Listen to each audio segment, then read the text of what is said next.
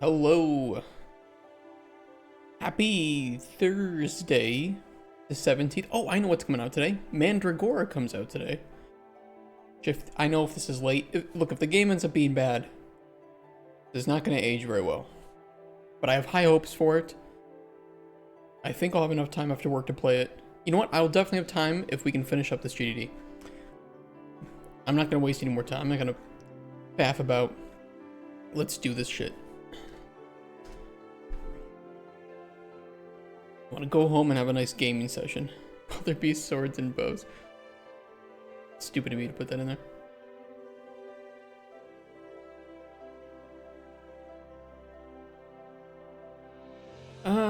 Combat will be... I know some things I can put in the combat section. Some.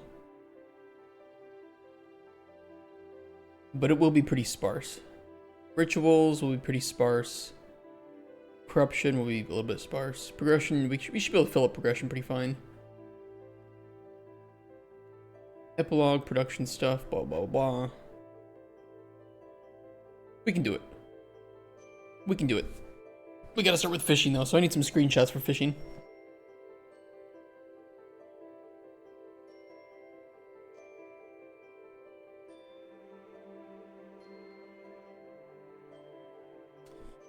Come on.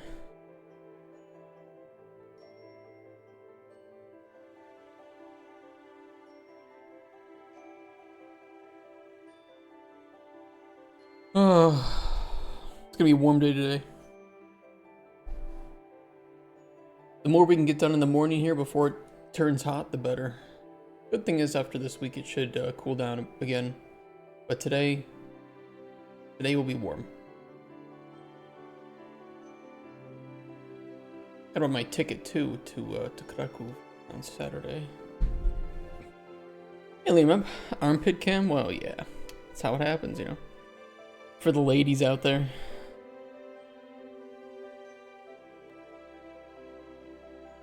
Armpit fetishes are weird.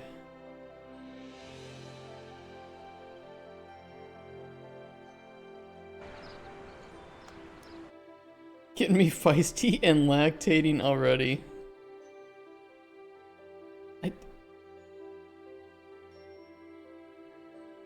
Do women start lactating when they're turned on? Is that how they work? I've been sold a lie this whole time.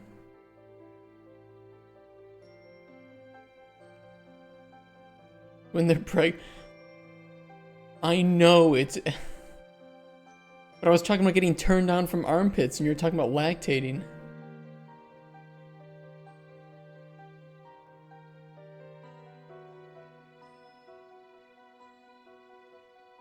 You're moist from this convo.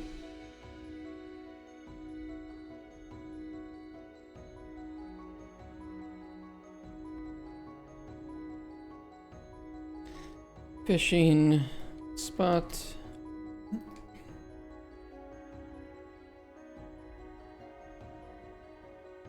we have like a bait preference section? Or view bait knowledge, fishing spots. I mean, we have like a subsection for rod and reel fishing spots. I don't really have anything, and you're talking about the mini game, but I guess I can put that in the subsection. Hey, Ben.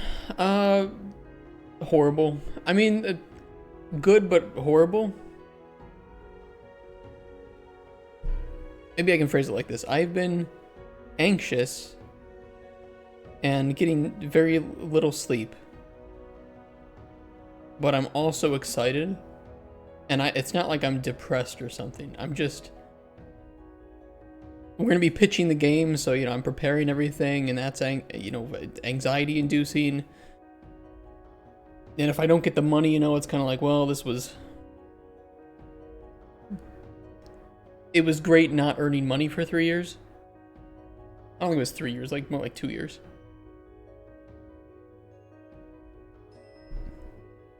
Pitching to as many publishers as I can reach out to that feel like they're a good fit. I'm going to be reaching out to mostly AA publishers and indie publishers with big budgets.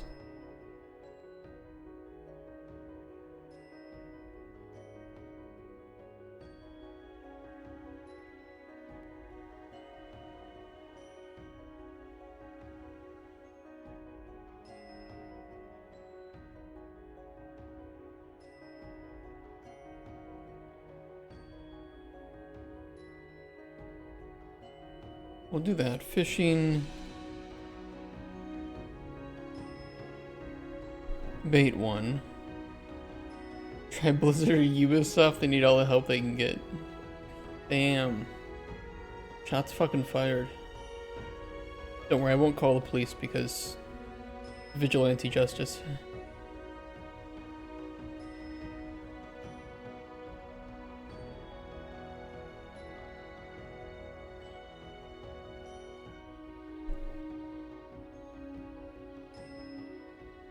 Your CryptoTech's outfit when I acquire the Diablo IP. You're gonna need you need a lot of crypto to take off if you want to afford that.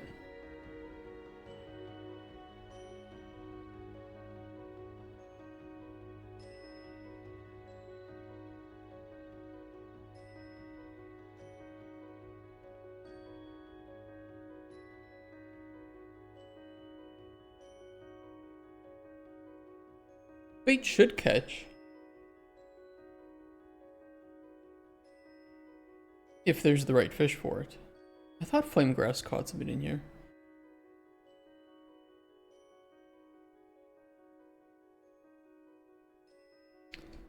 Let me try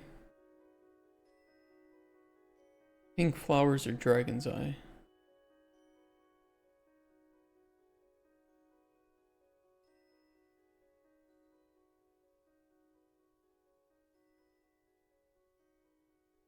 Taking a break from your game despite UIBS so much, so I'm working on a mod for D2R actually. I hear the UI hate a lot from a lot of people.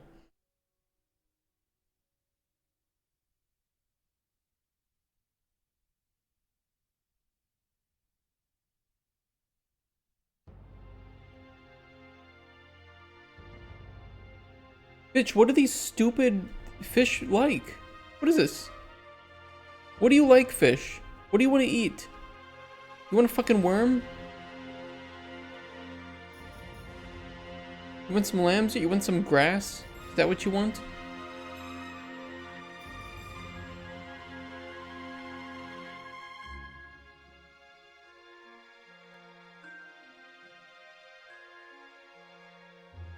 They don't like that either.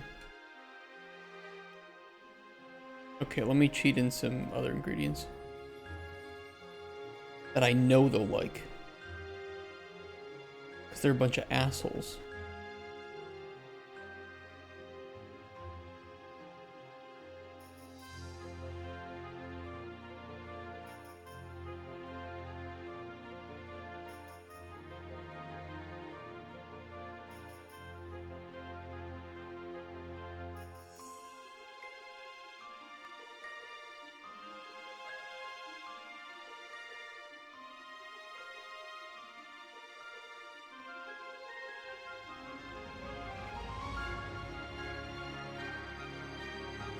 Fishing. Hooked. I had to lose that fish. Alright, we'll get another one.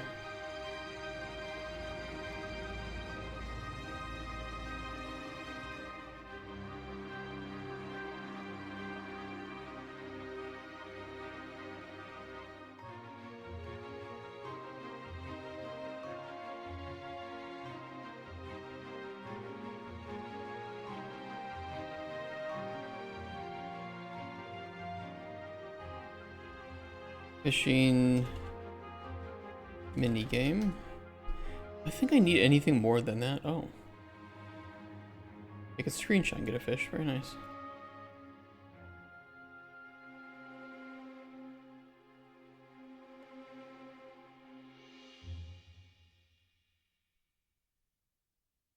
Oh.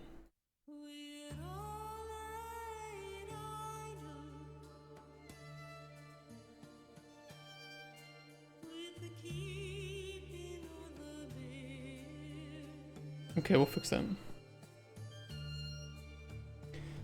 So counterintuitive. Tell me why the spacey modifier is weird and real mechanics for you rather than just having a dumbed down Microsoft Paint for this purpose. Basically, blueprint for UI.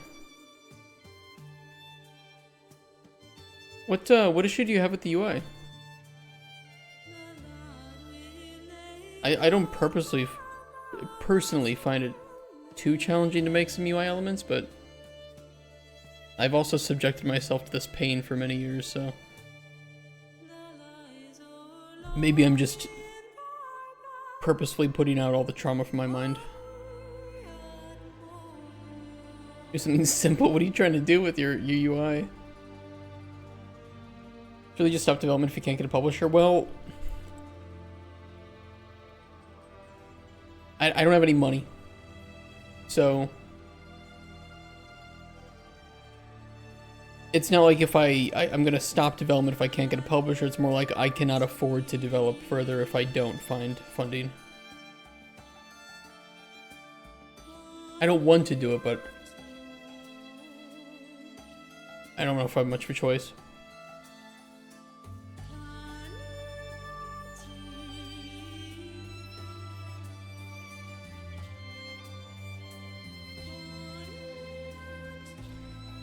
GoFundMe or Kickstarter would be options, though they'd be very dangerous to go to with the amount of money that we're looking for. We would have to... We'd have to make a damn good pitch, and we would only have to... We'd have to ask for the minimum amount that we think we could do to make the vertical slice. Which would not be simple, it would not be cheap still. But that's it.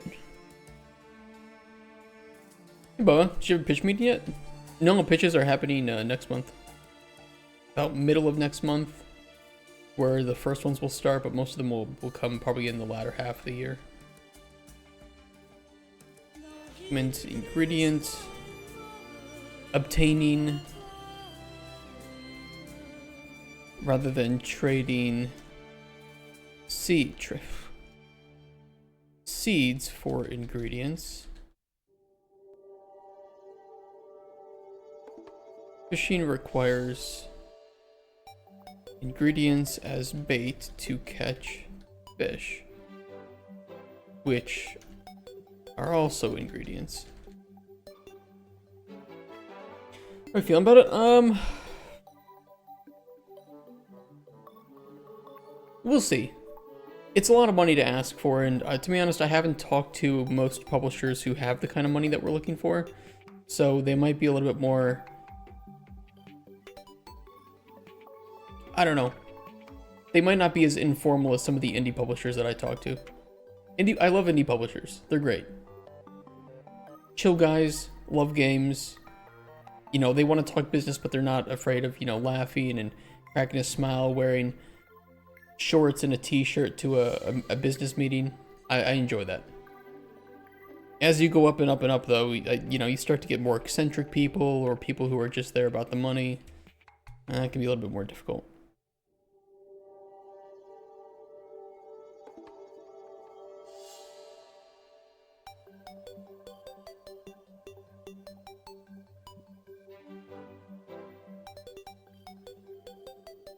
We want fishing to be a relaxing activity that the player can engage in. You know what, let me do... How many years you guys aiming at? We're looking for about $5 million, $4 to $5 million in funding.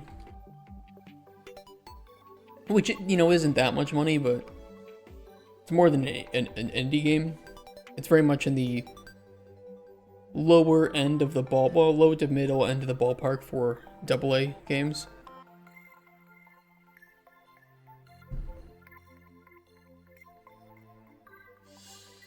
Which would be where I would definitely categorize our game as a AA game.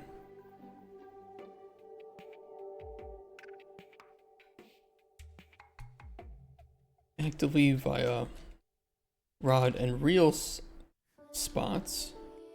Hey, Lepus. Or passively via trapping.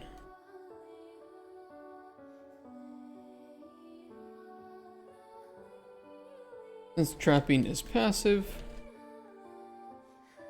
the player can always bait some traps and then go do some rod and reel fishing. We want fishing to be a relaxing activity that the player can engage in between other activities. as fish are not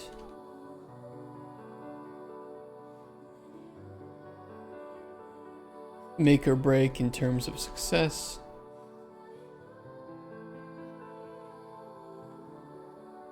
the player can ignore fishing or engage in it to a small degree and still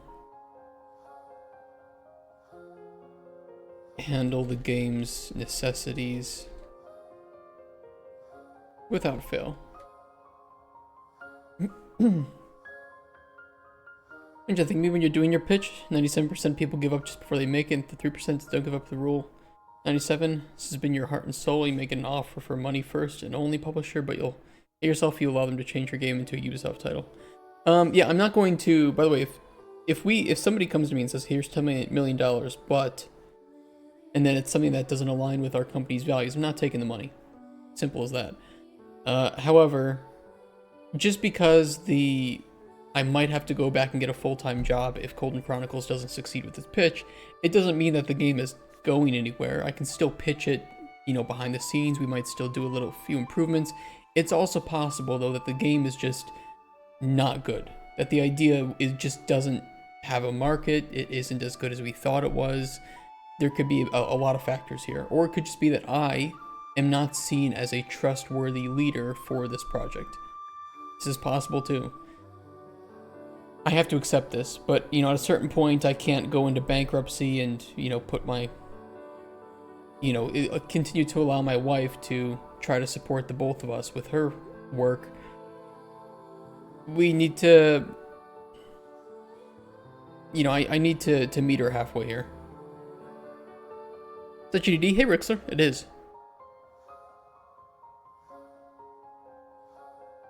Schedule 1 and RuneScape exists, blend of the two? I don't think it's a blend of the two. I think Schedule 1 is not actually very much like our game. RuneScape, I mean, as far as it goes with like an RPG, sure. I think our game is closer to older school RPGs, stuff like that. And life sims. But it's not like I'm gonna give up. It's just, we need to pitch, and we're gonna have to try all the publishers that we think will fit, and it's possible that all of them say no. There's not a whole lot that I can do if they say that. Earning $5 million is very different than earning a smaller amount to make a game like Stardew Valley, I'm gonna be honest. And I'm not a solo developer. I cannot make this game alone. I cannot make it without people who know what they're doing in different aspects, and I do not want to spend 10 plus years working on Cauldron Chronicles. I do not want to spend a good portion of my life working on one game that probably wouldn't come out if we don't receive the funding. So it's probably just ask for changes, but not just say no. They probably wouldn't say ask for changes necessarily. I mean, I think the most thing that they would probably ask for is a change to the art direction, which I'm open for. I would push against it, but I'm open for changing certain parts. You have to meet people halfway, right? But I'm not going to work against my better judgment when it comes to the values of the company and what we've tried to build as a brand. Also, just because I can't do this now, and I may not have enough experience or connections, doesn't mean I can't try this again in the future. I'm not giving up. I'm not like leaving the industry if this happens. If anything, I'll probably end up at a pretty damn good studio, and you guys will be playing my games someday in the future. Owlcat Games has an opening for a game designer, just, you know, for people who like RPGs.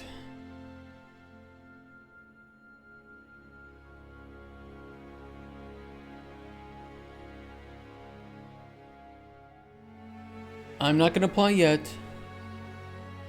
I'm not going back to a full-time job right now. I'm just saying this is a negative investment right now. Me and my wife are losing money every month that I spend working on this game. At a certain point, this is not viable for me. We don't own a car, we don't own a house, we haven't been on a vacation in over 3 years. We couldn't even go on a honeymoon because we couldn't afford it. We had to have a civil office wedding because, again, we can't afford something big. We'd like to have a bit of a life.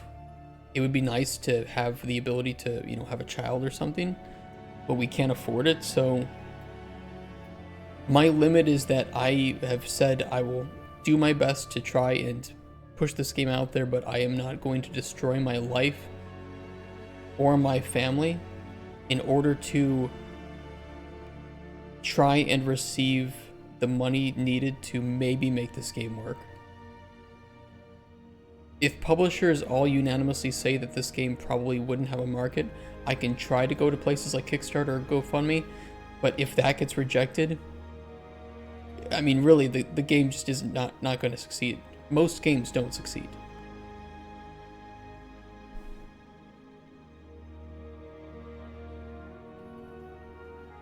I mean, we can make sacrifices. It's not that. I would say that I have already made a sacrifice by leaving my full-time position in game dev to try and make this work on my own dime, when every single person in my life told me not to do this, warned me not to do this. I've had to make sacrifices my entire career to get where I am. I dropped out of high school. I had to make a sacrifice to try and find a way into the industry on my own, without any help, without any education, and I did it by sacrificing my life for many years to work on a Darkest Dungeon mod, which they hired me to work on the main game from. I made a sacrifice to leave working with them to try and pursue something else on my own. And then I worked for another couple years without a job, without any money, to finally move over here to Poland and find some job 3 days before I would have to leave the country. And I did that. Then that job went to shit. I had to make a sacrifice to work my ass off, try to find another job, to land at a studio that I worked at for a few years. I willingly chose to leave that and put my position in this country at risk again, because if I don't have a job, they will deport me, in order to find another job. Unfortunately, had some family stuff happen. I had to make a sacrifice then to leave that job that I was stable at and was very lucky to get, to start this up. I have been making sacrifices. I've been working on this game for over 2 years without any sort of real funding, without any sort of job stability. I could have taken money from a bank loan, from a VC, from angel investors, just by selling out my company a little bit and selling out my values. I've not done that. So I understand that you guys want me to continue along this sacrifice, but at a certain point, I have other people that are now relying on me to have some success, and I can't keep pushing that at the cost of my own health, at the cost of my career stability. For what?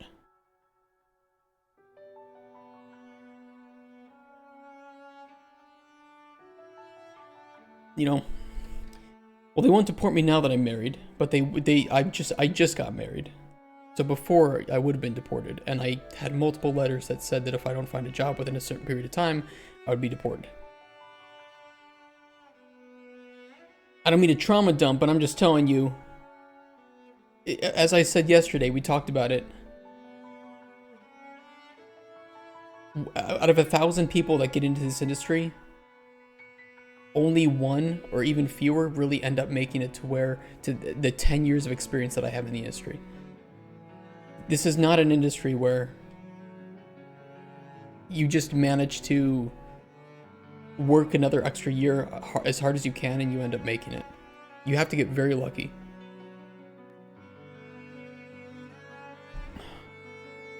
I just got married, Rixler, so they can't deport me now. But that doesn't mean that I'm properly legal yet.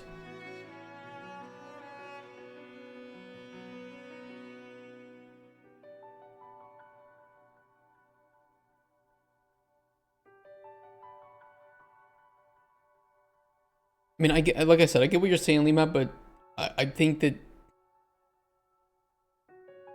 You aren't understanding the situation here. Getting $1 million for a company, or a game dev company in Poland, is pretty good. We're looking for 5 times that. That's not easy. Now, I'm fairly confident in what we've crafted here and what we have, but we don't have an art director. We don't have any money to hire one. Every month that goes by that I sit here, we lose money. And we don't have a bank account full of $10,000. That's more than we have. You know, one bad emergency and things are not looking good for us.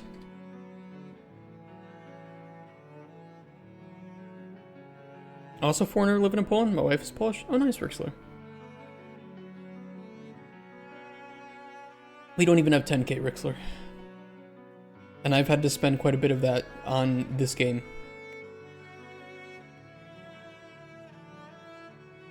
I've spent at least $5,000 trying to get Cauldron Chronicles off the ground. I can't even afford to go to Gamescom, sadly.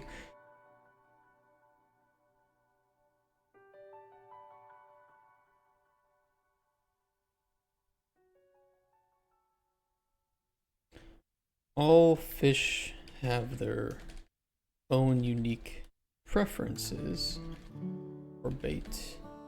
Polishing your CV. No, I'm waiting. I'm waiting. I said I'd give this a full try. I can make it to the end of the year. Don't worry, if I need to get back into the industry, I don't think I'm gonna have too much of a problem. Just know, by the way, I worked on 3 multi-platform commercially released titles before working on Cauldron Chronicles. And still, I couldn't get interviews. If you want to know just how competitive it is, even for somebody with experience, it's bad. It's very bad.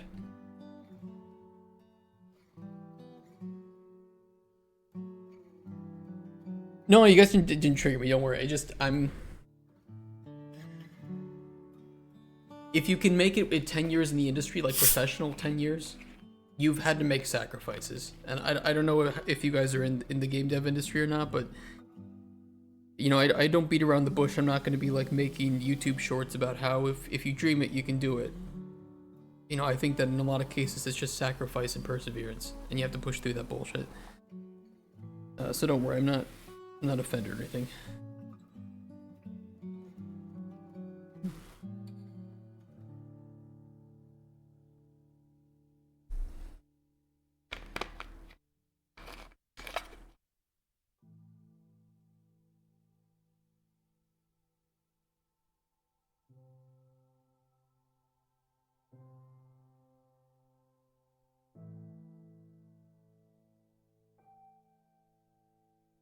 Coke, you drink more than. That's very cheap. This is under $1 a bottle, so don't worry. And this is my fuel. I did 2 videos about couples making games and people leaving their jobs and making it big. Well, I promise you, for every video like that there's over 1,000 aspiring developers that haven't succeeded, and there's even many that. I mean, look at Concord. Concord was over $400 million. Failed. Marathon, not looking good. South of Midnight was at least $40 million. And that's not going to be financially successful. If you have a lot of money, it doesn't mean guarantee you success in this industry.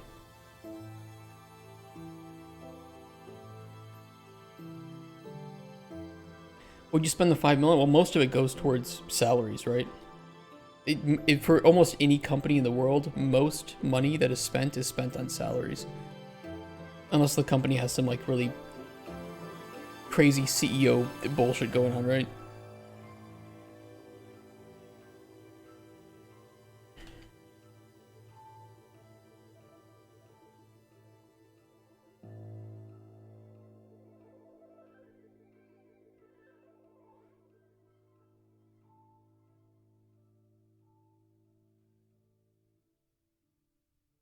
And Shark Tank like crazy.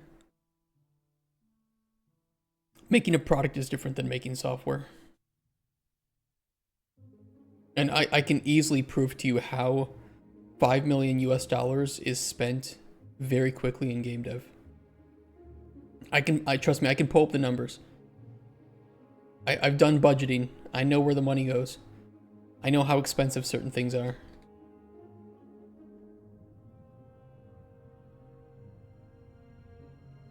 And also Shark Tank, by the way, is VC.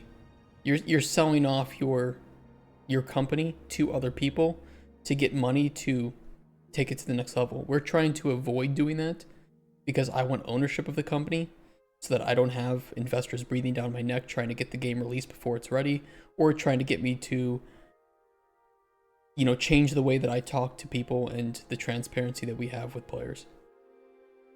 That would not be compatible with my way of doing business.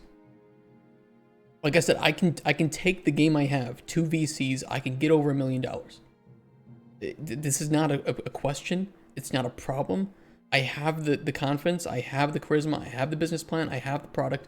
I have the game. It's all there. I can do it. But I'm selling away my soul and the values that have made us what we are so far. And I'm not going to do that.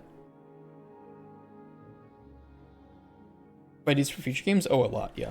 I have way more ideas than I have time to make.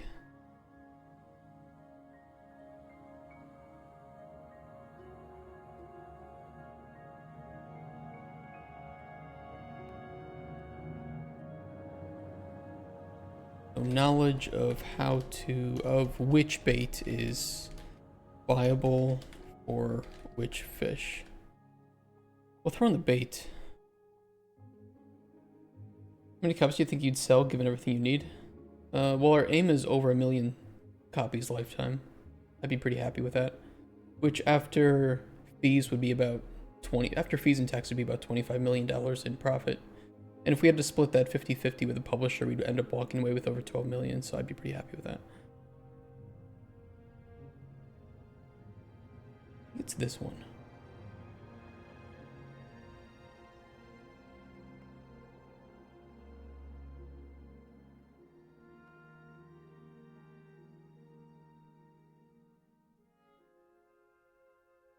That's assuming a $40 PPU. Which I think the game would be worth, especially if we can throw in some voice acting, which I think would be necessary.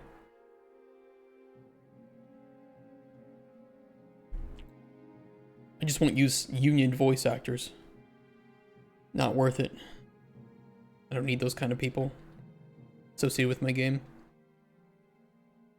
You've seen that Paimon voice actor for Kenshin, the English voice actor? Thank God I play that game in Japanese when I play.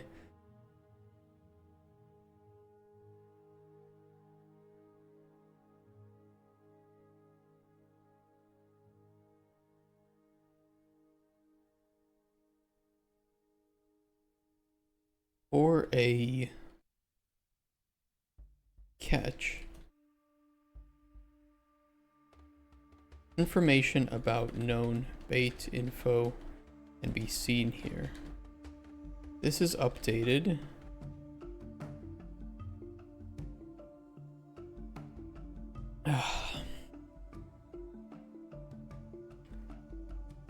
I wouldn't sell, well, it's not selling CC. I'm not going to sell the IP. That's really, if your IP is good enough and your game is good enough, you never need to sell your IP. And you know who said that? Devolver Digital. I'm not going to sell CC in order to make the money. I don't want to sell the company to make money. I don't want to hand off shares of the company. Number one, I can't do it because the company is a single member LLC. There are no shares in my company. And number two, this would automatically put certain requirements on our financials and how we talk about the company and the information that I share. It's just not worth it. It's really not worth it.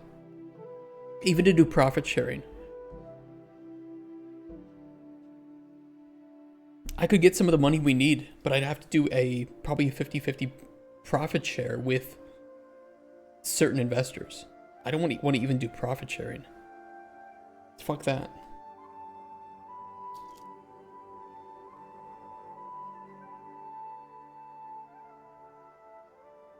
I'm not against private investment, but I need private investors who understand who we are and what we're trying to make.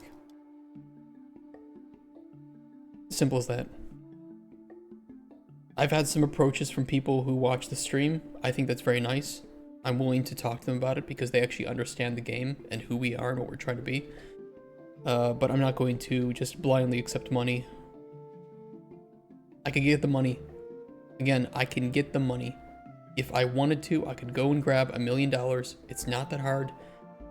We already have more than most people show to investors when they ask for money. But I don't want to do that. Either directly when fishing or trapping.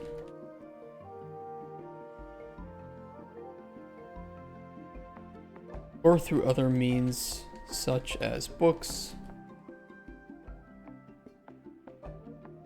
scrolls of knowledge from tasks. Probably link to tasks here. Or through NPC.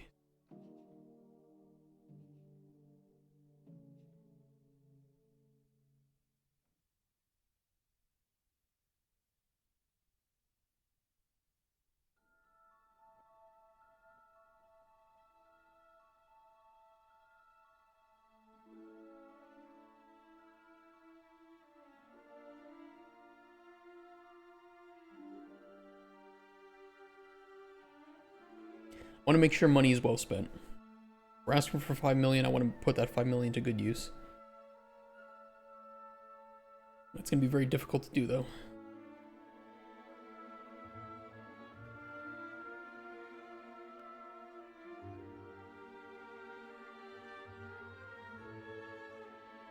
Unreal spots can be seen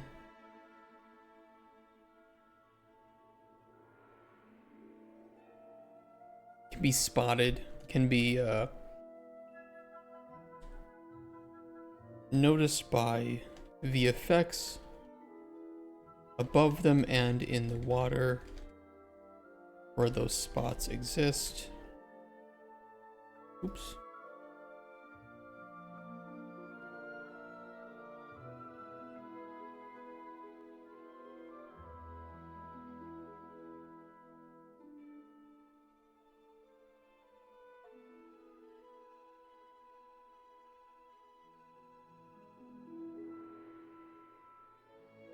Kind of shit when it's so small, but it's fine, whatever. Doesn't matter.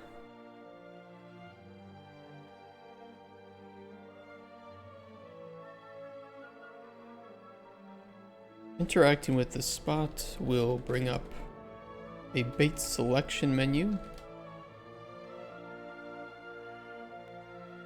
Player can select the bait they wish to use.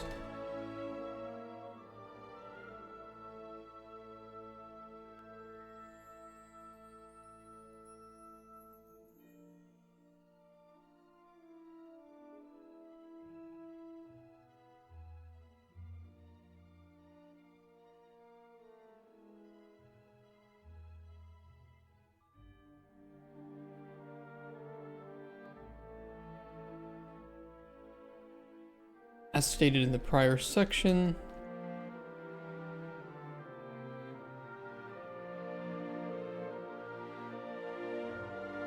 the player can view known bait and catch information in this panel as well.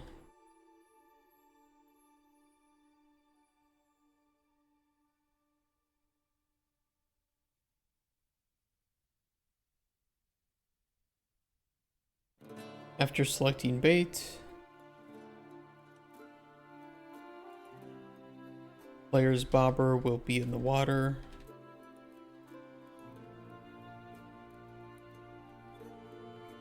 Player can wait for a catch to bite. I'm gonna say wait for a fish to bite.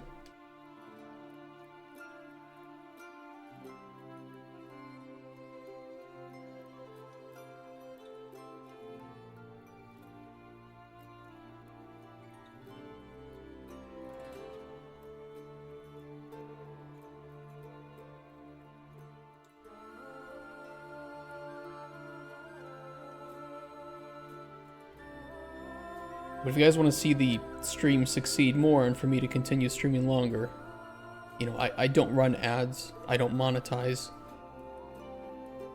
Donations and subs are a great way to help push that. All the money goes towards development. And if we need to afford something, you know, that can be augmented quite heavily. But some things cost a lot of money and it can't be helped.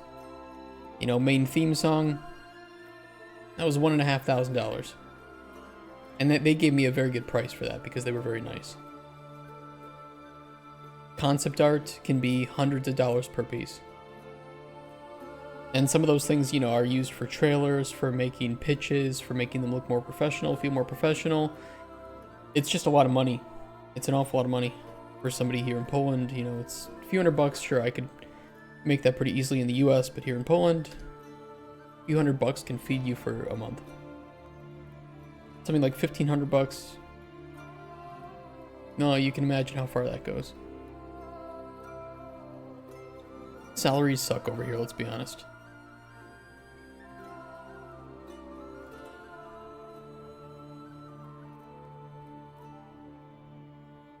The bait you're using is viable for any of the fish in the spot. A fish will move towards your bobber. The moment this movement happens, bait knowledge is updated. This means that catching the fish is not required to gain knowledge.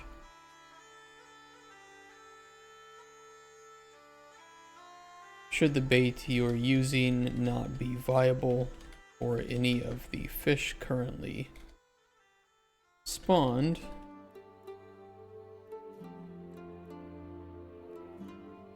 a small text pop-up will appear to provide that feedback.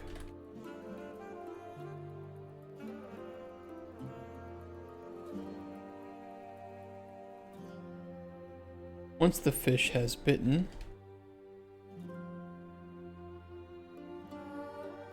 the bobber will move up and down, and the player can click to catch the fish or to hook the fish and start the minigame.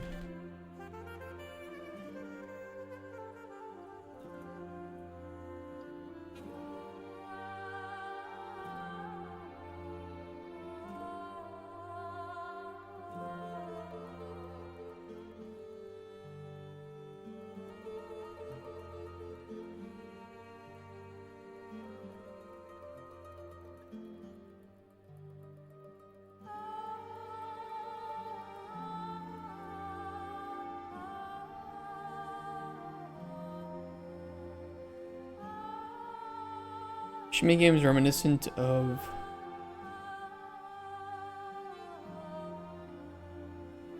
games like Stardew Valley.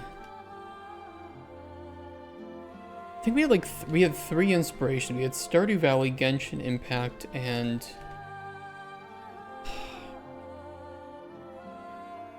there was one other, I can't remember. We'll just do Stardew Valley or Genshin Impact.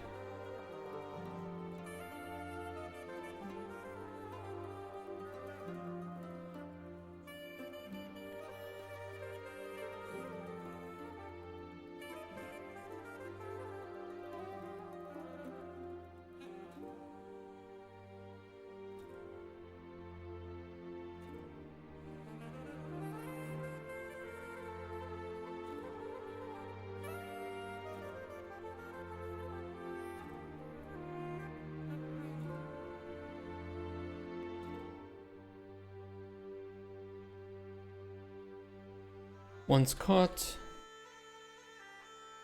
the bait is consumed and the fish is rewarded.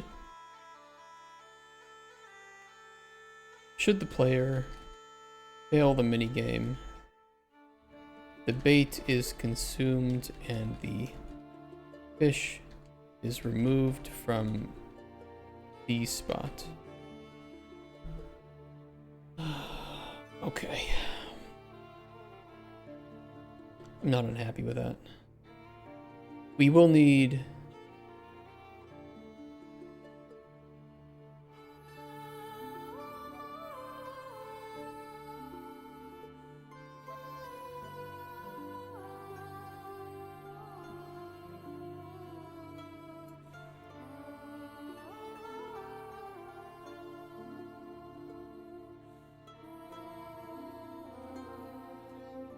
Okay, I'm not gonna worry about the sound issue, but this is 100% a problem. I wonder why this was happening. I wonder if it was due to the fish disappearing. Let me go see if I can recreate that. It's not gonna cause crashes or anything, but you know, if I can fix it quickly, we can do it. I'll be happy.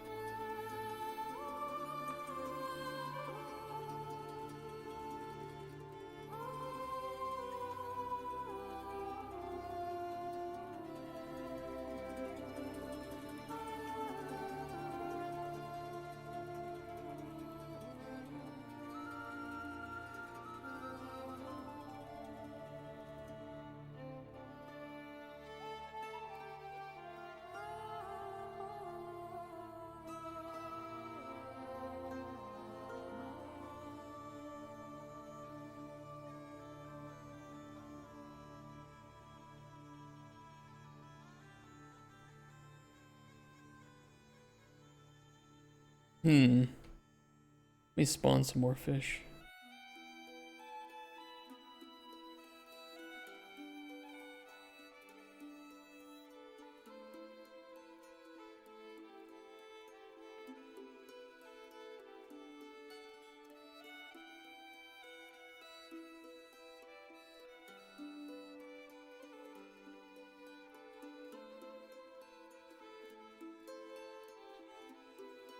It was attempting to get a bad index. Though I know that I only loop through valid indices. Or I think that I do.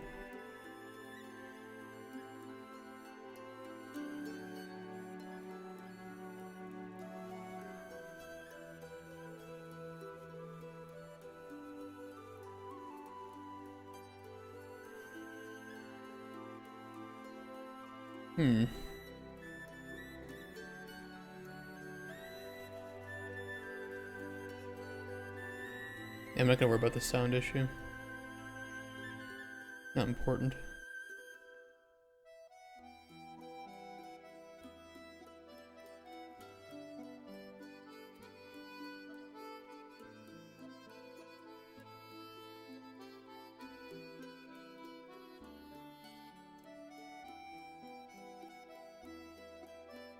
Okay, I know exactly where it's happening then.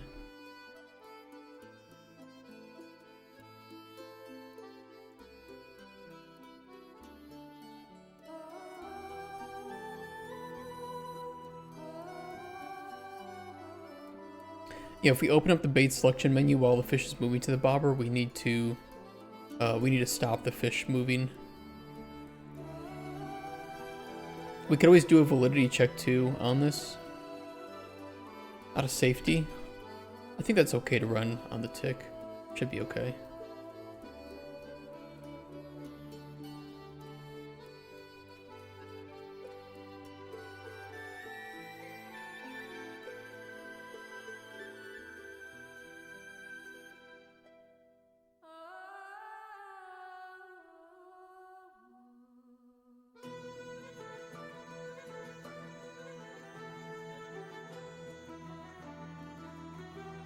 Where's my open?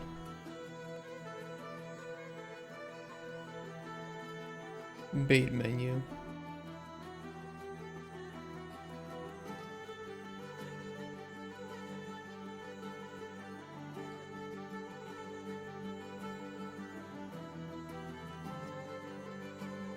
Yeah, where do we use that?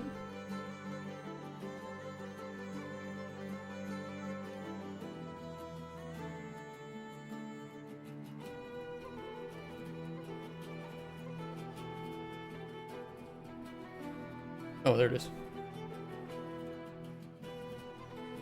Ugh. Get fish set, delete fish index, reset fishing visuals, set up fishing, and then we just run the not stop fish update. It would be the stop fish moving.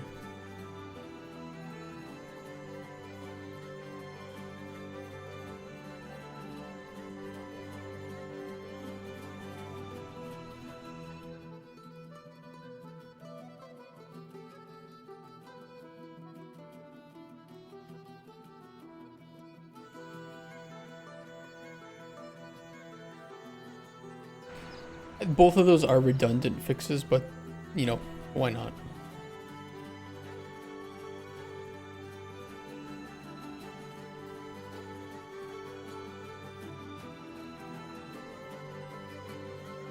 They shouldn't cause a problem.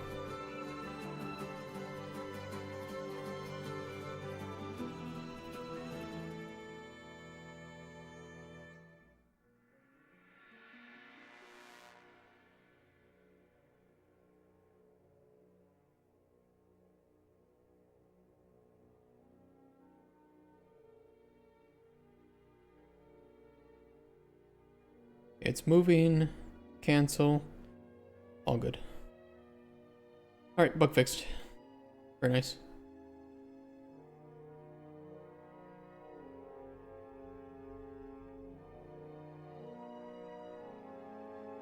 Oh, I need screenshots of trapping.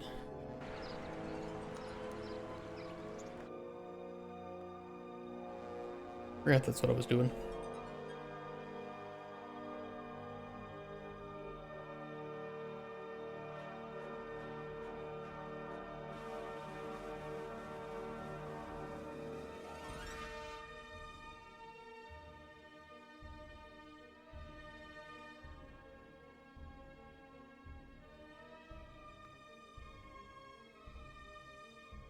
Fishing, trapping. I kind of do have some pretty nice screens in that already. Could just steal them.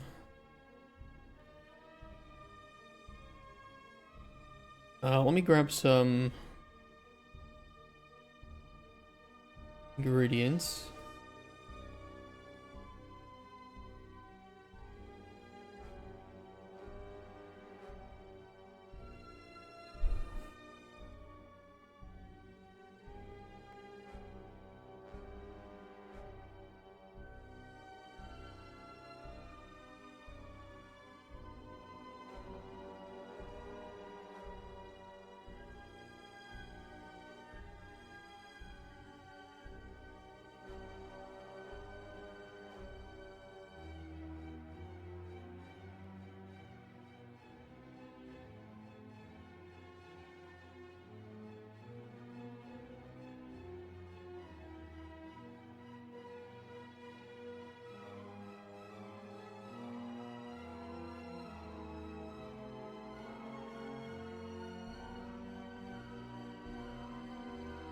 I don't know if Toadstool is a viable bait for anything.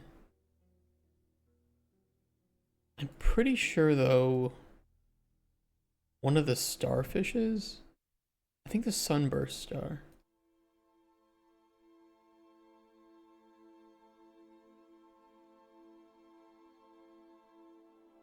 I can also try the...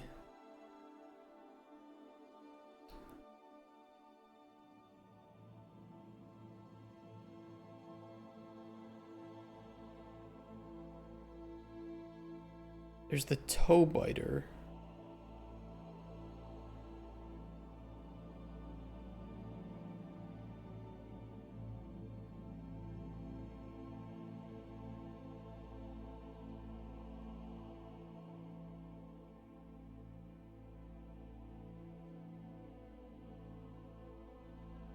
I think it's either the sunburst star or the azure, not the azure one. Oh, wait, there it is. Sunburst star is validity for sunblaze crab. Okay, perfect.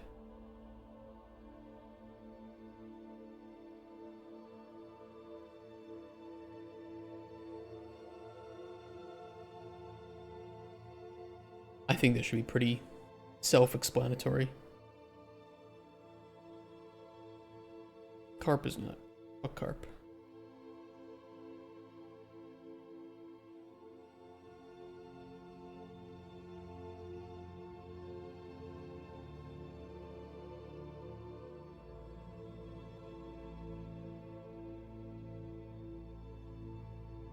Trapping is similar in the sense that you're still using ingredients to catch other ingredients,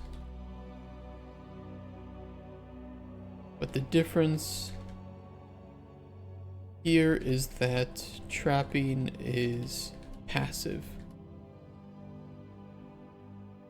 You'll be able to catch fewer fish per in-game hour trapping, but it's also quite hands-off as long as the trap has bait.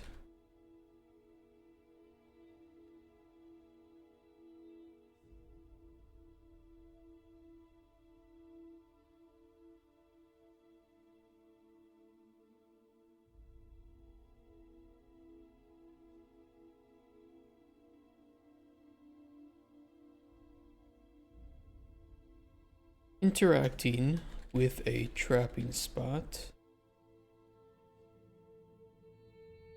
Bring up a menu where you can see the spot's catches, the trap's bait. Well, you can see the spot's catches and the trap's bait. We'll just do those two.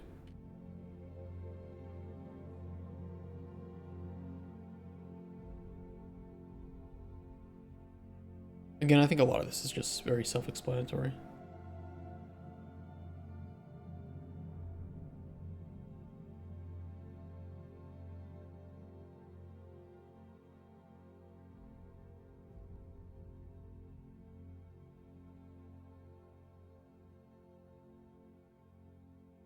At any time you can, anytime comma, you can bait the trap.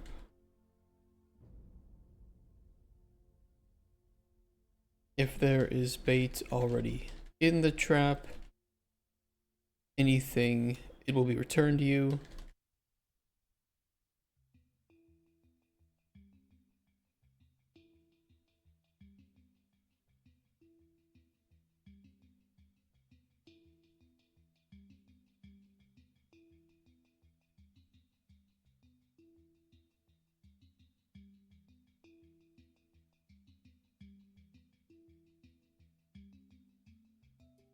The biggest difference here between trapping and rod and reel fishing is that trapping allows you to set up to 10 pieces of bait into the trap at a time.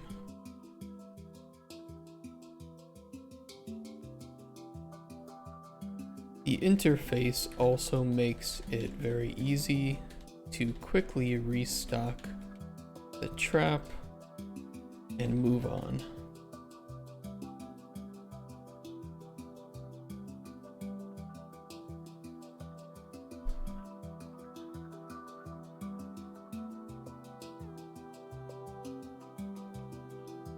Every in-game hour will perform a check to see if the trap catches something for the current bait.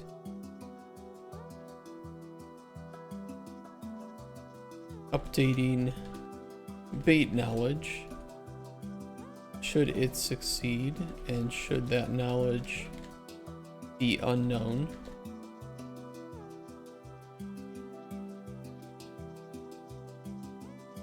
simply interact, simply, what is it? It's a collect button, collect catch, simply press the collect catches button to pull out your catches. Okay.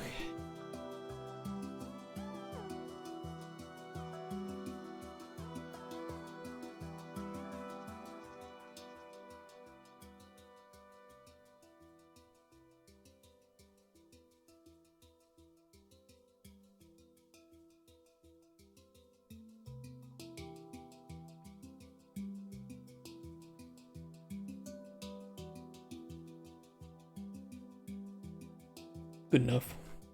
A little bit lengthy due to the images, but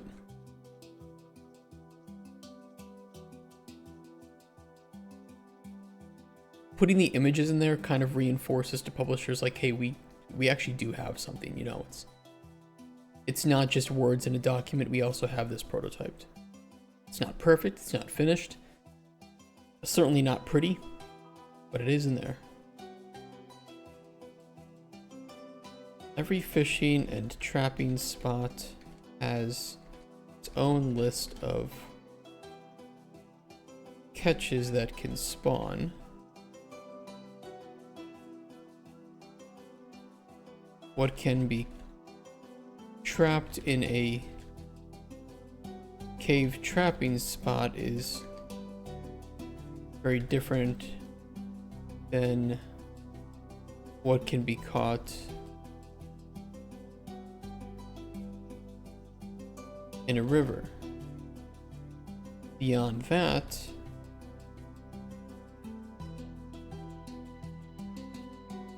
different fish may be caught during different seasons.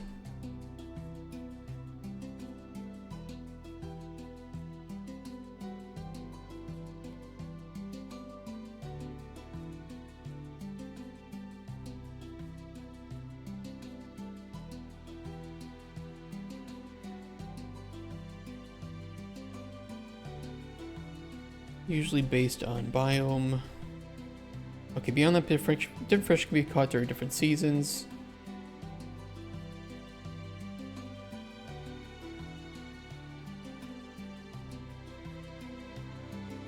Players encouraged to see what different spots have to offer under different conditions,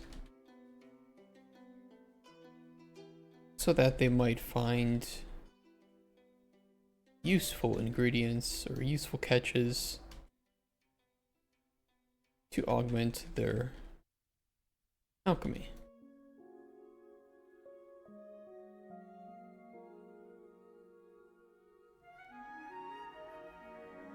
I don't like the use of have there, even if it is grammatically correct.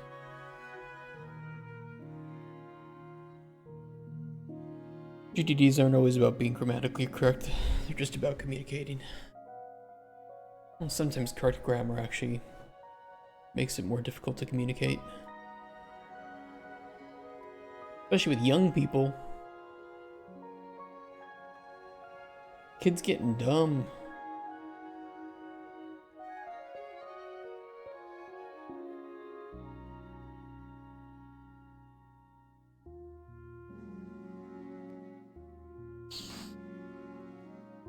Oh, okay. What's this section? Combat.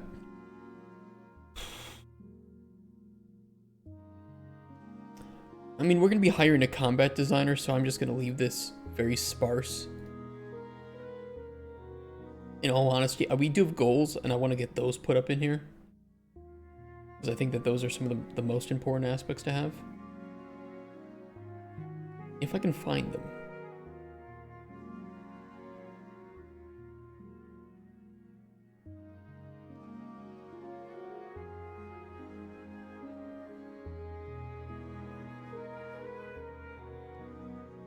I did find them.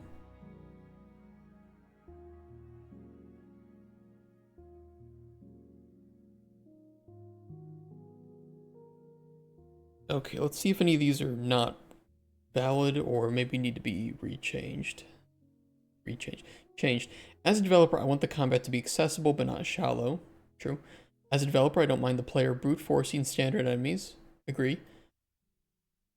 As a developer, I would like enemies to have mechanical weaknesses that must be overcome by countering them with effects. Obviously, this is not the case in our prototype at the moment. Not really. That's a bit of a problem. Developer would like the player to use as few potions as possible to dispatch an enemy, but for that not to mean that enemies only have one weakness or a line of defense that needs to be overcome. Still agree. As a developer, I want effects to have multiple uses. For combat, drinking by the player, traversal and exploration, puzzle solving, and NPC commissions. Avoid one-use niche effects.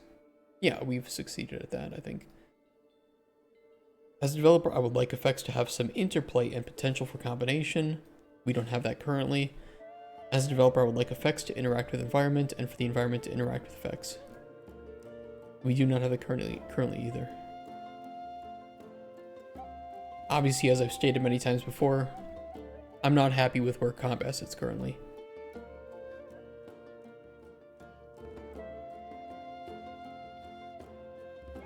But those are all still great goals.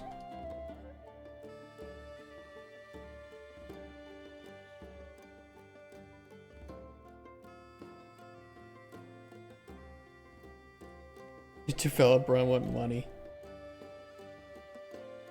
Also true. I do, Seeker.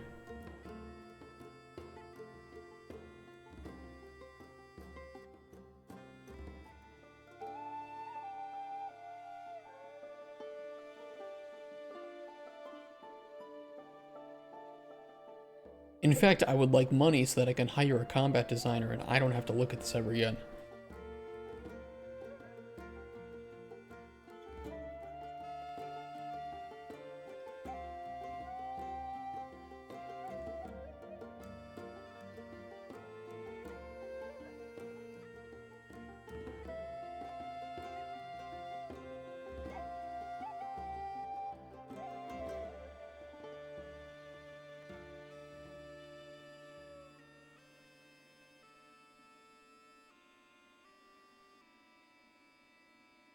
Like the combat in Gothic 1 and 2, it's simple but fun. There's a lot of games like that with just...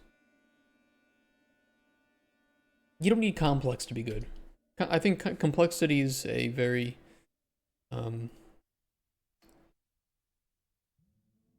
It's a word that I see a lot of junior designers try to steer towards, like, philosophically. Like, oh, we need to make the system more complex.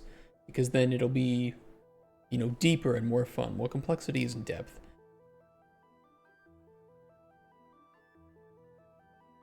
Arguably speaking, Terraria is not super complex, but it has an incredible amount of depth to it. Minecraft too. Minecraft is a good example. Not a very complex game, but it does have a lot of depth to it. Yeah, and you want it to feel good. And sometimes feeling good is more important than it even being complex or deep. Some people do like complexity though, and some people do like crazy interplay between systems and micromanagement. There is a niche for that. Though I don't think that it's necessary to make good strategy. I would argue too that some of the most well-loved strategy games ever are also some of the simplest to learn how to play. Age of Empires. It doesn't take a lot of work to learn how to play Age of Empires. But it is a very deep game with a very high skill curve if you want to get good at it.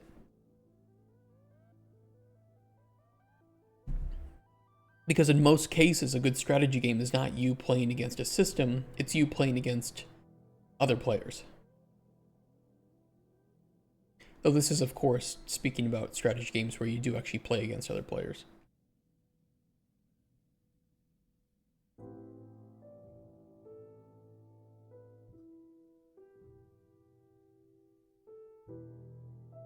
Performed not with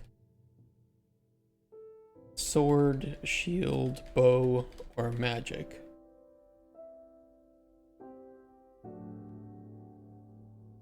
In Cauldron Chronicles, your potions are your weapons, as much as they are your tools.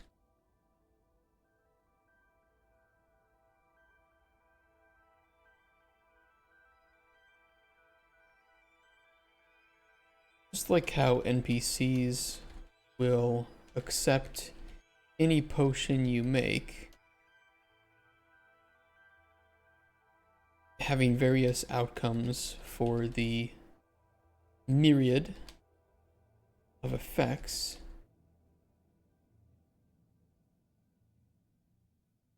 I think it would just be myriad effects. Overly complex word usage. Don't need to worry about that. Having various outcomes for the variety of effects we have in the game.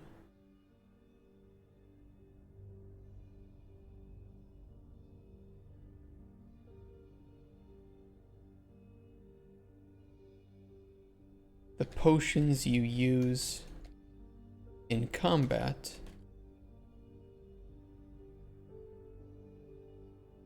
have the same amount of possibilities.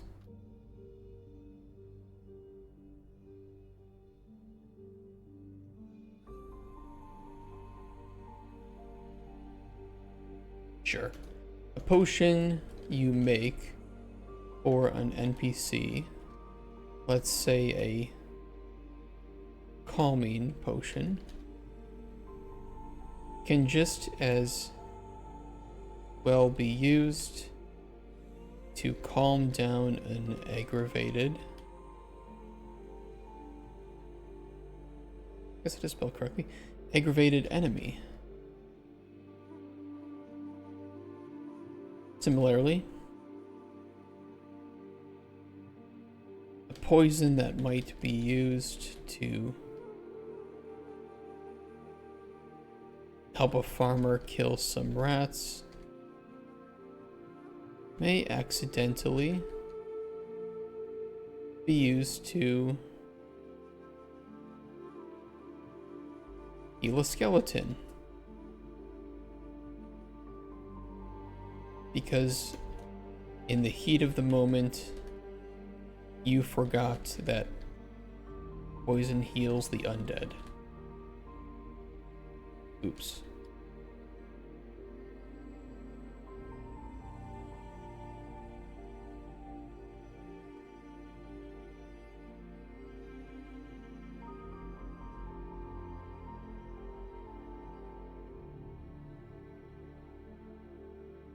I wonder if I get a nice action shot of the player throwing a potion. I must be able to, right?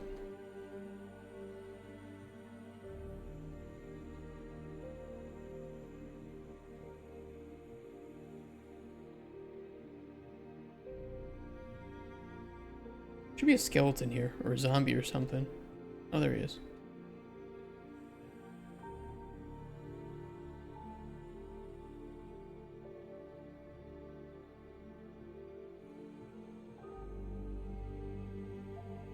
It's kind of hard to see.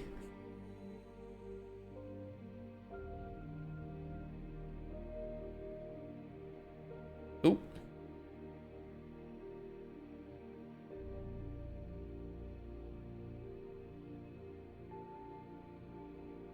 What the fuck was that interactable that just popped up? Was it that? Kind of awkward.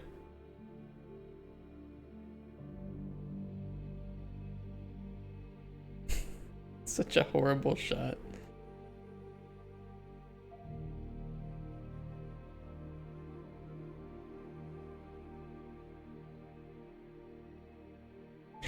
So bad. I just needed an action shot. It'd be better just to take a video and cut from the video.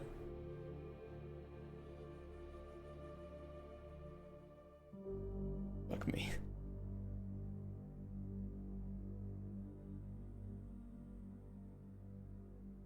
Well, I'll go to the dungeon. There'll be some more bastards there.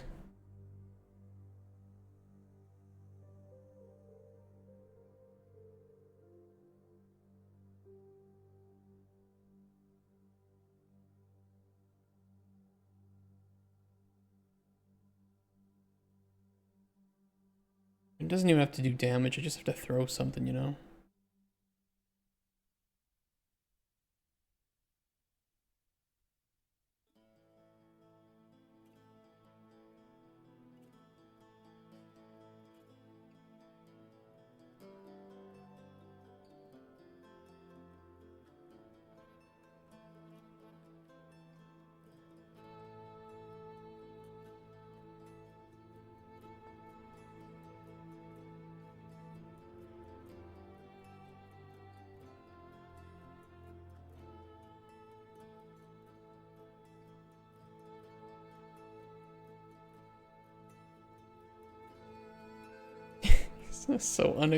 So unsuspecting.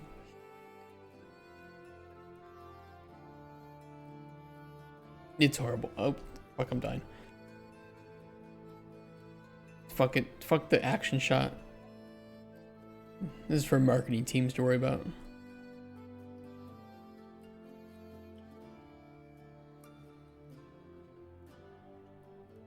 I'm not gonna mock it up either.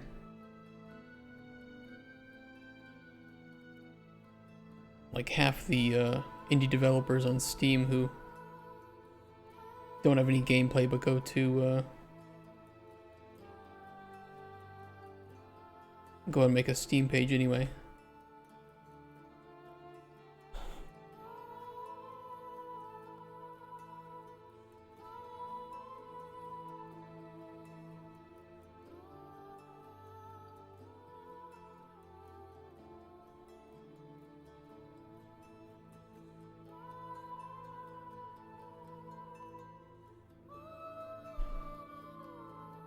I mean, I can get a shot. I can get some information of like adding potions to your hotbar and shit. That's easy to do.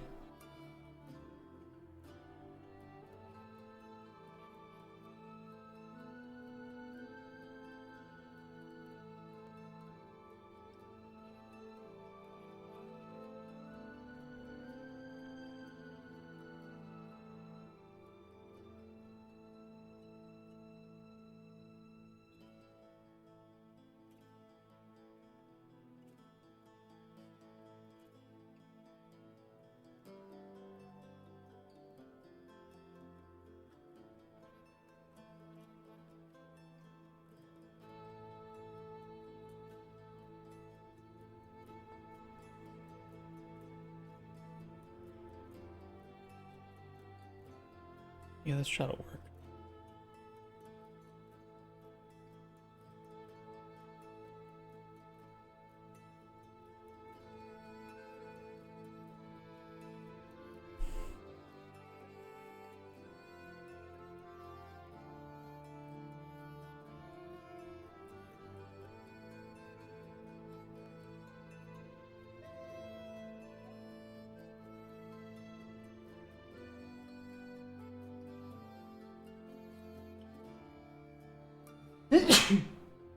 Oh shit, sorry guys.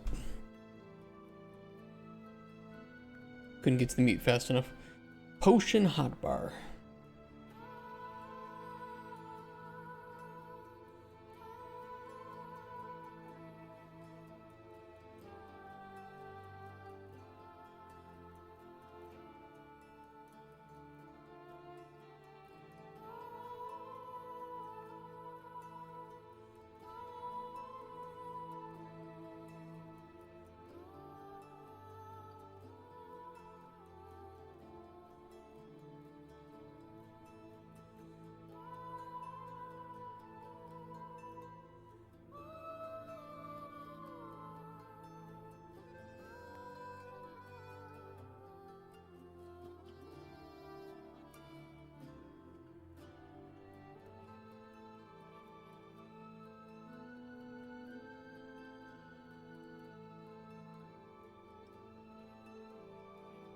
Okay, the player can add potions to their hotbar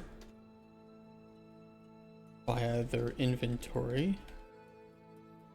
From here, the player can either use the number keys or drag and drop potions to hotbar slots.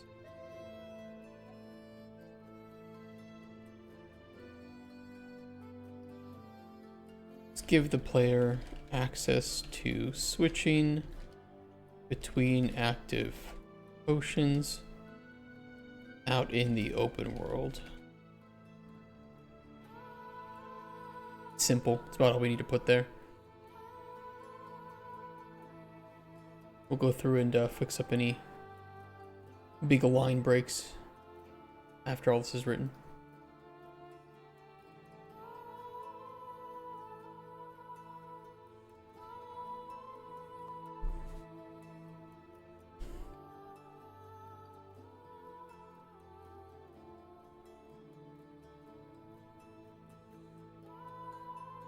Throwing potions, I mean... I can't really get a good action shot of throwing potions. It's not like we have the greatest animations for this or anything. I mean, I can put videos and GIFs into the Word document, but I am going to print it out, so some of that is kind of useless. Plus, you can just play the demo if you want to see how it works.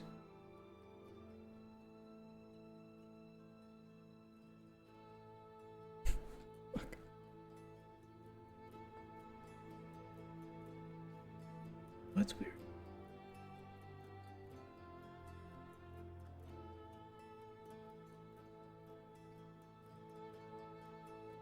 Huh.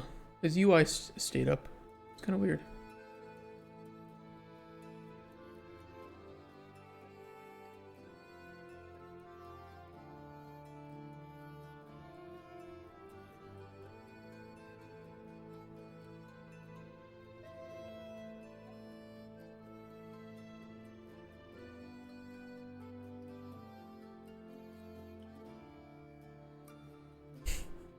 Fuck it. Fuck it. It's good enough. YouTube short of it, even QR code. It's just not worth it. They're gonna play the demo anyway, so do I really need to have it in the document? No. It's not worth it.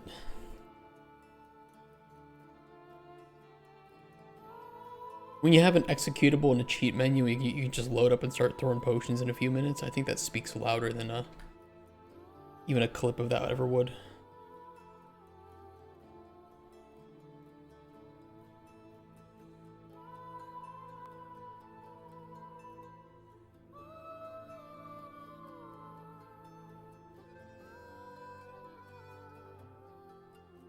As easy as selecting the hotbar slot.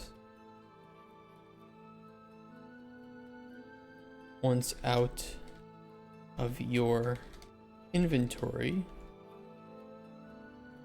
and if the potion in the slot is valid, then left click to throw the potion.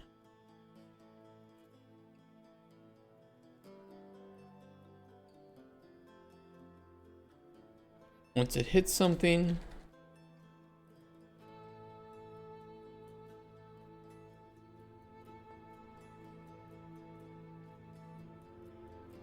the effects will play out depending on what was on the potion.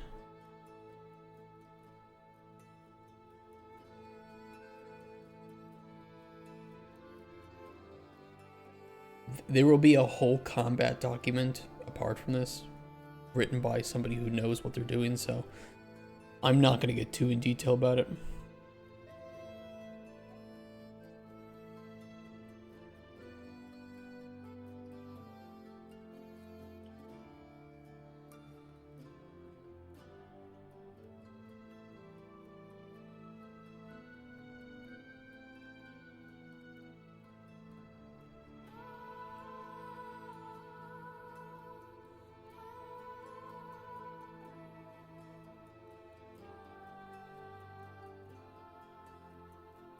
Okay, I do want the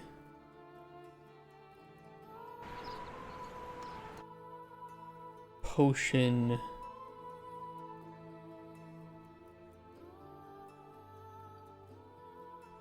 It is pink. It's really fucking ugly right now.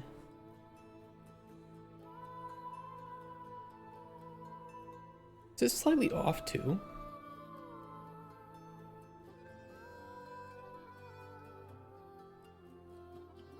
And it's close enough.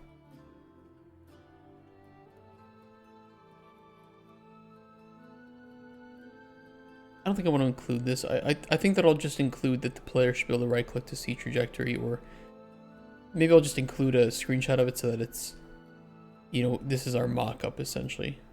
The player should be able to see the trajectory like they can here. What it comes down to.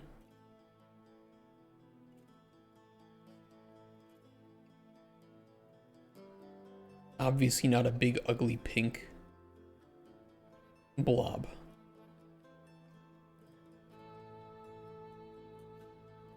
Something prettier and nicer.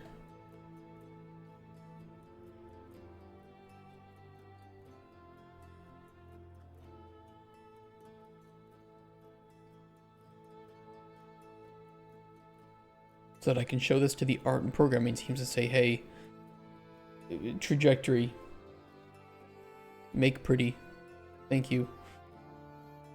It's prettier than a pink blob.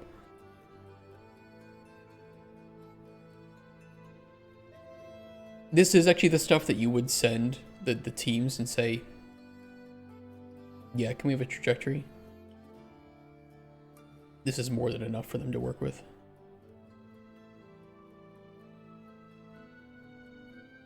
Also be able to see a trajectory that the thrown potion will take by holding the right mouse button.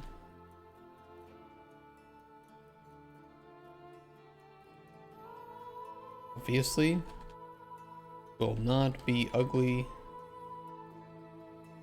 and pink.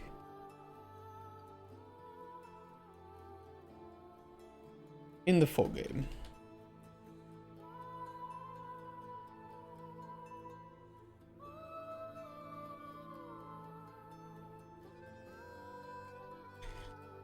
Rather than throwing a potion at your feet to receive effects,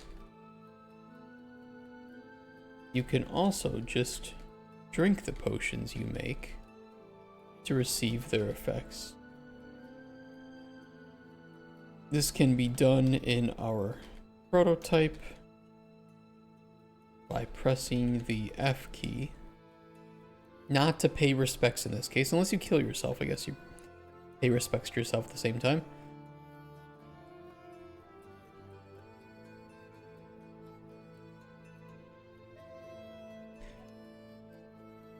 This can be very useful for applying positive effects to yourself that you wouldn't necessarily want to apply to enemies, such as a restore health effect. My hope is that with combat being really ugly and not great, that at least it can give the impression that we have the right goal for it and we just need the right team behind it, which is precisely what we do need. And I think showing some of the ways that the combat can have depth is probably the best selling point for that. And then you can just, you know, some of that is just like imagination, right? It's like, imagine what this should look like. Running around, throwing potions, blasting enemies away. And then here are some cool ideas we can do with that. Effect types. What did I want to put here for effect types?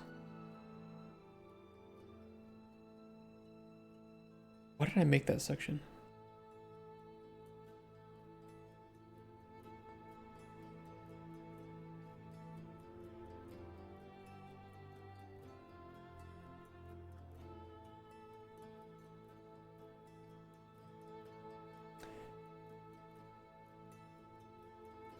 I have no clue. I actually have no clue. I'm just going to delete it. Hey, one less section for me to write. Potion effect types? I don't know. But I thought we would put potion effects somewhere else. I don't know. It needs its own document, I think. I just think combat needs its own document.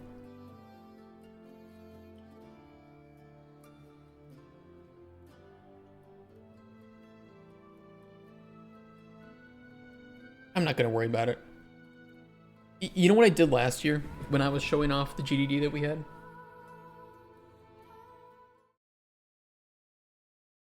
Because I had it all there, right? And, you know, you only have like 30 minutes in these pitch sessions, which is not enough time to get through everything. I basically went through my document. You know, I had the pitch deck here and everything. It's kind of hard to see. But I also had the GDD back here, at least, you know, our first version of the GDD. And basically just said, oh yeah, and we also have the GDD here, right? And I was like, oh, look at all the pages. And that's as much as they really saw of it. They kind of just want to know that you have it so that if you get the money, they can just kind of, you can just kind of get working, get moving forward. It's something that they'll look into more, of course, at some point, but for pitching, as long as we have this filled out, it doesn't need to be complete. And most publishers know that before your vertical slice, you're not going to have it complete anyway, so. And even after vertical slice, it, you might still make a few changes here and there. But most of it's done with supplementary documents. Like, okay, here's the high level. Now it's time to make the feature, so let's just throw in like Confluence or some other knowledge base or some like wiki style knowledge base holder, whatever we want to call it. Okay, rituals. Rituals. I don't think I had anything written in the old GDD about rituals, but let me check if I did. So much fluff in this one. I was toying around with the idea to put some low level into the GDD, but I just don't like that anymore.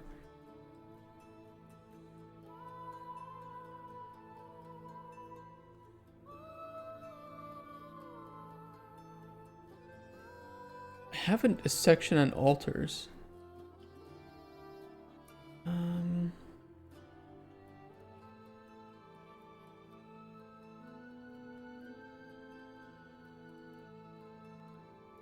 Yeah, I'm going to reuse the same screenshot here for altar placement because I think it's fine, it works.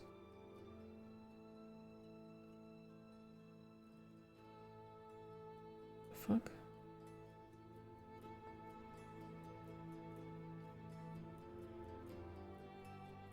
Can't move it. The fuck? Can I just export this?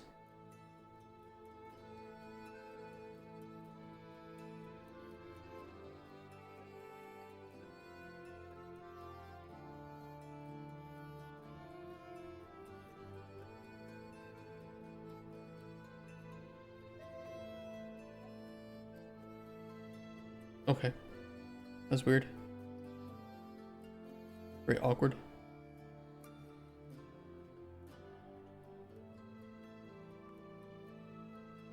I didn't have any controls to change its placement after pasting it.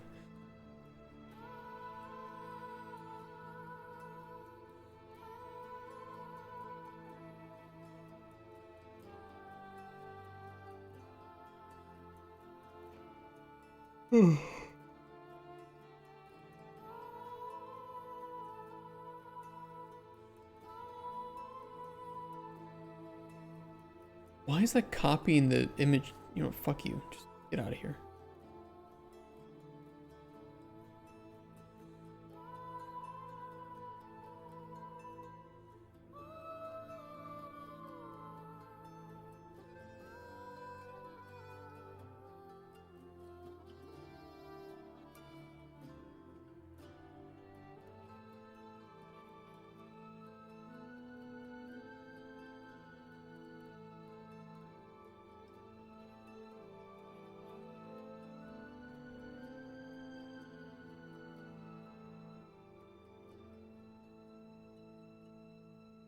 The intention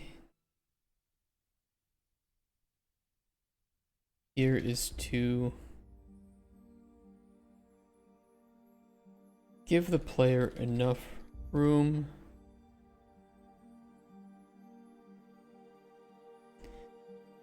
that's bad wording. The intention here is to space them out far enough that the player has options for getting around the world via fast travel using the altars, Also to nestle them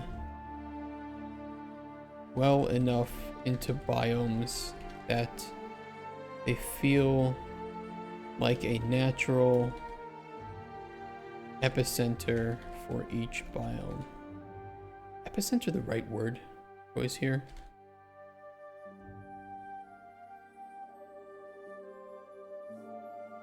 More to do with like earthquakes and shit.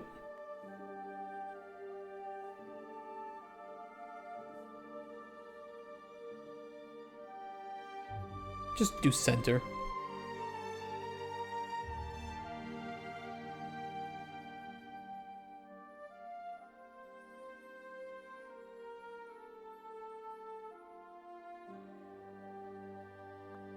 Okay, now according to some of the documentation that Kotspur and I have done, we do want ritual altars to play a pretty big part in how you solve the main story. Which I'm not going to go too big into detail with. I mean, I guess it's already a little bit spoilery if we do go down that route. Like, I guess you guys are going to see it because it's in the GDD, so. Oops.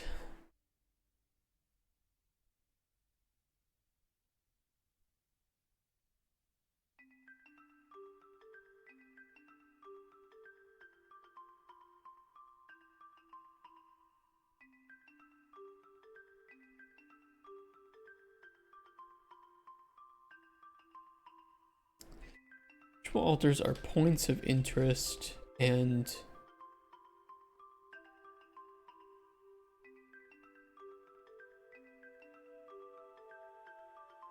architectural points of interest in each biome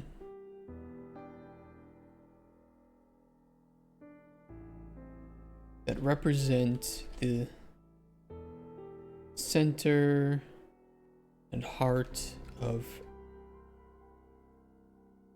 essence in that region. We do have like a lore section on essence. I could link there because I do want to write that up eventually.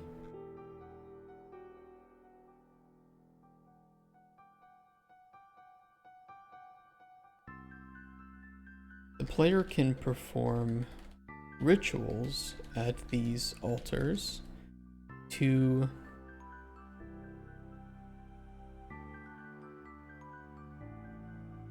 I don't know if it create effects or can perform rituals at these altars to.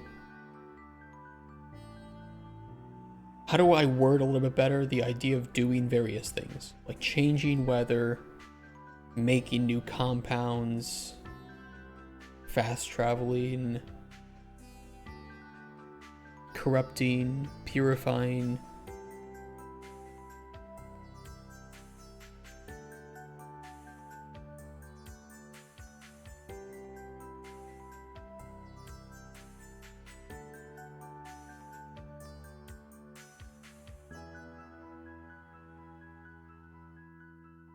That will have various outcomes on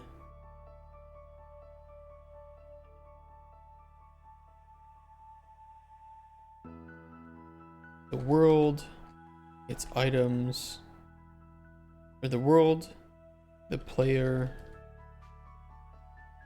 or the player's items.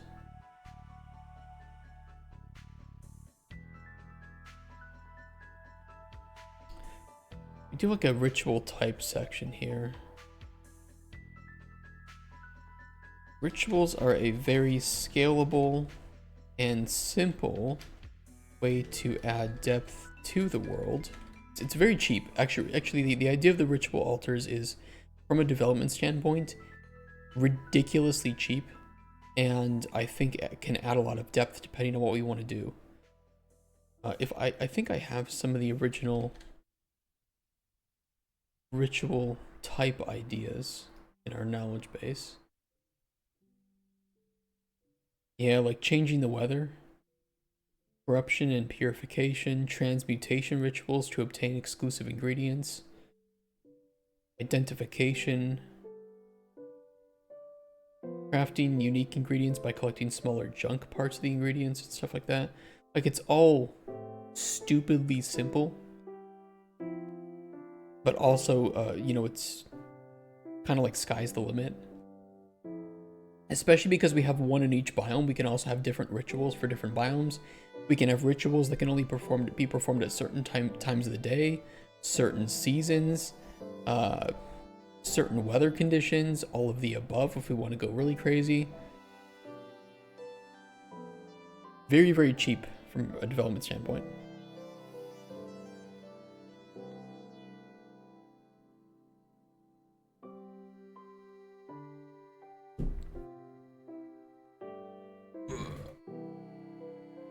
Which kind of makes me sad that we haven't really prototyped these yet, but we can.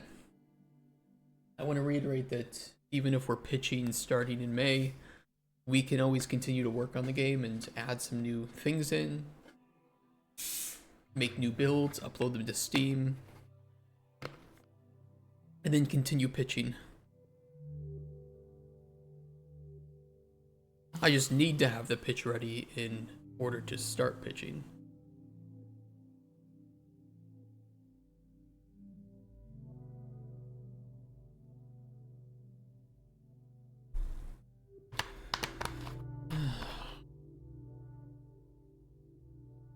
Already halfway through this, not even 10 a.m. Ugh.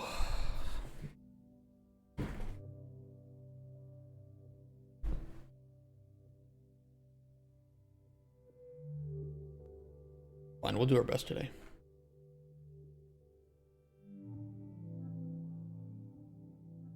When does Mandragora come out today? Just out of curiosity.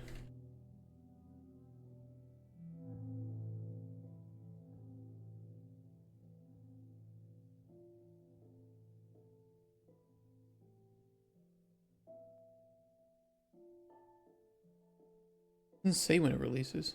Is it out? Already out?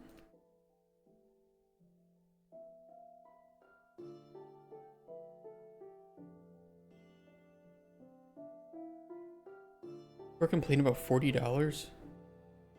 I don't know, this game looks like it's worth $40. It has full voice acting and everything too.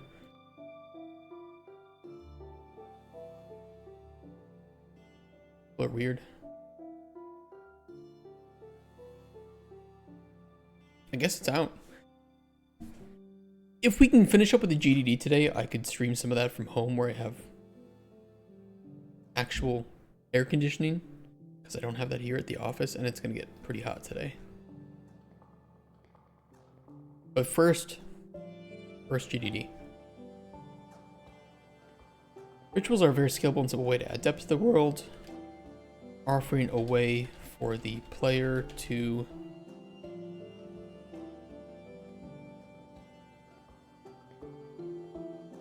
interact with nature and use knowledge gained to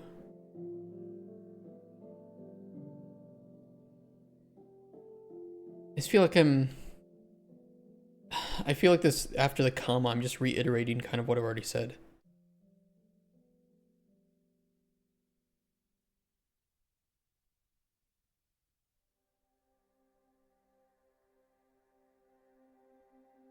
Still have some goals for what they should achieve.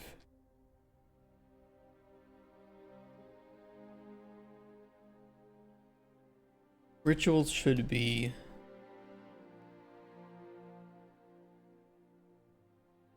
diverse and interesting in effect, offering ways to change the way the player plays the game,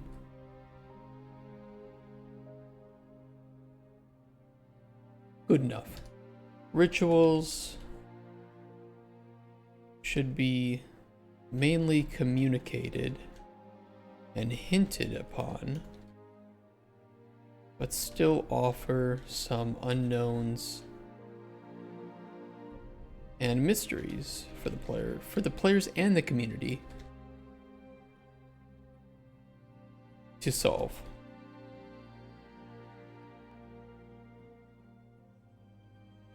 I think it's cool if there are some, you know, hidden rituals that players just will have to, you know, discover, right? Even if somebody has to cheat in ingredients and just try different combinations, I'm okay with that. But I think it's cool if, you know, even with like every update, maybe we add in like a couple of new rituals because they are so cheap and easy to make. And that just kind of keeps the game feeling a bit fresh. But we'll need some ideas of how to do things with that. But again, sky is the limit here. It really is. What's a good example? What's a game that had something that was similar to my idea for rituals?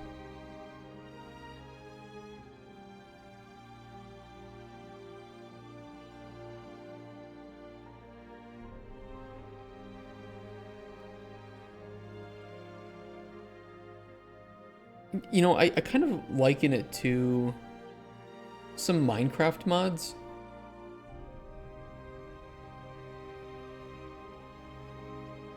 There were some really good witchcraft Minecraft mods that had pretty similar ideas of like drawing ritual circles and putting different items at different spots in them, and then, you know, waiting for like a lightning strike or something or whatever, and it would create like a unique item. I always liked stuff like that. Pretty fun.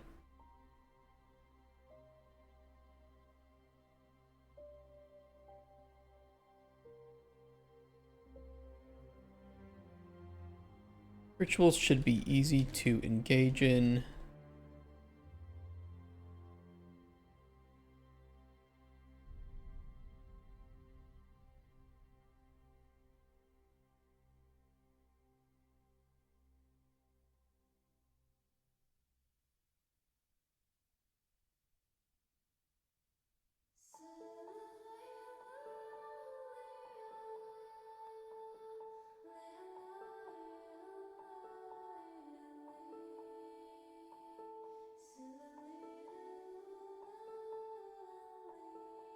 Abilities for players who think ahead.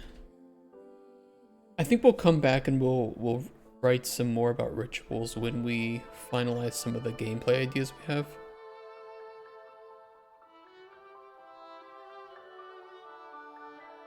I'm not unhappy though with that as a starting point. Okay, ritual types. I don't really have like a top-down view of how these ritual altars are supposed to look.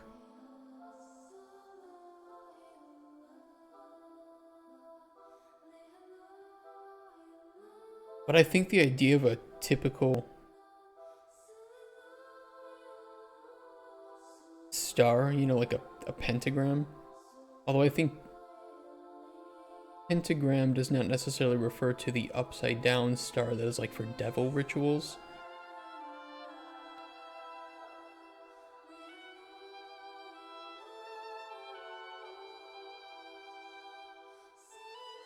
But I mean, you have the circle, place an item at each point. Maybe an item in the center too or something.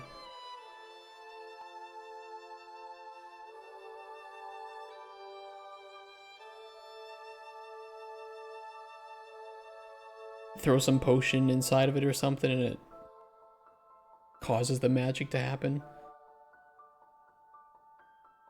I don't really know. We can come up with it now if we want. I think that's a pretty decent idea to start with. Maybe not all like spots have to be filled, but let's not worry about it right now. Ritual types. Here's our initial thoughts. Non-exhaustive, of course, on what ritual types we'd like to have in the game.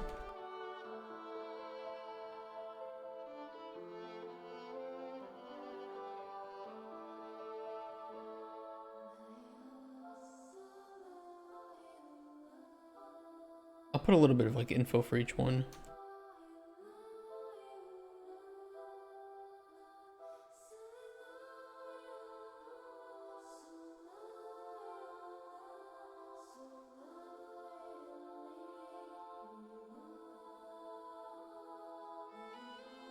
Transmutation rituals.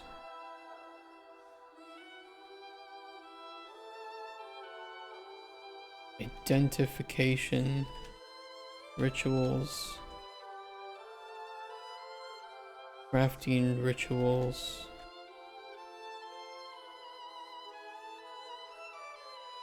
Hey Kent.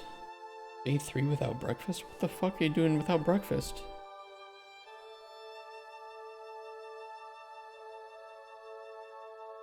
Fasting more like slowing because he doesn't have any energy.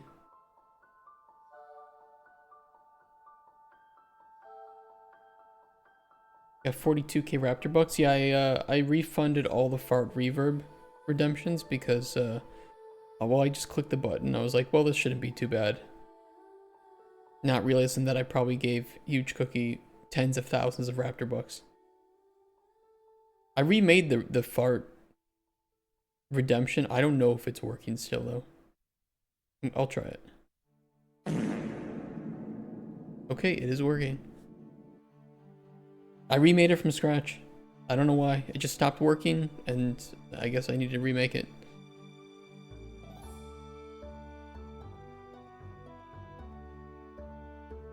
Forgot to buy shit.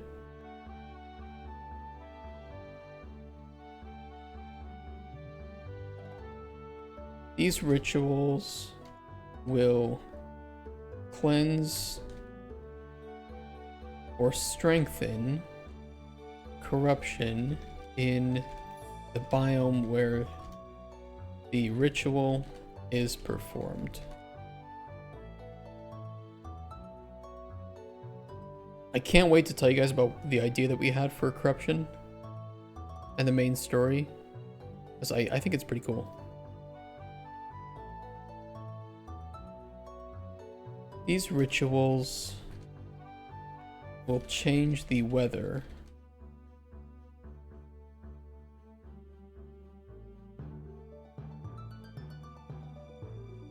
overriding the weather that's currently active for some time. These rituals will transmute items into other items,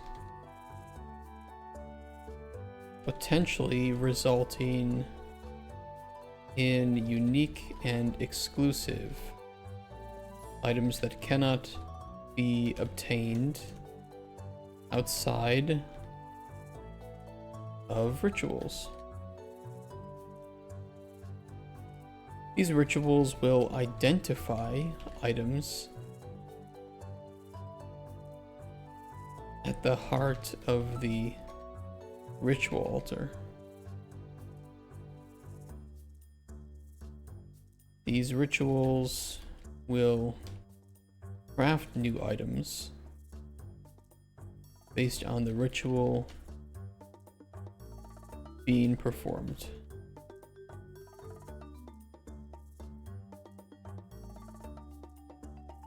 I wonder if ChatGPT, knowing my game, could come up with any new ideas for rituals that could be performed. Out of curiosity. Let's see if it has any cool ideas. Good idea for ChatGPT, by the way, if you're in game development. It's good at brainstorming. Good to throw ideas against. And if you use the memory feature, you can save, you can teach it about your game, and then every time you reference that in the future, it will, use that. Cauldron Chronicles has rituals that can be performed by placing items on an altar. Good enough. What are some ritual ideas that would cool for gameplay? Something involving NPCs. We can ask you to make them invincible for a day, but you can't do that without a potion. I think something to do with NPCs would be pretty cool. It could add a lot of work, though.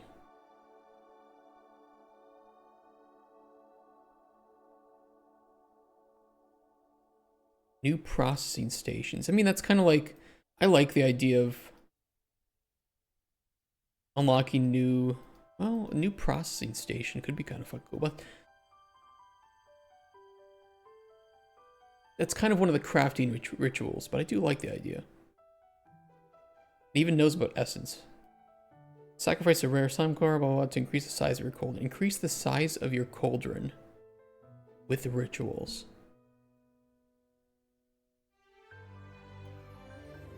Not horrible for progression.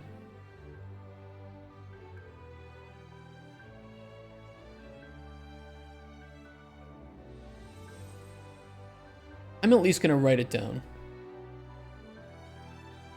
Other ideas we're looking into have to do with progression, such as rituals to increase cauldron size, unlock exclusive processing stations,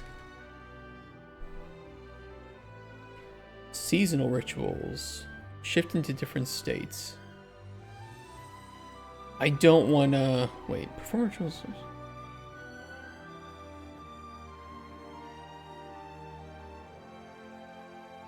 That's a bit too much overhead.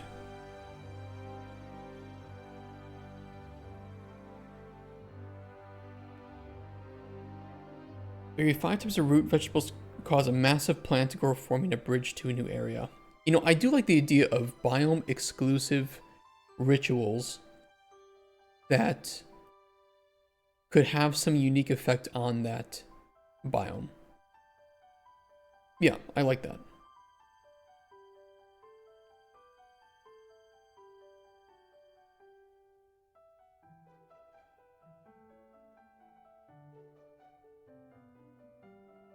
Biome exclusive rituals would be fun to have too, especially ones that would open up new areas or create shortcuts.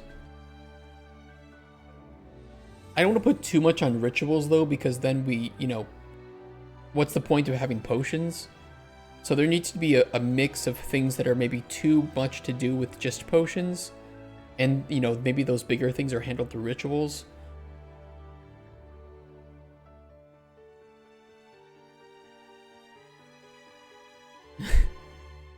These are really crazy. Place sound reactive crystals in a chime to reveal hidden ruins via resonant frequencies.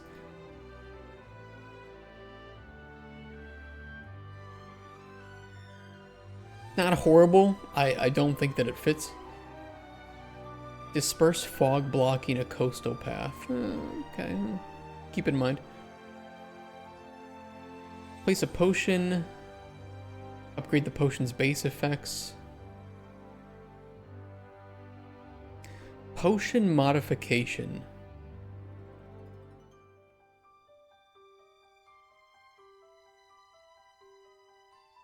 Yeah, I'm open to that.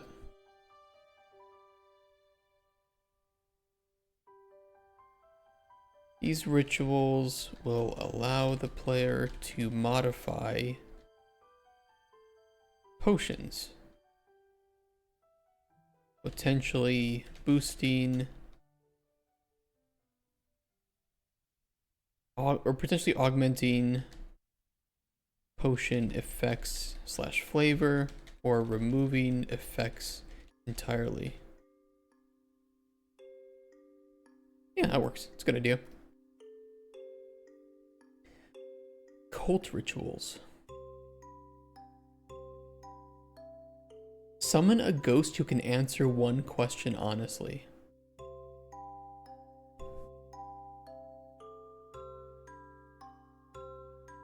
That could tie into NPCs pretty interestingly.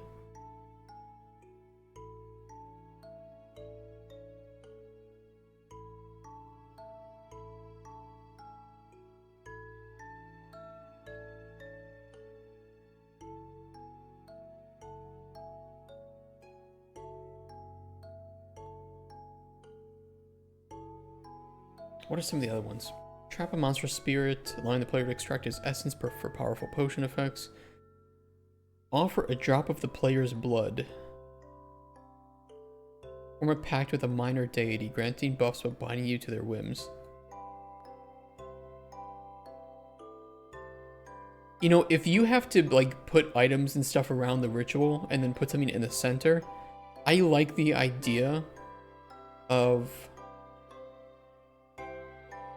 having rituals that center around you and receiving maybe, like, long-term buffs. Like, maybe one that gives you a long-term buff for, like, warmth, which is great in the winter, where it's cold and you could get chilled very easily. So this would protect you against getting chilled for, I don't know, you know, like 3 to 5 in-game days or something. Yeah, I think that works really well. And again, that one is very easy to do.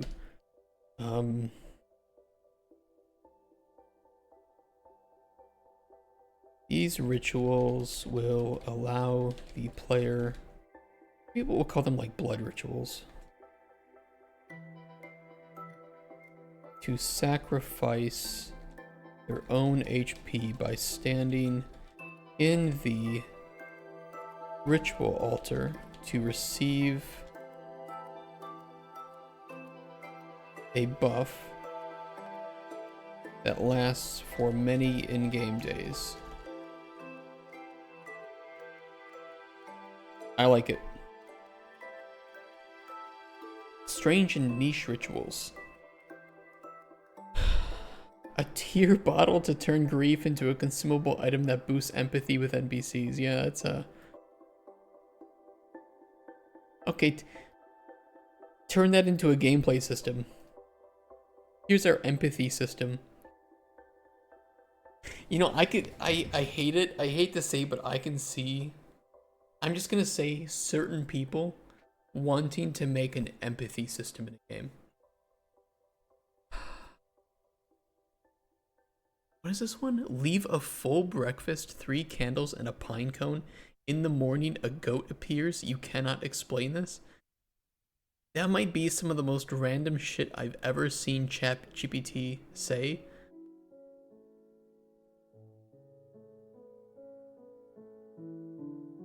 And I love it. I love the idea of just a ritual that spawns a fucking goat.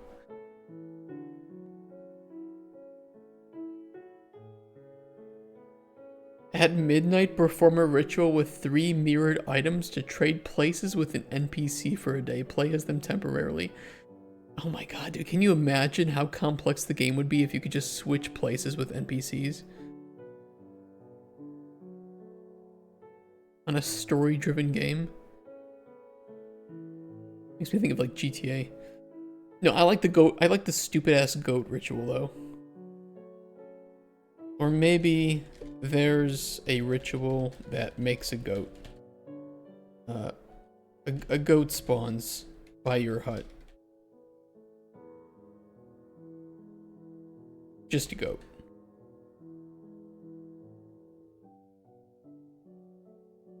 A Microraptor.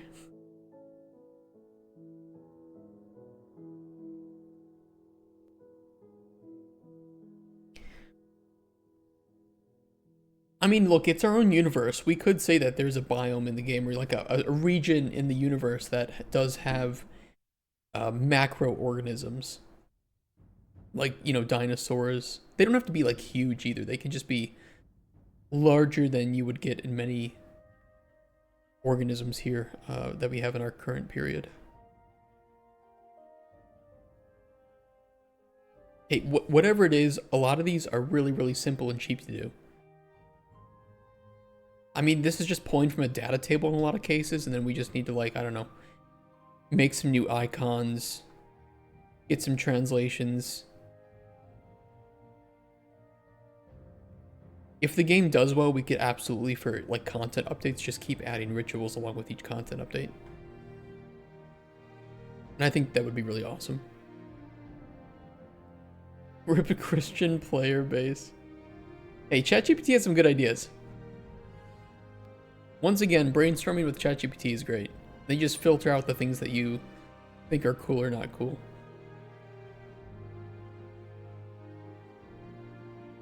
Just teach it your game. It's really worth it.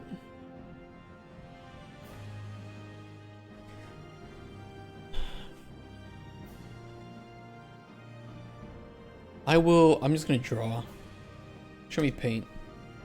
Let me draw a circle.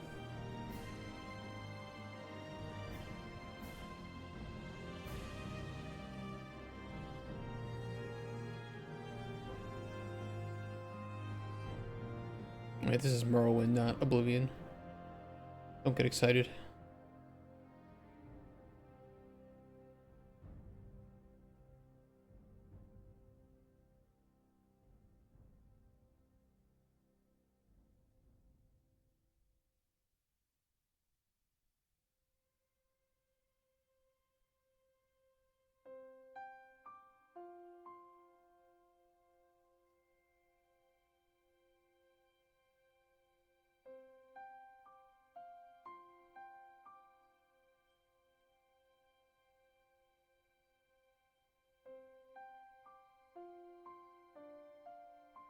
Here's our Full Metal Alchemist inspiration. Okay, the player can perform rituals at an altar by placing items, ingredients, potions, junk, even themselves, on the red circles in the image below.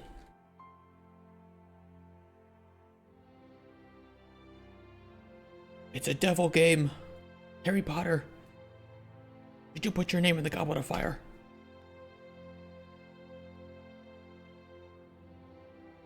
Not all spots need to be filled.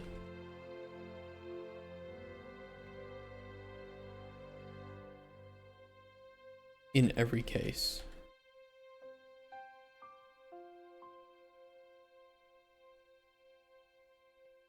Maybe cases where simpler rituals only have 1 or 2 of the spots filled.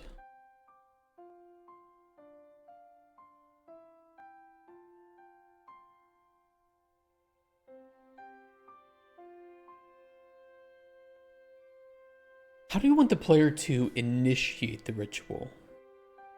Right, like you can place the items at the spots, but you know, there might be a ritual that has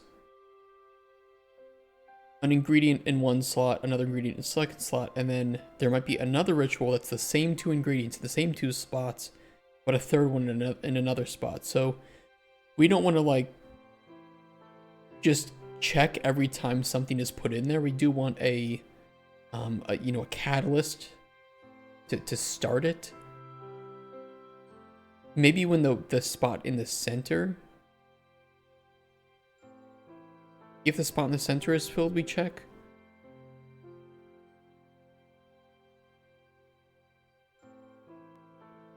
It's not majorly important right now, though.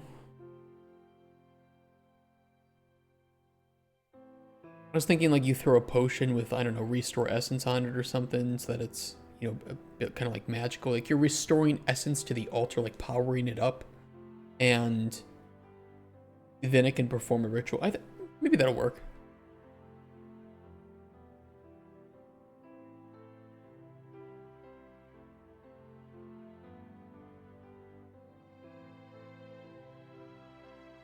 I mean, that would make trial and error pretty expensive, though, because you would have to have restore essence potions. But then again,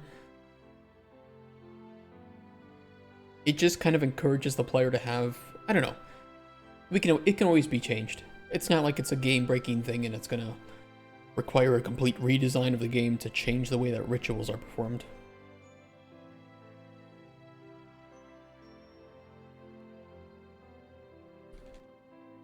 Player has placed items in the...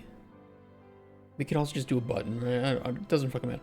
Player has placed the items in the proper spots, or the spots that they believe are proper.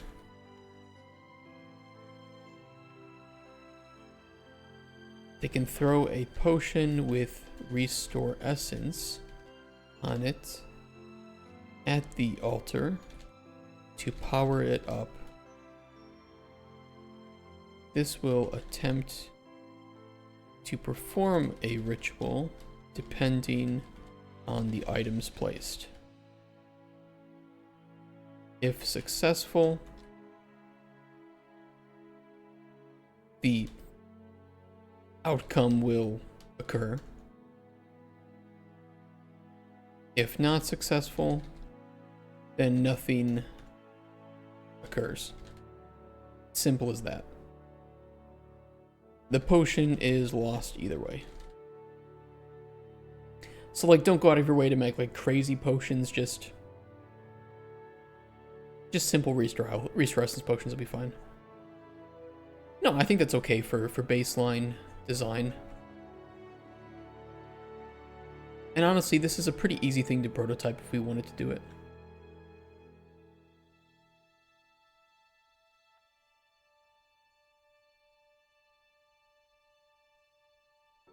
Okay, give me a second. I'm gonna go to the bathroom. I'll be right back. And then we'll start writing up corruption.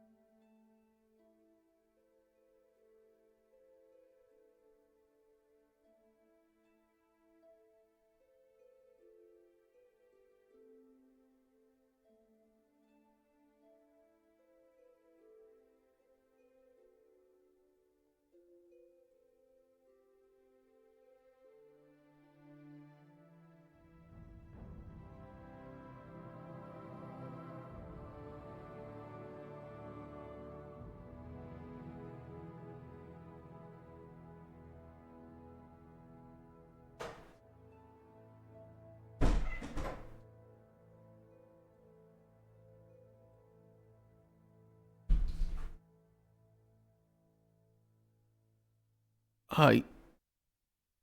Sorry, I was watching clips of a VTuber playing Oblivion. I got sidetracked.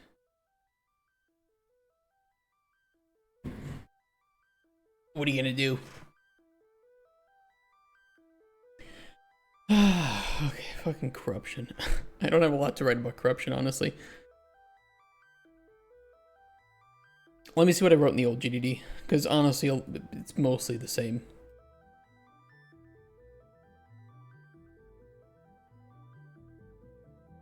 Where it be?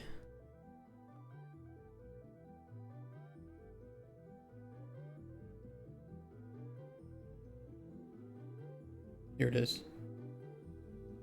Mock-up of corrupt. Actually, we do have a mock-up of corrupted area. We do have that now. Okay, so it'll look a little bit better than I would think. It's not perfect.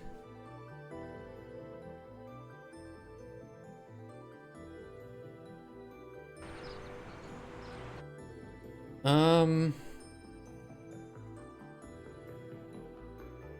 can show summer and corruption.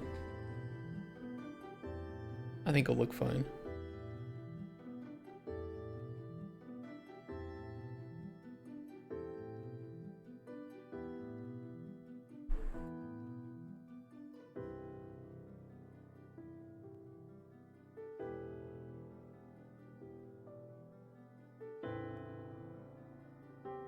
Hey Chandu, custom engine? No, this is Unreal Engine.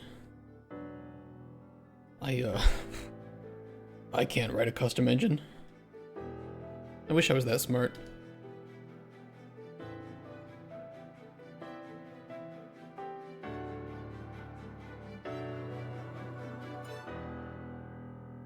Okay, we'll use this as a... Also, happy Thursday. Hope you're doing well.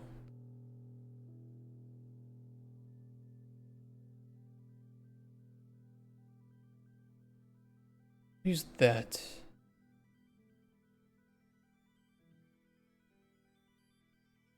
Yeah, that'd be perfect.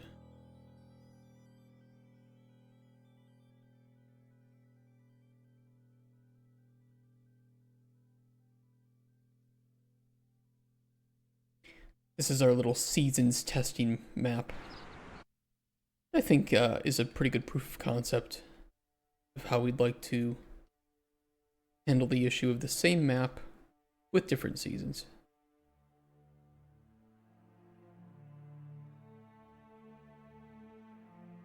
And with corruption layer too.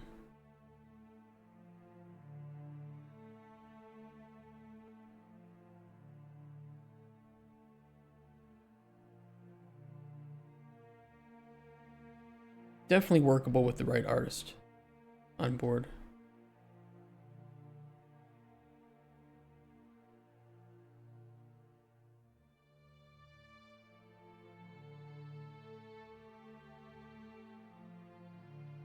Okay, but how about the information in the old GDD? Corruption is a world-changing mechanic tied up with the narrative of the game and the cycles of the moon. Moon being a well-known alchemical symbol.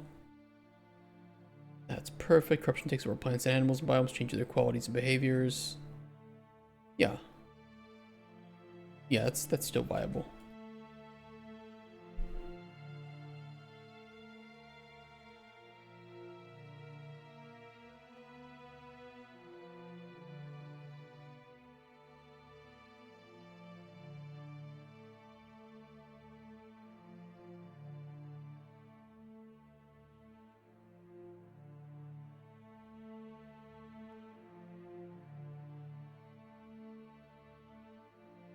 Mock-up of corruption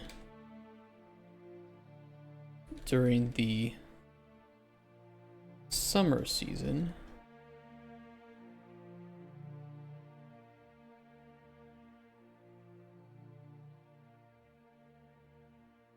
If I can get enough money, I can find somebody to make a little beautiful corner for us, but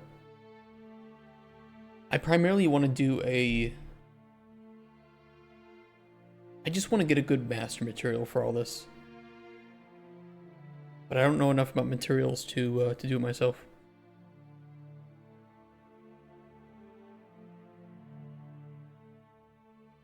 I know somebody I could speak to, though.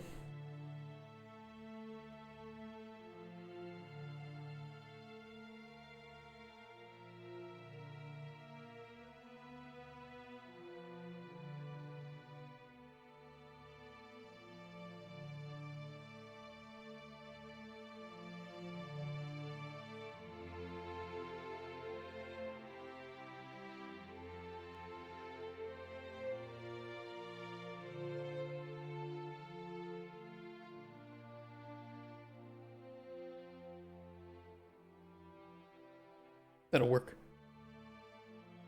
Corruption stages are how we define how corrupted an area is, or technically a biome.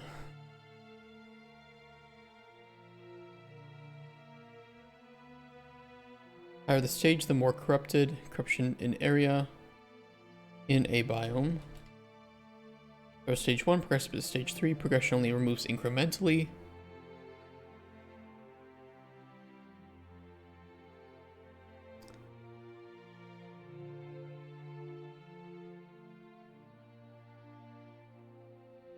I think it's that progression, I think we only wanted it so that progression only ever moves up incrementally. But if you purify, it removes all corruption.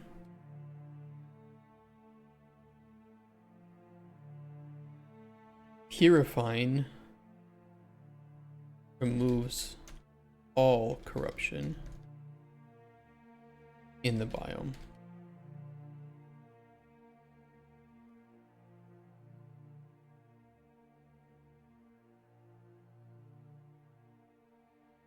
I think these stages are fine. I'm okay with that.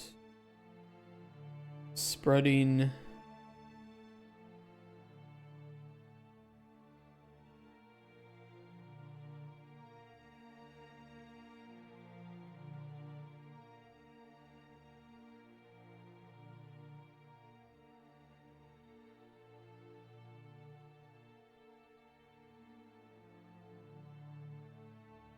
Yeah, I'll just copy this.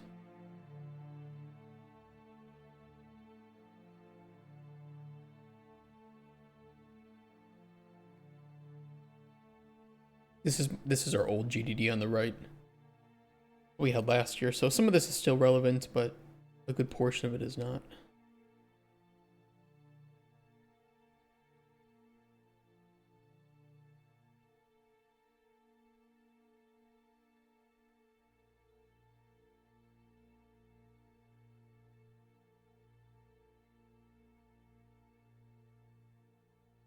We could keep goals here, I think.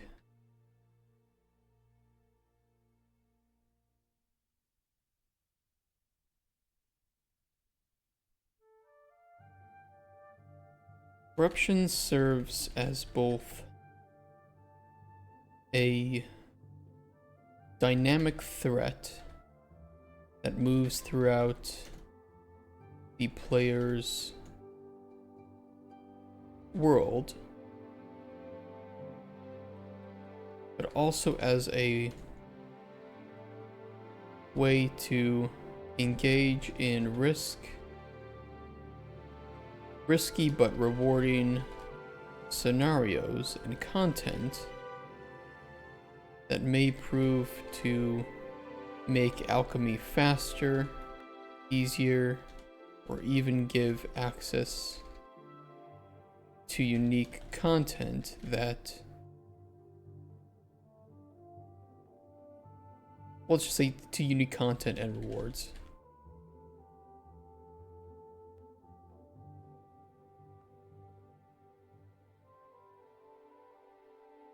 We'll have to backfill some of this once we more closely figure out what we want to do with the main story, which I kind of already have.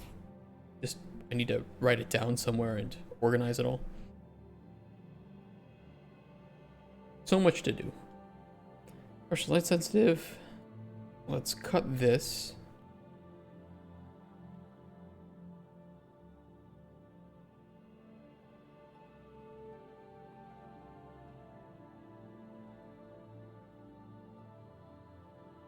Move that there. Corruption is light sensitive, so the most primary way that corruption spreads is in the absence of light. The best time for that being during a new moon.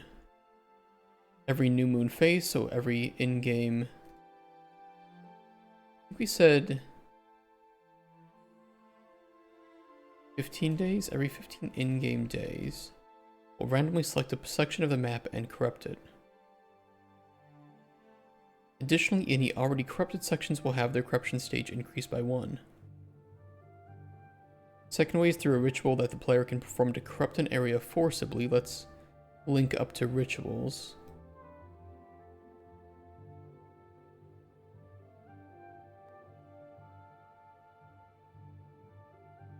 Player may choose to do this as it could open up more secrets or offer corrupted variants of ingredients to harvest, which have more potent effects than their non-corrupted counterparts. Yeah, that works.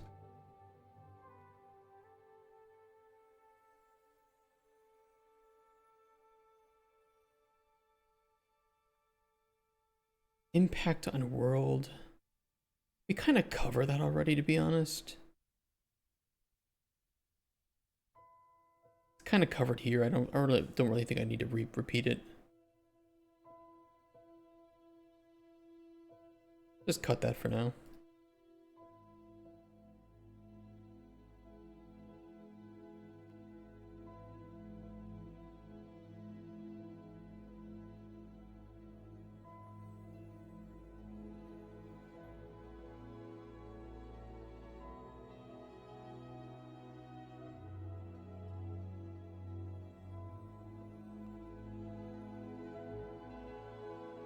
Okay, copy that.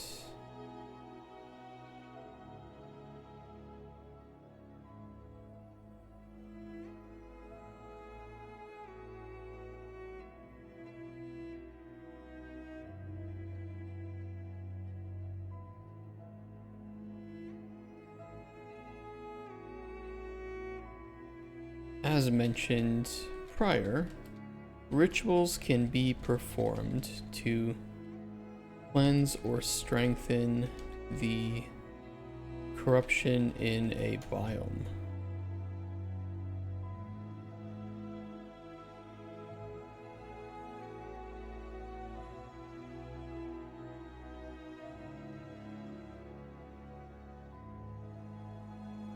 We aren't yet sure what reagents are necessary for this ritual or the complexity for performing it. That's enough to put there. Again, I might come back and fix that once we have what I have written in my binder thrown in here.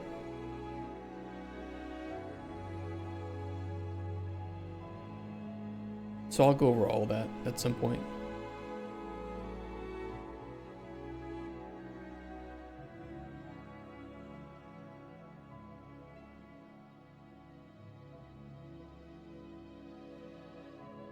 Okay, progression section.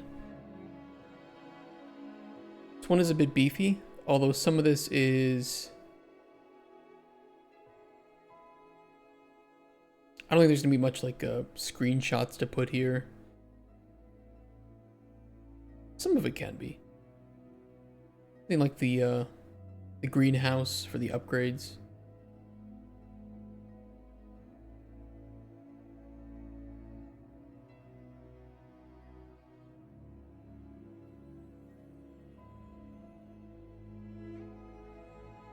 Can do.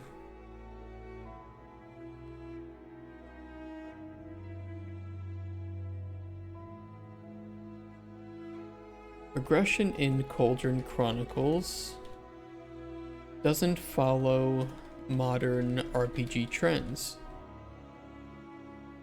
We don't intend to have XP, levels, or perks. I know, shocker.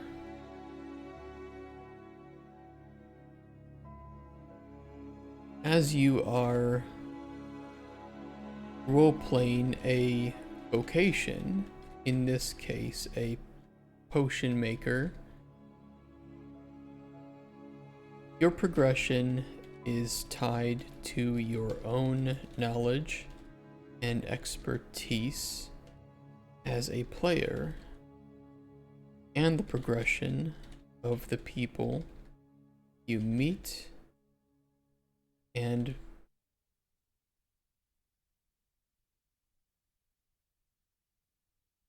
who will hopefully become regulars.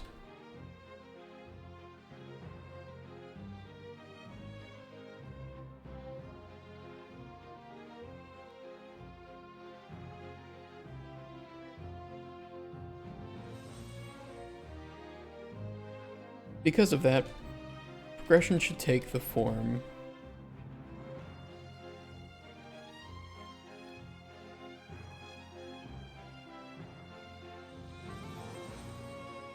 augmenting knowledge, how fast it's earned, and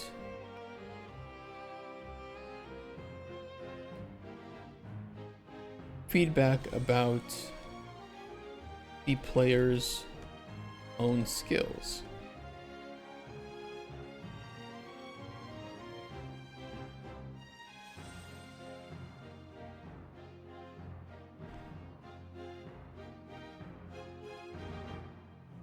Additionally, as the player's hut is their central base of operations,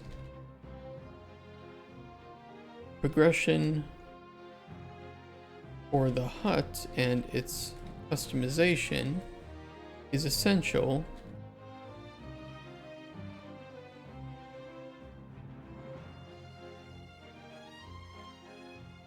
as the player themselves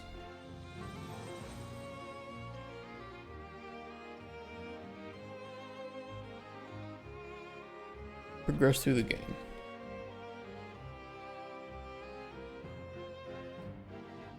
I think more will be written about this at some point.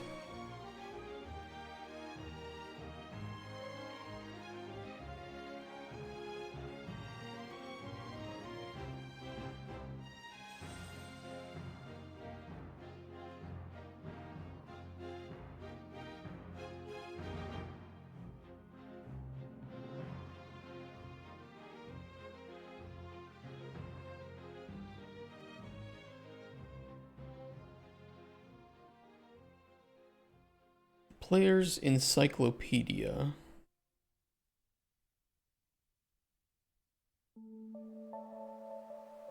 of knowledge is their lifeline to tracking and remembering everything they've done and accomplished in the game. This is undoubtedly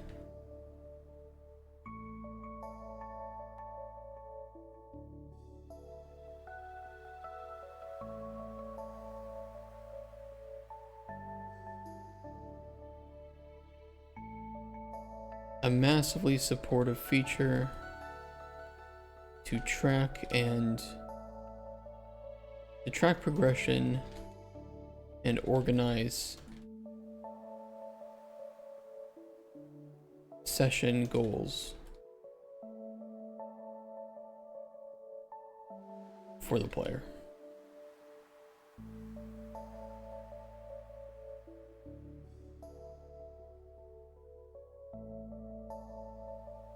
Did we ever write down in the old GDD what the encyclopedia would track?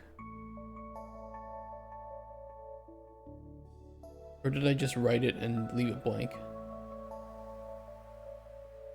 Yeah, I just left it blank.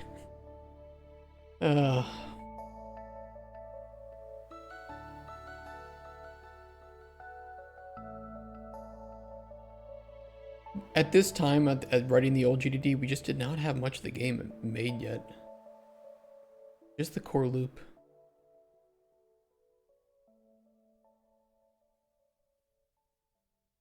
It's nice to see that we've come so far.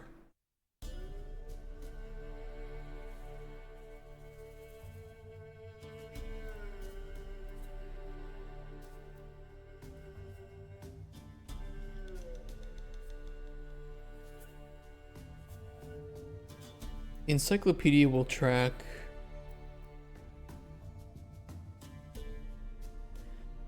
I don't think this will be completely exhaustive, but I'll try to be as exhaustive as possible with it.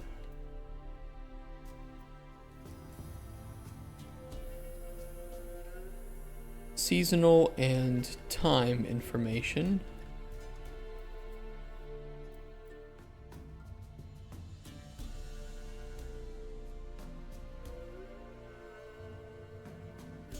Weather information. All known ingredients.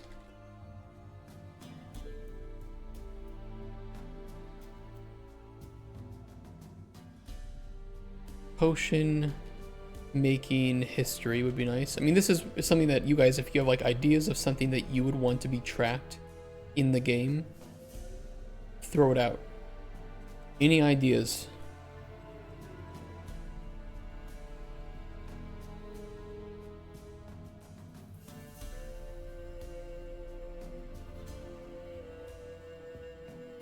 NPC meetings and conversations. Like a journal.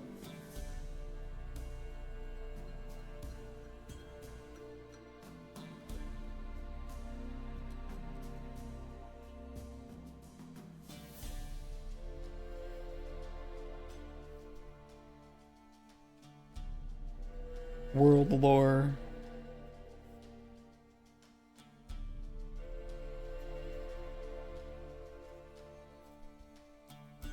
Seasonal time information, weather information, all known ingredients, potion making history, NPC information, NPC meetings and conversations, world lore.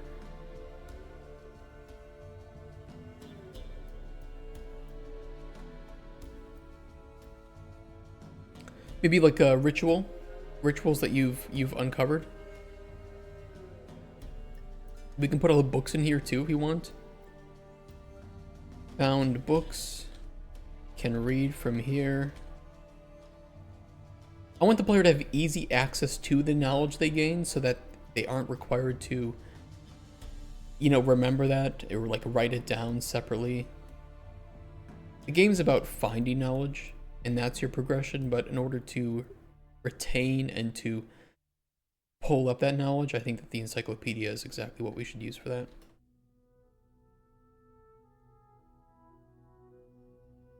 Rituals discovered.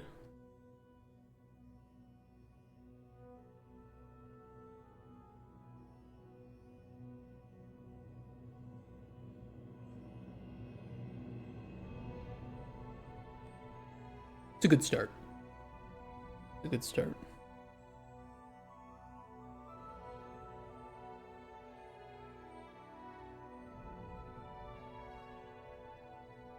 We intend to have the encyclopedia placeable or placed down automatically when performing alchemy, so the player has an easy way to grab information or remind themselves of previous potions that were made. It's good enough. I mean, this will have to be prototyped and it's gonna be a lot of work. But I really do believe that this is the lifeblood of the player's progress. And if we don't do it well, it will hurt the game. I mean, I've already had a number of people give me feedback on our Steam build that, you know, a lot of the things that we would intend to be tracking with the encyclopedia is very annoying to track manually right now. I agree. Okay, knowledge system overviews and goals. This is a revamping of our current choice system. Because right now we use it to store both choices made by the player with NPCs, which is good, and also information obtained by NPCs, which is not good. So if you learn that like Golem Stone has the sewers with the sewer goblins, this would be knowledge that you obtain and is stored as an ID, and then we can pull up that ID again in the future rather than having to finagle all this stuff around.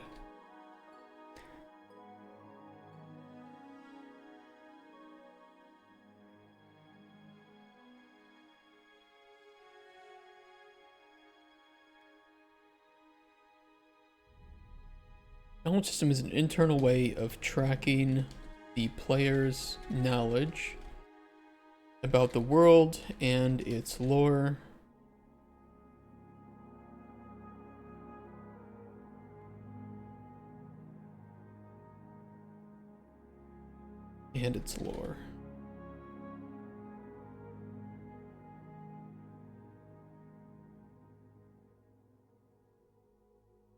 To keep it simple, all knowledge will be tracked in bite-sized chunks with unique IDs, making it easy to store and recall this information to use when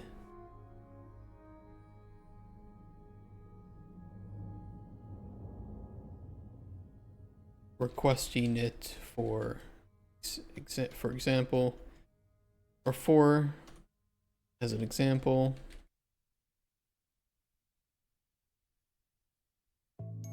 NPC dialogue,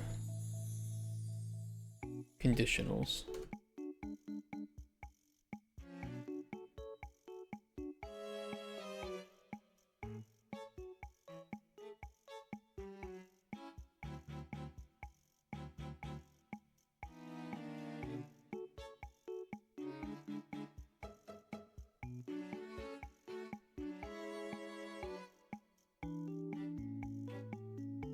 Well, there's a bit of a mix here. There's that knowledge system, but also the other knowledge.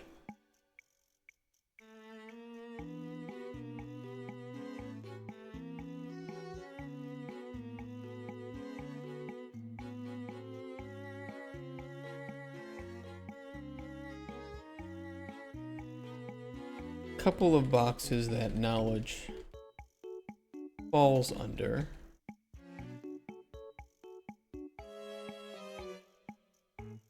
Sense ingredients, bait, or ingredient effects, flavor, or bait info is unknown at the start of the game, much like the lore of the world. This is all knowledge that the player will have to obtain in order to do their job effectively.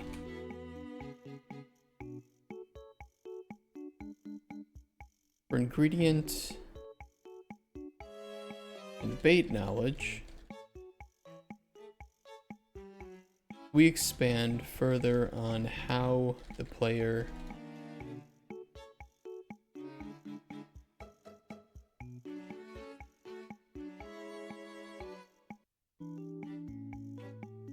auto knowledge system is for lore and is an internal way of tracking the player's knowledge, blah, blah, blah, blah, blah.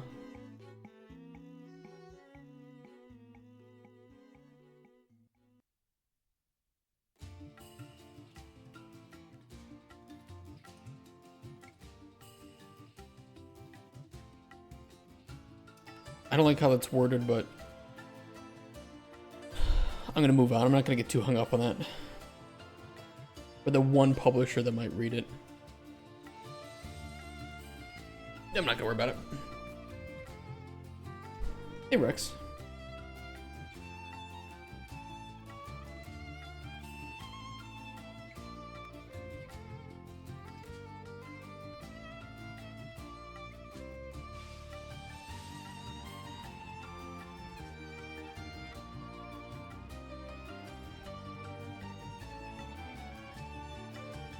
How's it going? It's going well. I'm getting tired of the GDD, but I think we can finish it today. I hope. I really hope. In which case, I don't know what we'll do tomorrow. Probably the pitch deck, maybe? We're almost there. The GDD will not be complete, but it will be mostly complete. Like, we have a lot of information here.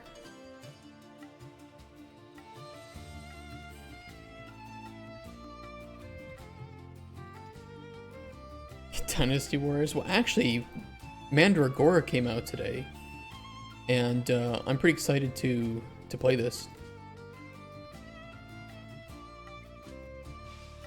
This is looking good, good. But it just came out, so I don't know if people are liking it or not. And side scroller, yeah. This is their trailer.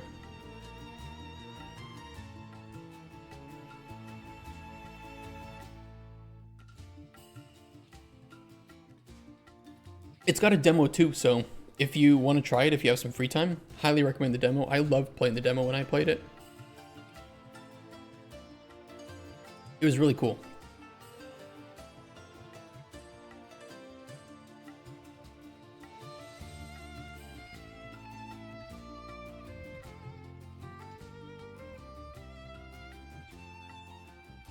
Yeah, it's really nice quality, and it's only 40 bucks. It's got full voice acting as well, from what I played. It looks pretty fun. I don't know how much gameplay there is. I don't know. A word. I don't know what to expect, other than I liked it. So, probably try that out tonight. Oh, it says 40 plus hours of gameplay, with more to explore in New Game Plus. That's a good amount. That is a good amount.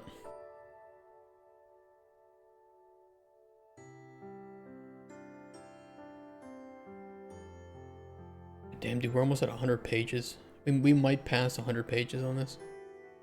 My poor printer. My poor printer is gonna hate this. Do you think one starts to get bored in games after 40 hours? Yeah, I feel the same way. Like, if your game is between, I don't know, like, if your game is really good, 80 hours, I can probably do. 60 hours, that's okay. You know, I'll find the time. 40 hours, it's a good sweet spot. I can handle that. I just started playing, well, what's it called? Rogue Trader. I don't know how much gameplay there is to it.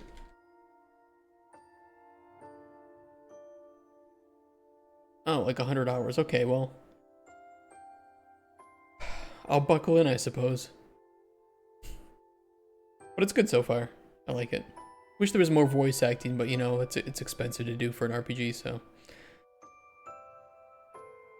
I'm happy with what there is. I just wish there was more because I think that it just adds so much to the game. Made by Owlcat, right? Yeah, I think it was made by a smaller team, like a sub team that made Pathfinder, but I could be wrong.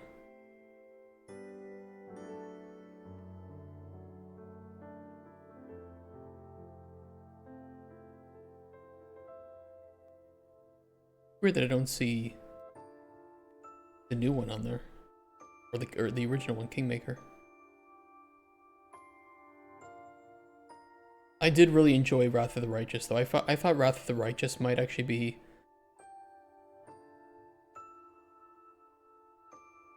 one of the most like well-written branching stories that I've seen, with some really cool characters. And some actual game-changing mechanics in it. Like, oh shit, the game just massively changed its direction from this one choice. Pretty cool.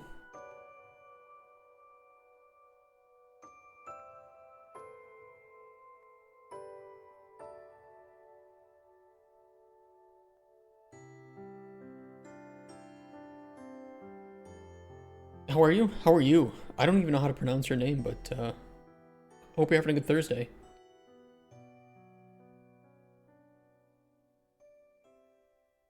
You tell me what to call you. Gaining knowledge depends on the Praharsh. Okay. How you doing, dude? Depends on the type of knowledge being gained. Ingredient knowledge can be obtained in a few ways. Do we explain in the ingredients section how to obtain ingredient knowledge? I must, right?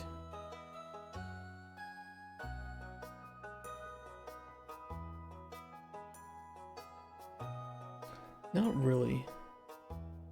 You're learning Lua. Lua is a very approachable language for scripting. It's so easy, it is, isn't it? It's also pretty powerful too. I know that, I don't know if Warframe still uses it, but Warframe has a ton of Lua scripting, or it had a lot of Lua scripting. I'm sure there's some other great examples of how powerful Lua is. Just eating ingredients. Using scrolls of knowledge. Performing identification rituals.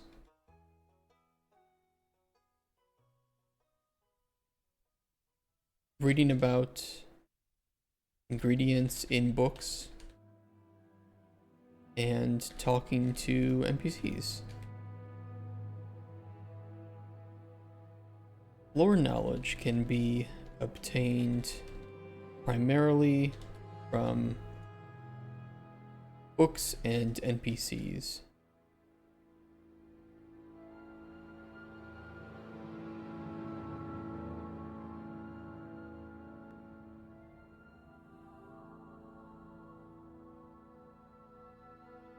Both of these pieces of knowledge is never lost and is stored in the player's encyclopedia.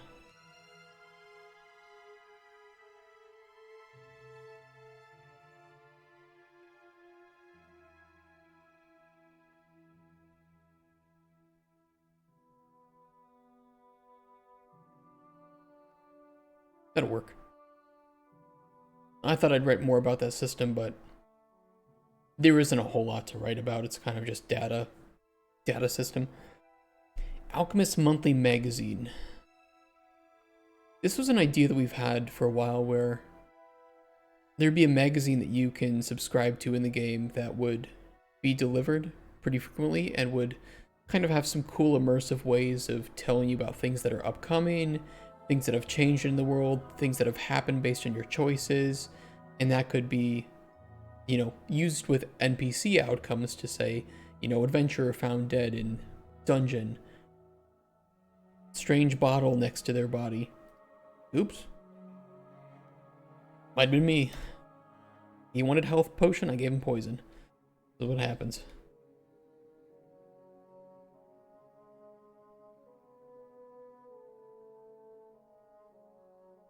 Is an immersive in-game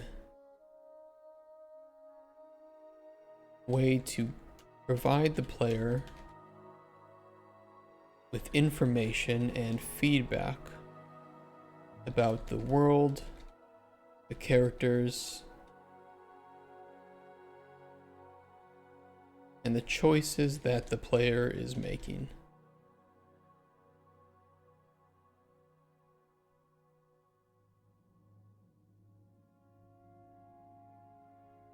Sometimes it's easy to see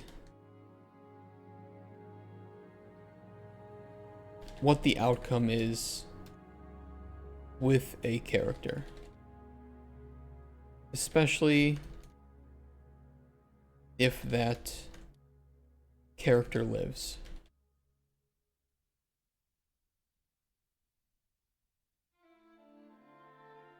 They'll simply come back to tell you about it.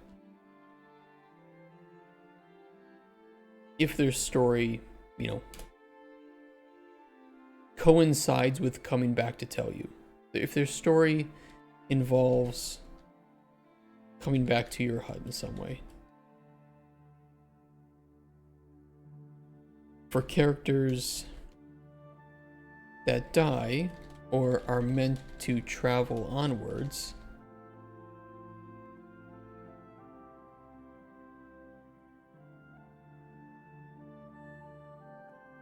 it becomes much harder to provide the player with feedback about their potions. Additionally, as many of your choices may have a bit of a butterfly effect on regions of the world,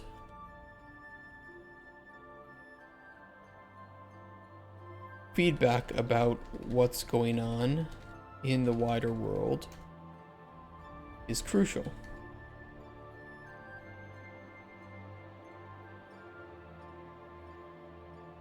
The Alchemist's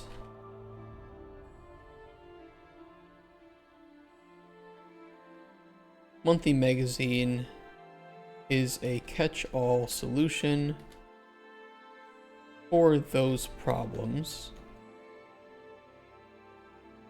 A magazine that is delivered to the player's hut and contains a collection of news about recent events,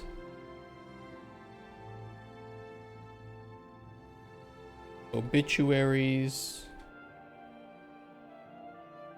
death notices, upcoming recent events, upcoming changes to weather, seasons,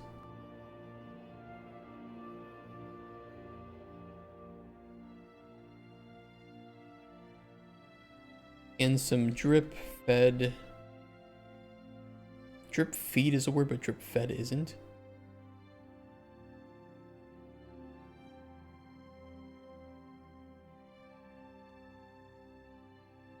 I don't believe that drip fed is not a word.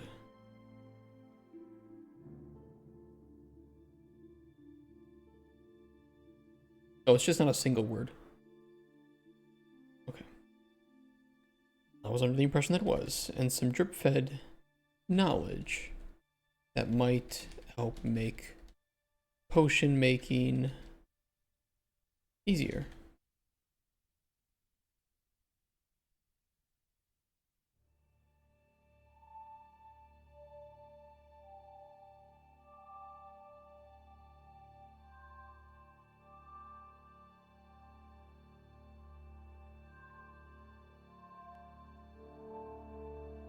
The ones that hyphenated. Okay.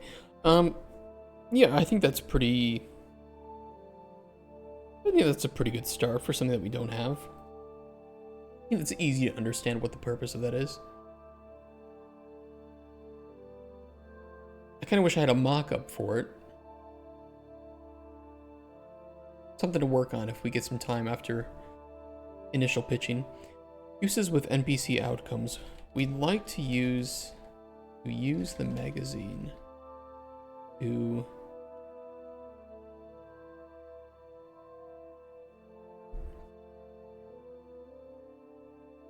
feedback on NPCs that the player meets and helps, or maybe even characters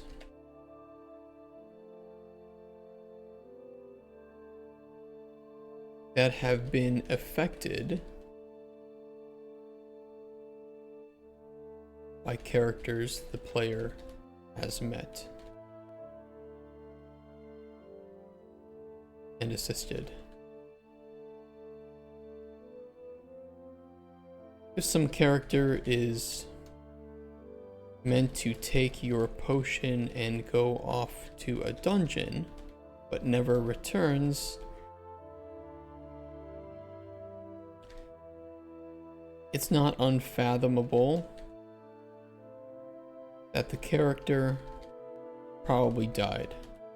But without that knowledge, and closure, the player never really knows for sure. Perhaps that character got sidetracked, or something else happened. Regardless, if we establish that the magazine will show you those deaths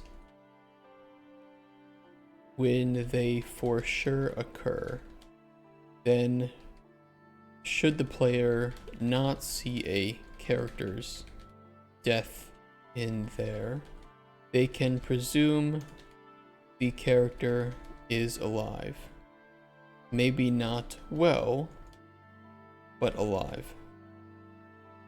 I think it's just establishing that expectation, right?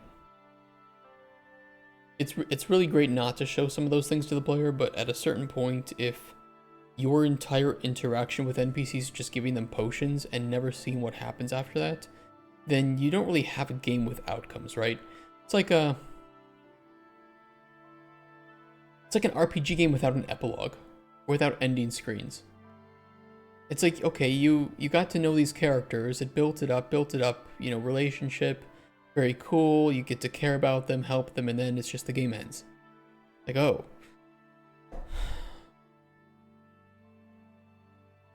You know, where's my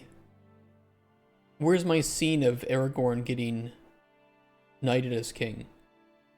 Where's my scene of Bilbo riding off in Rivendell? You know, where's the closure to these characters that I met?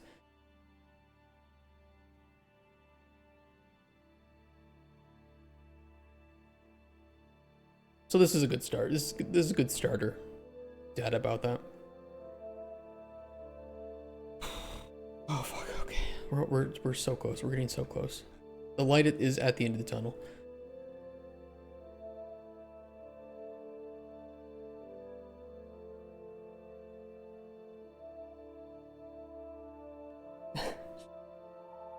Oh my.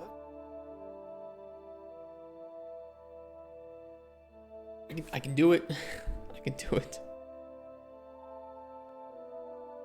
You're wondering why I'm feeling this way. It's because we've already just written up so much.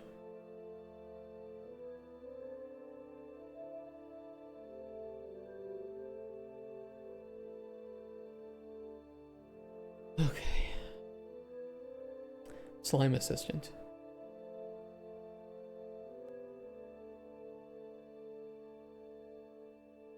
I can probably copy over some information. Gotta be here somewhere.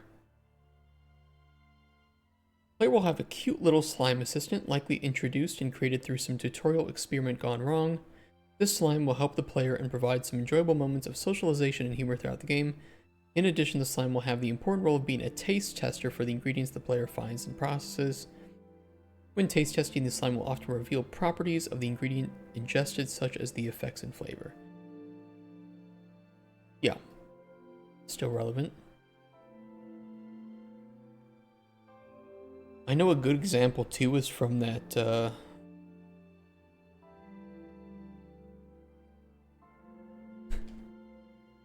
it's a really stupid anime called The Weakest Tamer Began a Journey to Pick Up Trash. It's about a girl who picks up trash because she has no other real skills. So relatable, right? But she has this this little slime assistant, and she makes potions, and she feeds it potions. And I think it's a pretty good reference point to use here for this little assistant you'll have.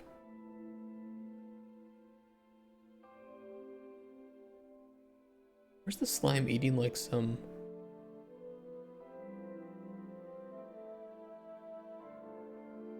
Eh, fuck it, I'll just copy this.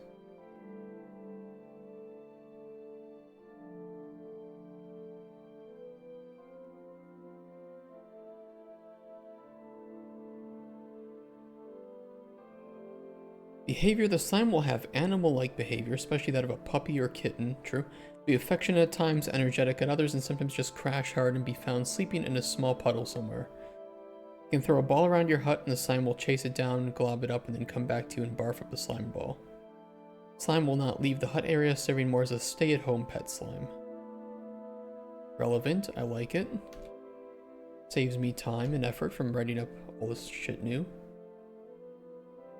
Slime can taste test ingredients and potions, revealing properties permanently for the player, providing an important utility throughout the gameplay. I don't really want it to ingest potions. Like, how is it going to reveal that information necessarily?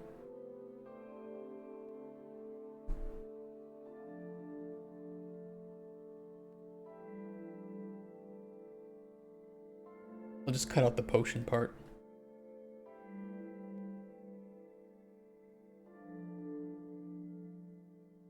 Slime exhibits some behavior, displays some particle effects, and or makes sounds relevant to the ingested ingredient. Eating the slime potions will have pretty much the same effect, allowing you to reverse engineer potions through deduction of sorts. We don't really do that with potions anymore because they don't hide effects. So let's just remove that.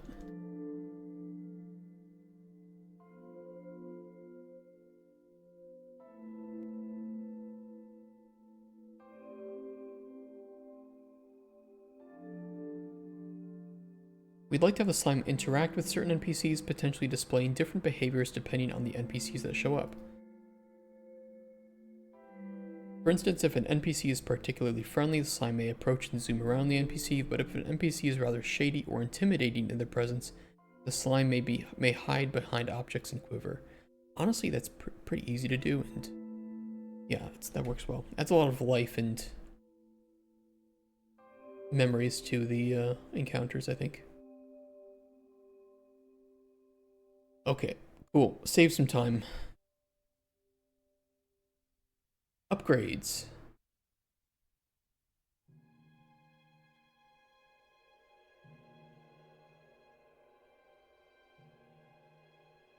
The player's hut is modular. And throughout the player's exploration,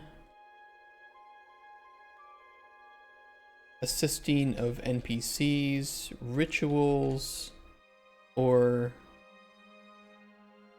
trades with merchants, the player may come across hut upgrades that can be applied to permanently augment the hut with new features.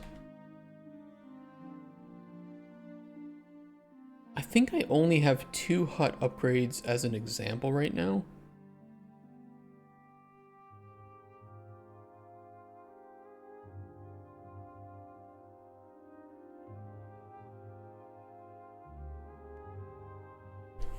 This serves as a form of progression,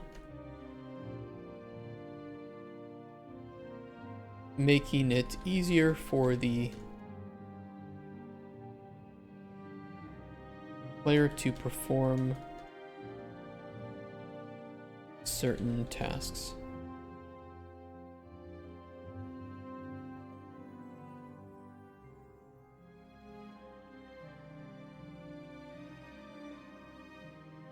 I mean, hell, even the task board could be a form of upgrade, right? If we want to stagger the player's understanding of the game, tasks could be something that you unlock from a NPC pretty early on. Could be done. Could be done. I would love to see somebody also try to do a task-only playthrough of Cauldron Chronicles. You're not allowed to make potions. You can only... Or you can't pick up ingredients, but you can only use ingredients that you farm or obtain from tasks. That'd be wild. Probably doable though. Very difficult, but doable.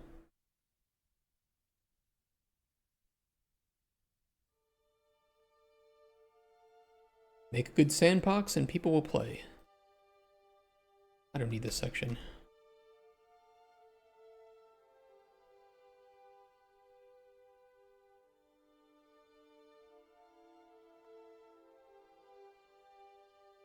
few examples of hut upgrades are as follows.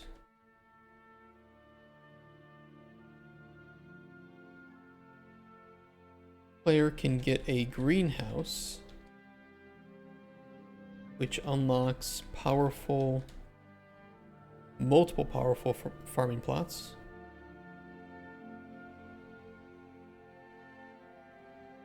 That don't have restrictions, or that have few restrictions on which seeds can be planted there. And we'll get a screenshot of that.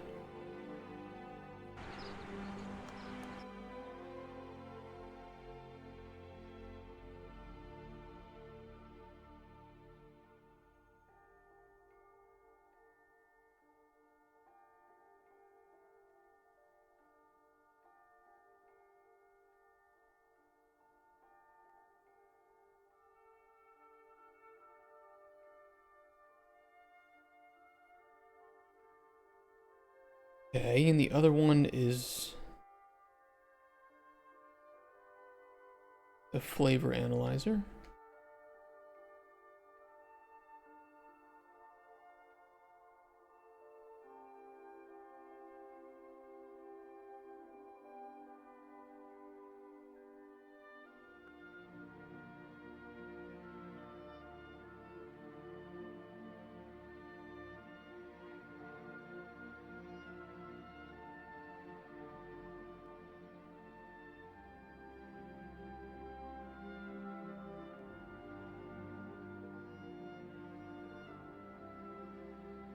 Another upgrade is the flavor analyzer, which will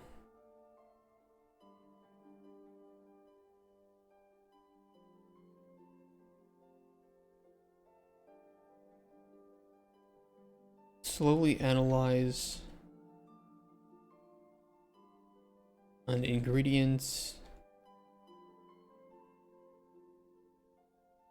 or potions flavor. Wow, that was really struggling to write that sentence apparently.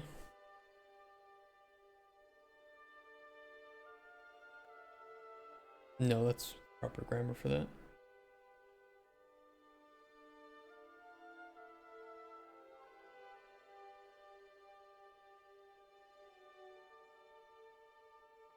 Other hut upgrade examples could include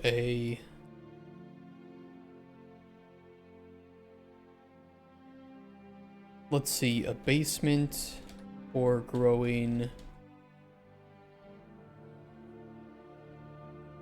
mushrooms and other darkness loving plants.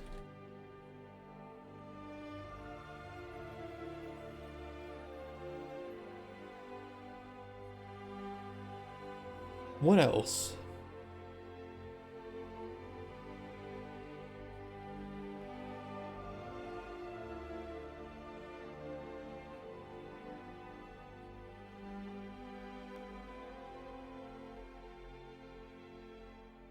What are some other ideas?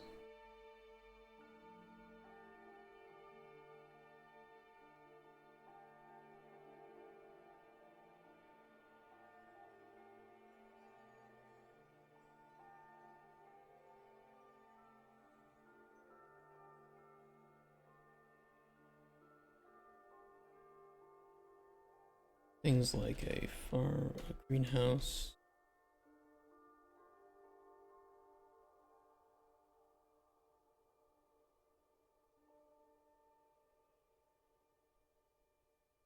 Get some ideas here.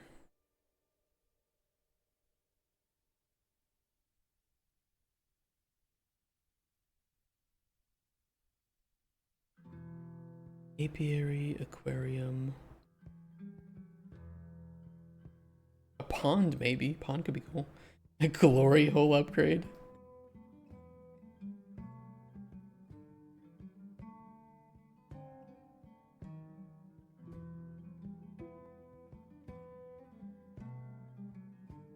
backyard pond, I guess, could work.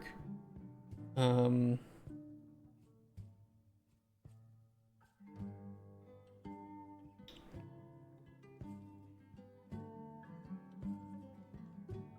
looking at some other ideas.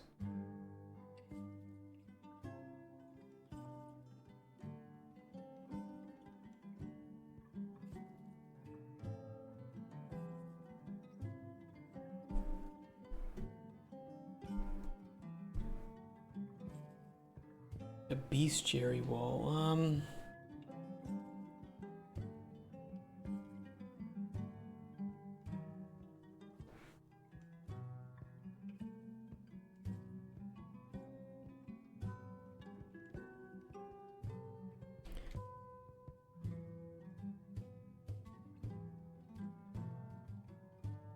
This was an idea we had in the depth level, but I think that could work here. I think it's room for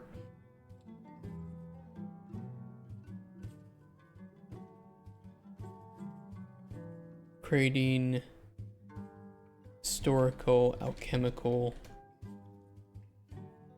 just say creating unique alchemical devices that provide permanent buffs. Stardew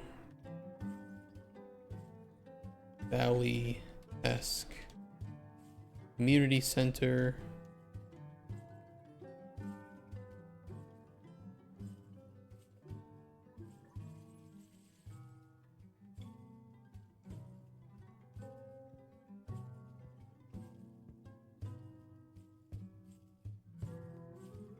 Furniture upgrades, visual.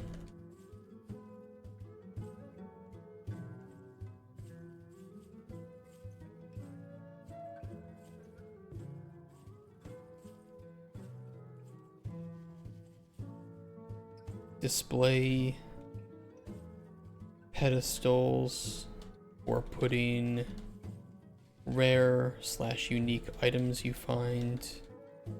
You know, stuff for like just showing off.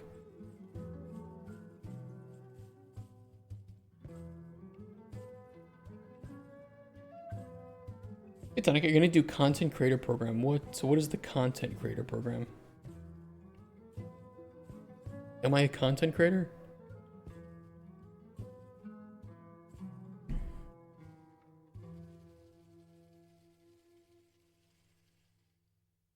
The game?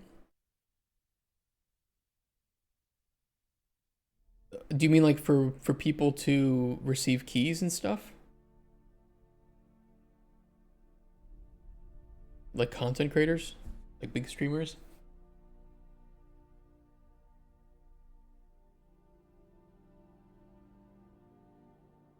Or what do you mean specifically?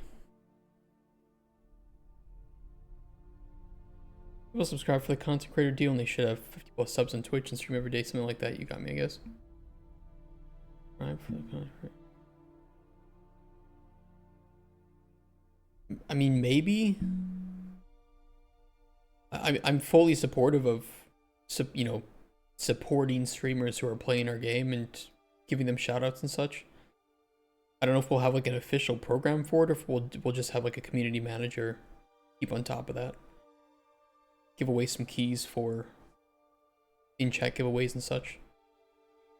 Okay, here's your weekly 50 keys. Go out and give them to small content creators to give away to their chat or something. I do know Exala. I've actually talked to an investor from Exala last year. He was pretty nice. I try to meet with him again. I remember what his name was. Daniel or something? Mihao.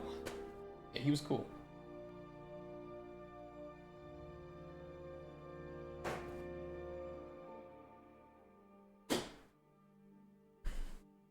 I'll see if he's there again, because I want to talk to him again about funding.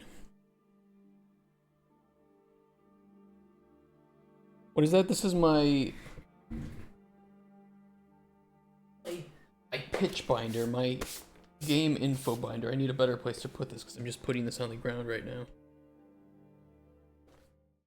But it's my Microraptor Games binder for taking all my notes and storing information and stuff.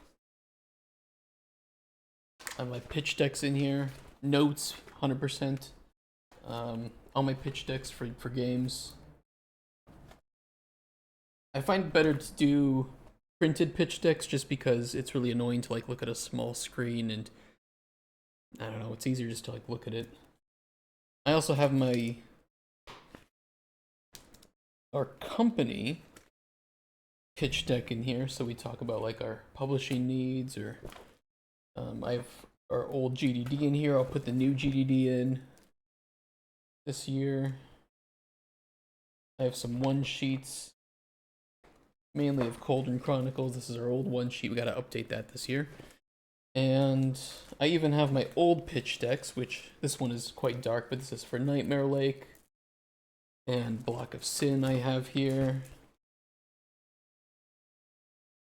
And then our old company pitch deck. So yep, that'll be updated. And then I'll get that prepared for this year again.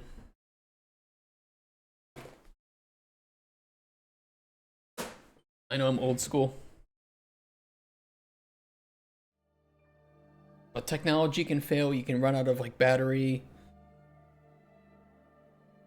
Better to have the paper. And from what I found, the publishers are really enjoying the printed out like one sheets, because they can just like fold it up and take it on the go. They don't have to like have some QR code or remember some website to look up. They can just pull it out, talk about it during like a meeting later or something.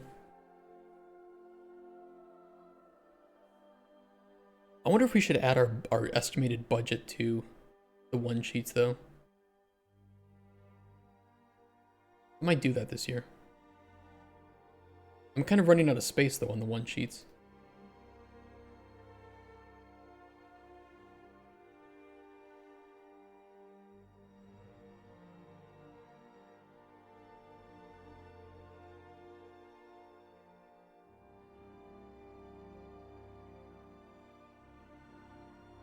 We'll see. Wait, is this the right one? This is an old one, I think. That's an old one. Where's my new one?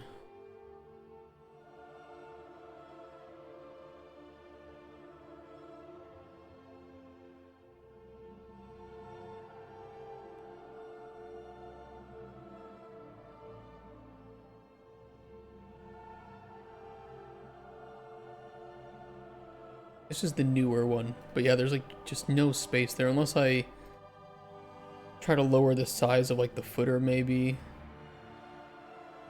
And the header. The header could honestly be taken off. Maybe it could move up a little bit. We'll figure it out. Granted, I could always write on there too, so whatever.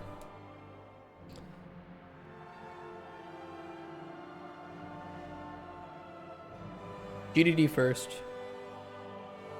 That later. He's coming to interrupt me. Oh, it is what it is.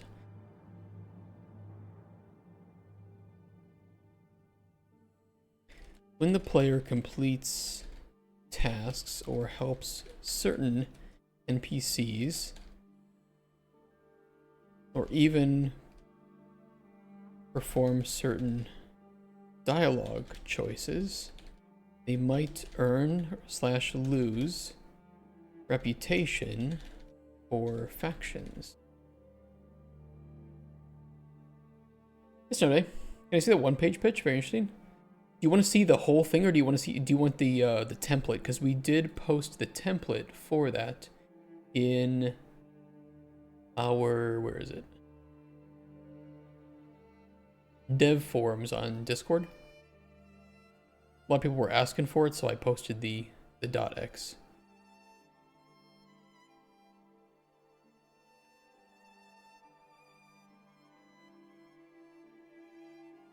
This was last year's pitch deck for Cauldron Chronicles, or the one sheet, which was pretty shite. It's not updated. No, the template is updated. This is not updated. The Cauldron Chronicles one. This one is from last year. Some of this will still be the same, but some of it will also change. Like, it's definitely not adventure puzzle sim anymore. It's closer to RPG.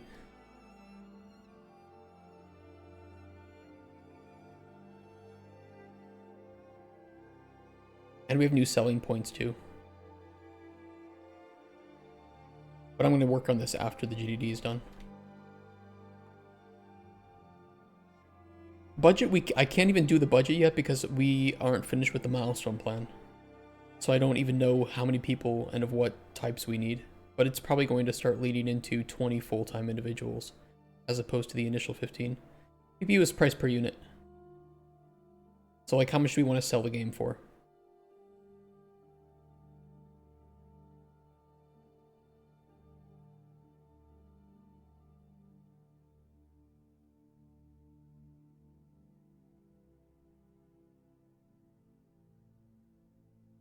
I think we're going to increase that to about $40, to be honest. I want to make sure that we can afford everything that we really want in this game and voice acting. Sure. And that's going to increase the budget. After recreating Google Docs, seeing Microsoft products in 25 seems dinosaur to me. You don't have to pay for the Microsoft products. Word is nice. I think Word is great, but it is nice to collaborate on Google Docs. There's a very, very easily accessible GitHub for people who may not enjoy the prices of certain products.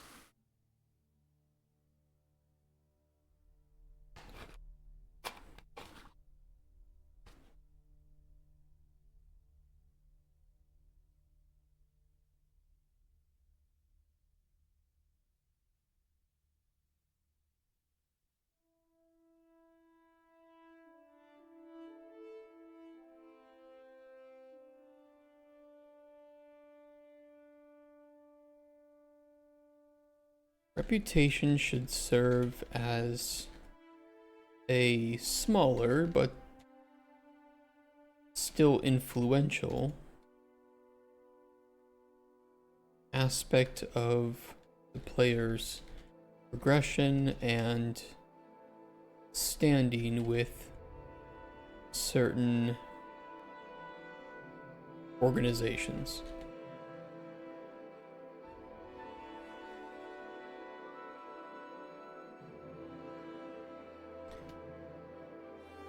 Primarily, having low or high reputation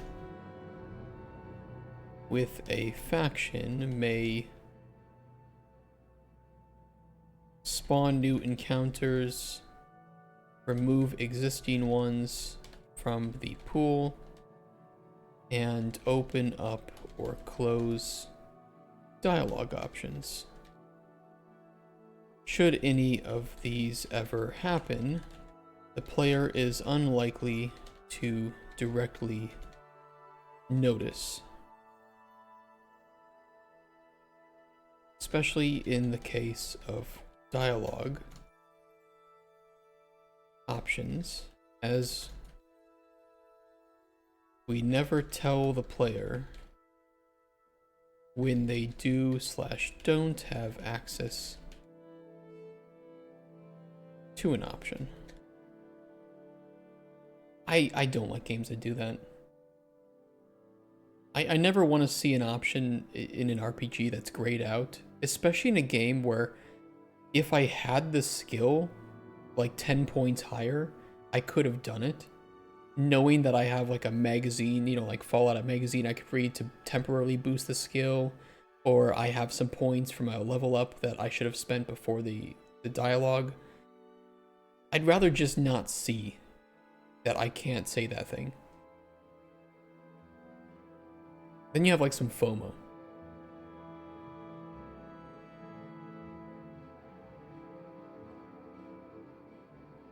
Yeah, that should be the progression section done to the best of our ability. Which primarily leaves some epilogue and then just some like production and post-release. Some of this stuff I don't really want to put into too much detail, or just links to other documents, so like the budget will just link to another document. Then again, these don't really need to be here.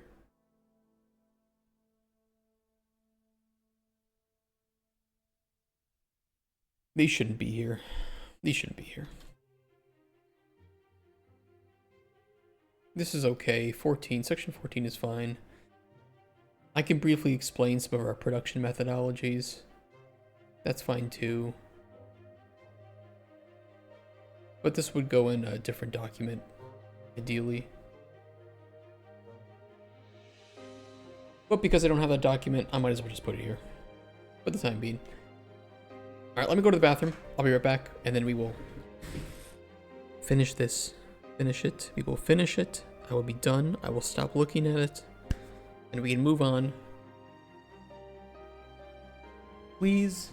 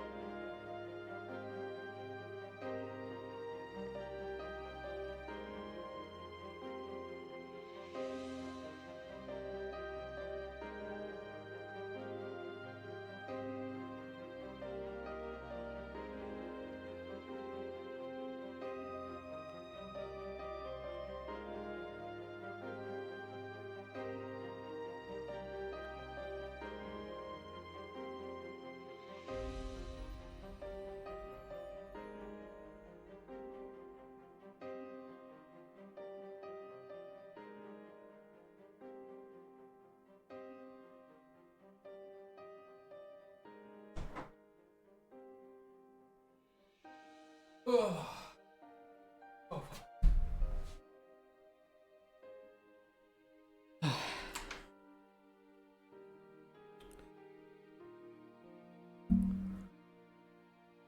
Well, I will note too, all of our documentation will be available publicly. Last year's documents are still available publicly, but obviously they're not updated. When we finally update all this, like our budget, our pitch deck, our one sheet, our GDD will all be available to download publicly on our website. So, if there's anything you want to criticize or steal, like in terms of like layout or formatting, go for it. It took me a hell of a long time to make this dynamic list in Word, so if you want to steal that, go for it. Save yourself the time.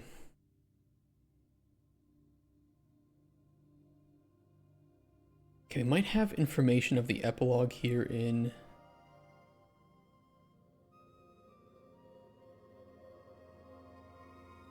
I mean, we have like the overview.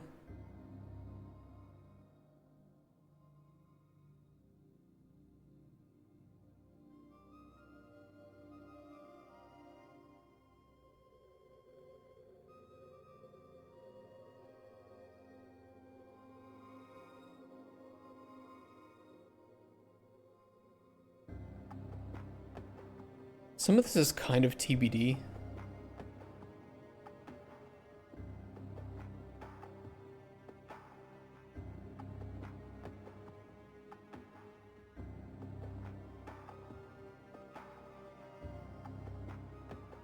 curious about something.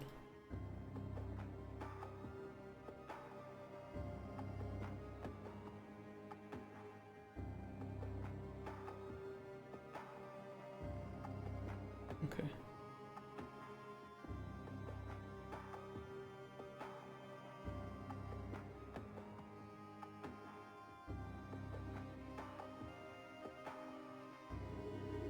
What was I saying? Yeah, like, but putting what we want for the ending slides is TBD because we don't know what we want to say here yet, so TBD, need content first.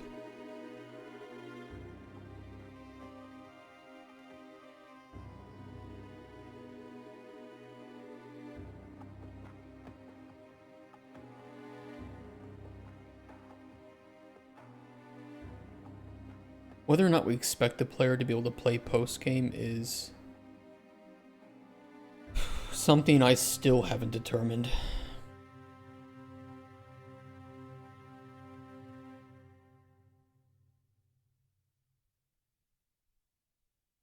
I'd like the player to, but you know, if everything's meant to come to a conclusion when you perform the rituals, I think we could just say that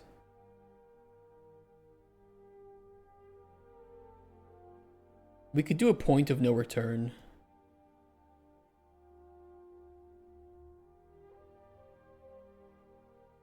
And just do a save, you know, a hard save before that. I don't know.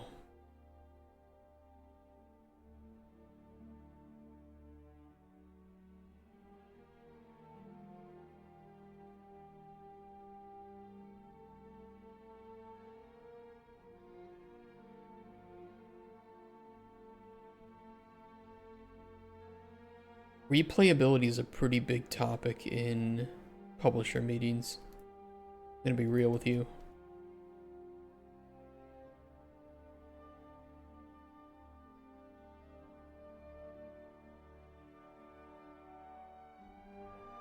We can do like one of two things. We can let the player continue to play, and any NPCs that we're gonna show up can, you know, just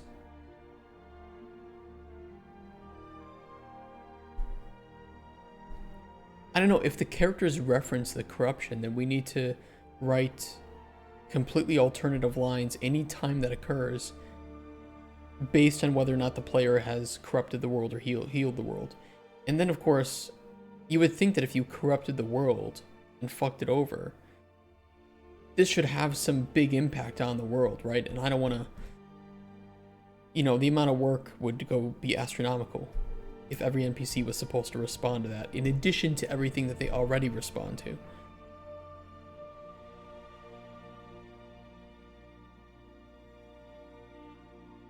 So the real alternative is that the player can continue playing,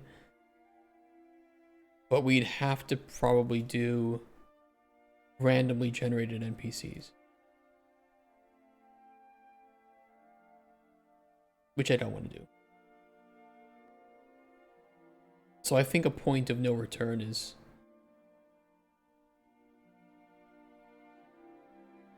probably the best bet for us in this case.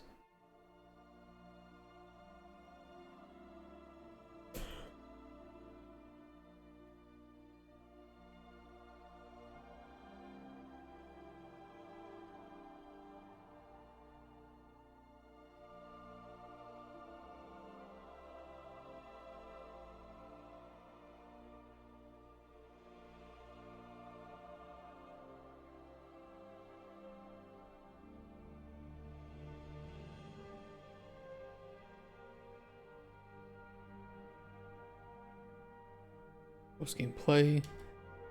Instead, we'll likely opt for a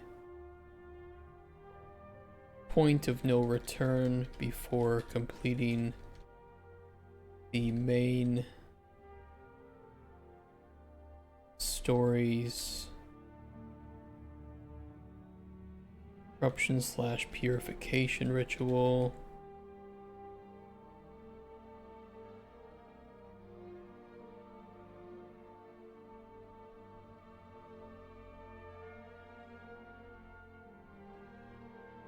and do a hard save prior to that. The game will still feature a lot of replayability due to how NPCs are spawned and the variety of choices that can be made. But this will necessitate a new game.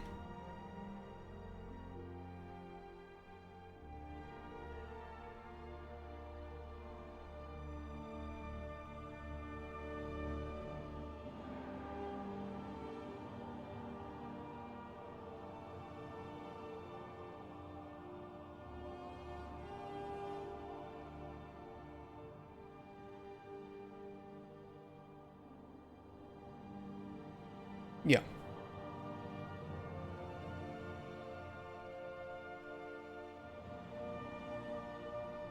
Simple, but it'll work.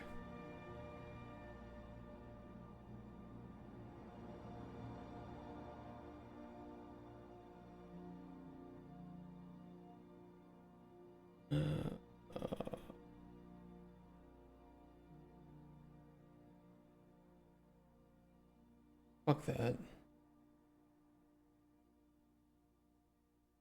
Nah, fuck it. I'm removing this. This shouldn't be here.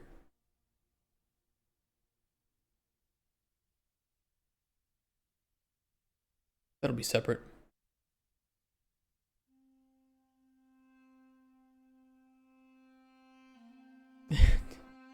So probably be interested in expanding Cauldron Chronicles to the following areas.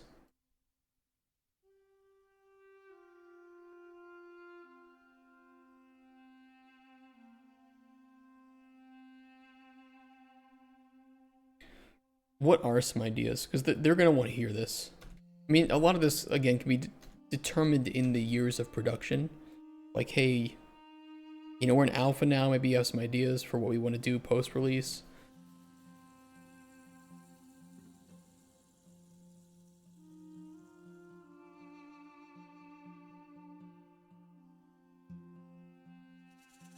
New rituals, new NPCs. I don't know if new biomes are on the table.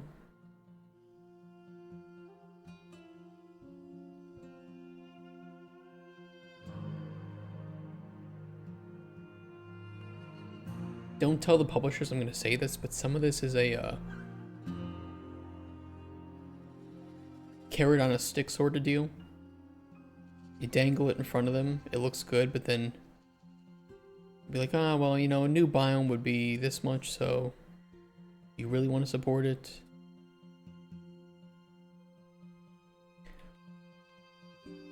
But I'm okay with adding in content that I think would be, that would necessitate, are you telling me I said that? Damn it.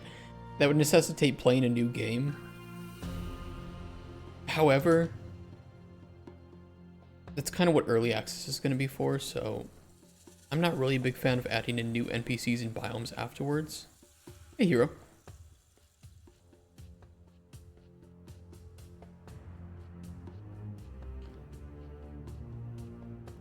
Maybe we could do hut upgrades too. I don't know. I want to just make a really good feeling core experience, and if we can do an expansion, great. But I'd rather just like save it for the sequel. If people really like the idea, they want to see more, we'll just continue the story.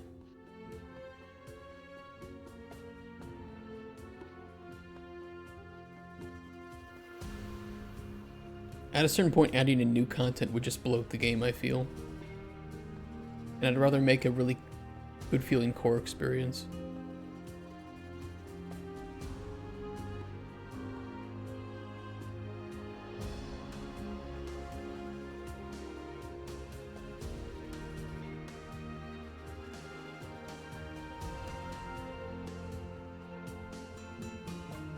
Yeah, I don't really know of anything else we could do specifically.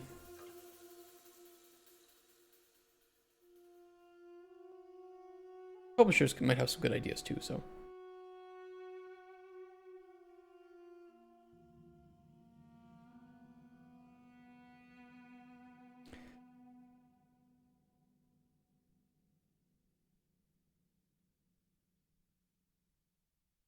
But okay, apart from a couple of sections, I think that that's pretty good. A pretty good start.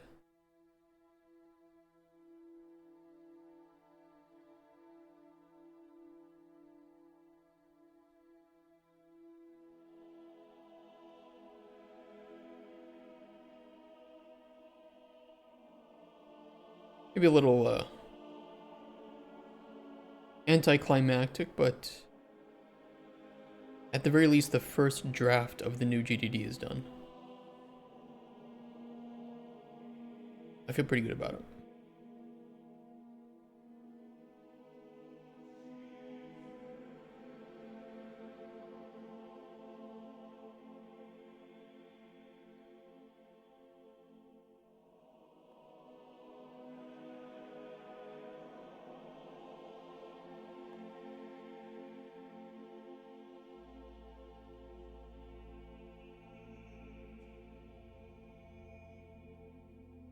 Close this one.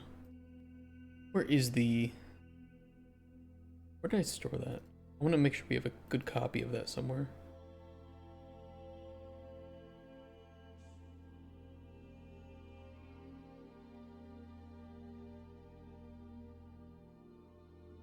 Here it is. 50 megabyte doc. Wow. Yeah, that'll do it. Okay. I'm gonna upload that to myself or something. We'll make a PDF of it too.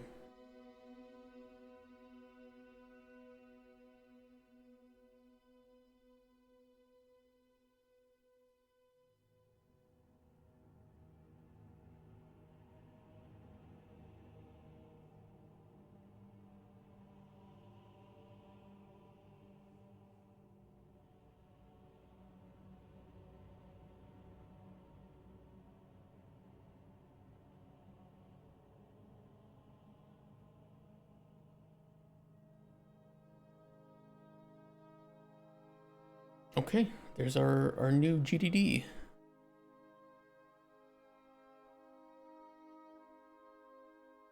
With only a couple missing sections, and some of them we can fill, you know, pretty soon, and some of them we need to leave unfilled due to some unknowns that still exist. But for the most part, the majority of it is filled. And I think is a good starting point along with the prototype to really start to build up on.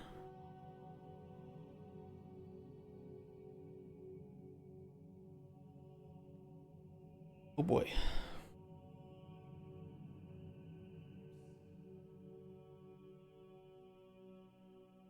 Okay, well we can update our one pager maybe today.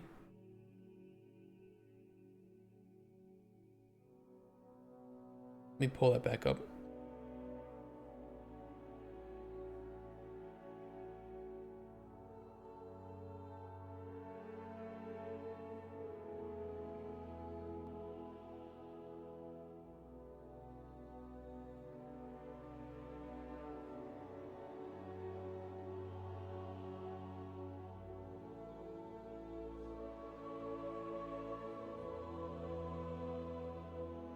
Sorry, I got distracted for a second. Okay, design docs. It is not in here. It is in the work folder. One sheets. Docs. Not porn studio janitor. This one. That's the one.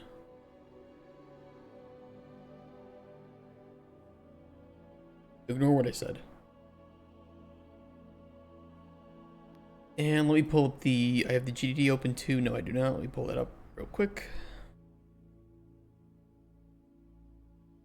Since I might reuse some of the core game info here, and we need our new selling points.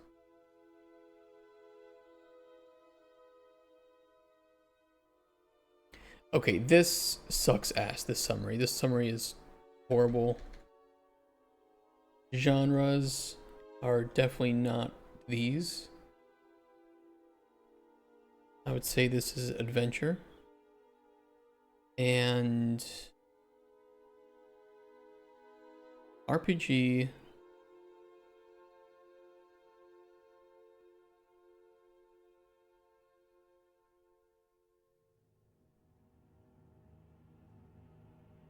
More of a life sim than an immersive sim.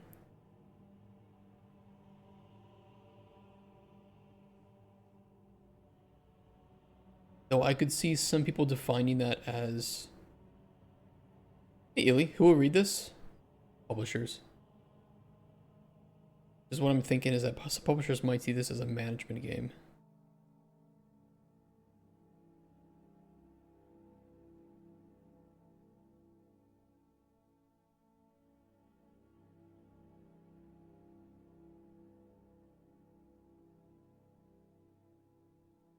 Fuck.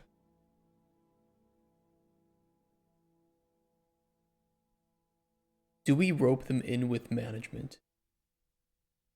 Publishers right now love management games. Management games are selling like hotcakes.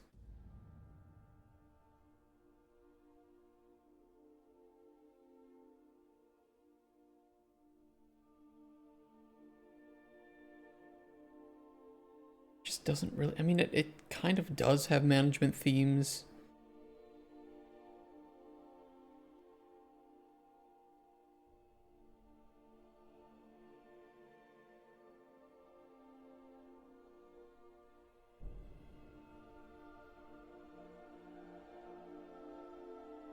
This is target rating for Peggy.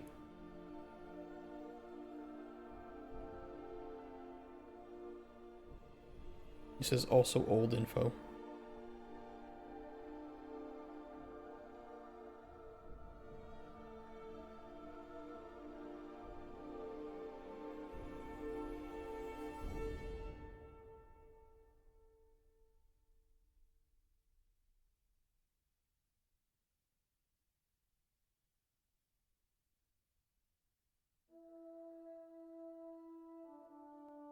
Sandbox RPG / immersive sim.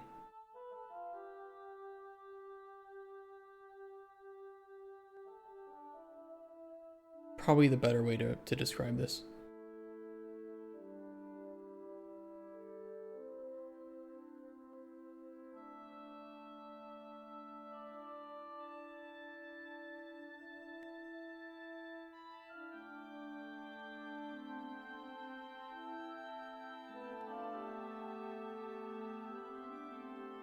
Yeah, it's just target rating. Let's see. Oh, you're making a mature game. Okay. The sandbox RPG, Unreal, single player, first third person camera, meant to be mature. Target is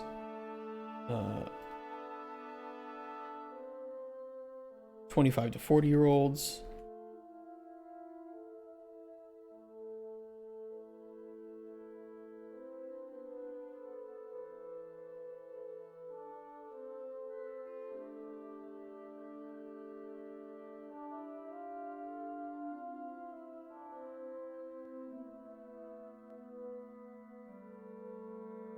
I want to describe that there's no gender slant to our target audience. It's pretty equal male and female. Like, and how do I describe that it is pretty equal male or female? Well, you know, there's sexes, so I could say it's bisexual. Oh wait, probably not bisexual. I don't know if I should describe my target audience as bisexual.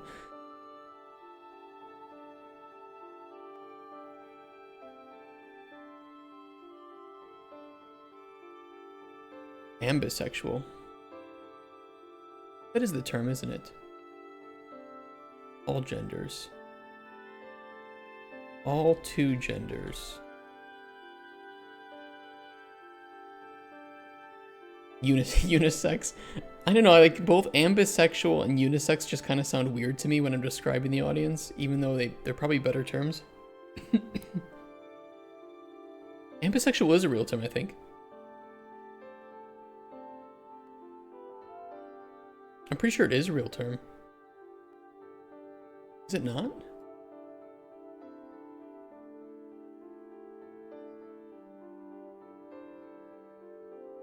Yeah. Just bisexual. I think this has to do with, I guess that has to do with sexual orientation. Not...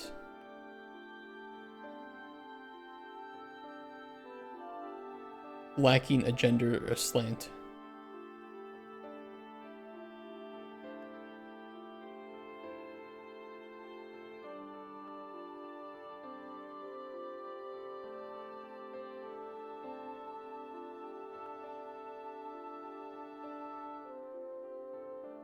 Why is that dot so tiny? Who's making my dots tiny?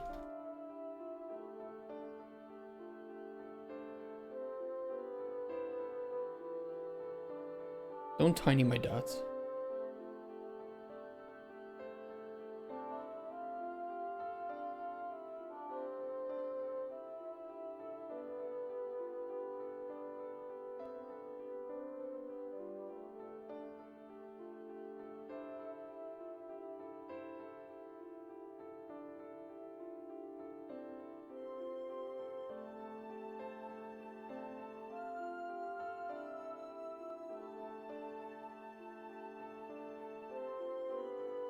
A very long list of selling points.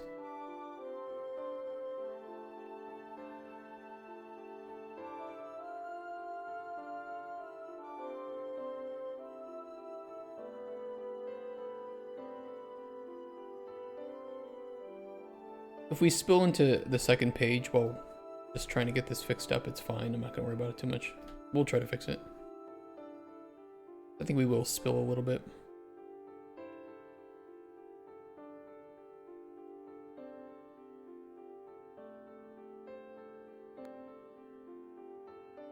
I can move the footer down too. That just moves the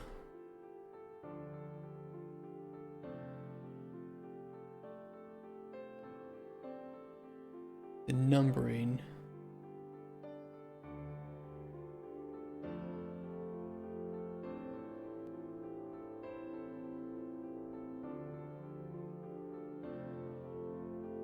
Move the like the limit down or something.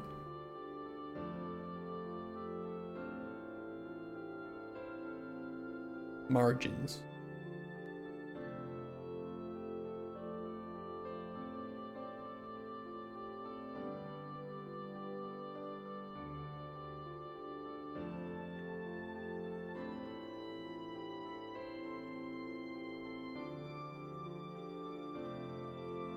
Doesn't feel like it's moving the... I'm just gonna remove the header. Fuck the header. Get out of here.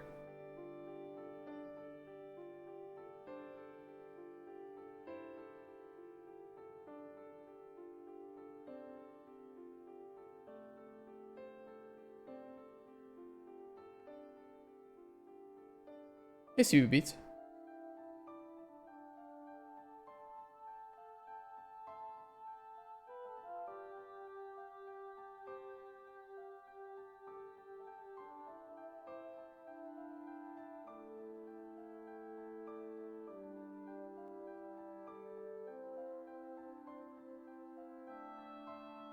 That'll give me more space.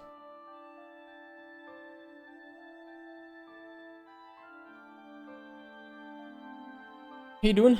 We're doing well. One thing at a time, right? Okay, those are fine. Total dev months. I'll have to update this again, but for now, it's about 36 months. About 3 years. And I assume that we're going to be pushing upwards of 20 full-time with a desired PPU of 40 USD on release.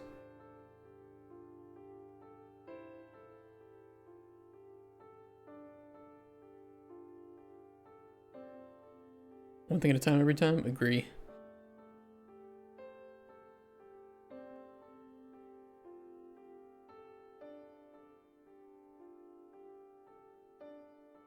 Okay, we need a new summary and a new gameplay outline. I don't think anything in our GDD was really that sufficient.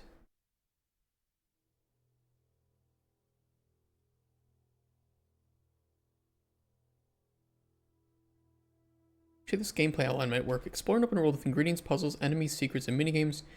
Take your findings back to your hut where you'll create potions. Potions can be used to help with puzzles, secrets, fighting, and with NPCs. These NPCs, named unique, show up occasionally to request potions for their adventures.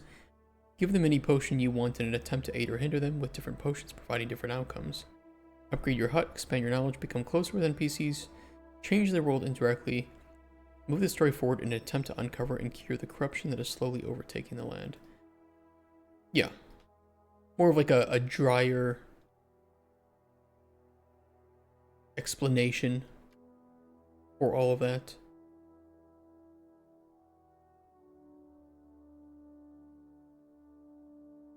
That's what we want there.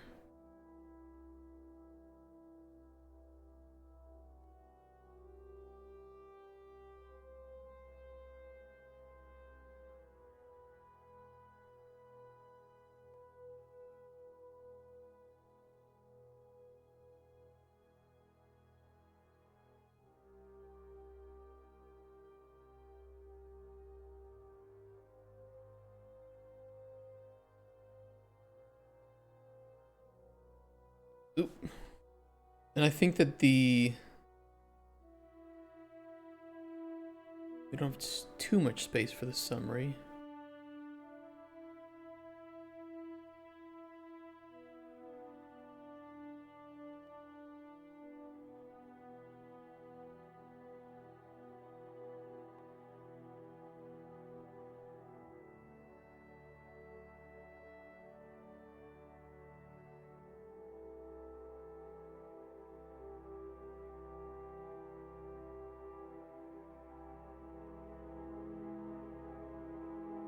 Try to hide that spacing best we can.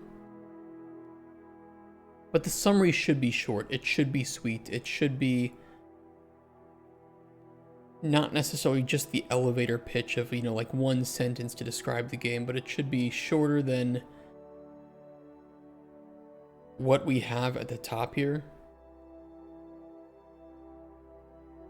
The summary.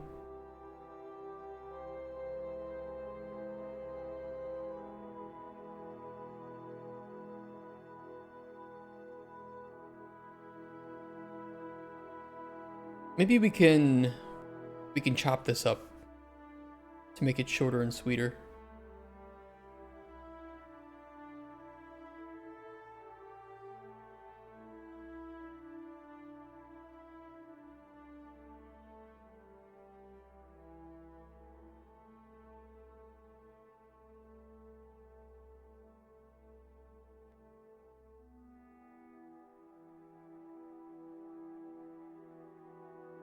Where a cataclysmic event is set to seep into the world.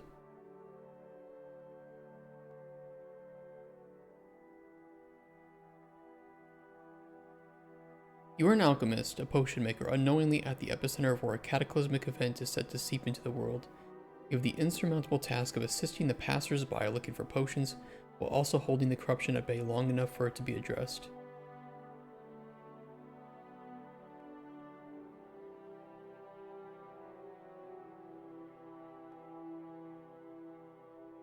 Now, how do we condense this? Because I think that's kind of okay.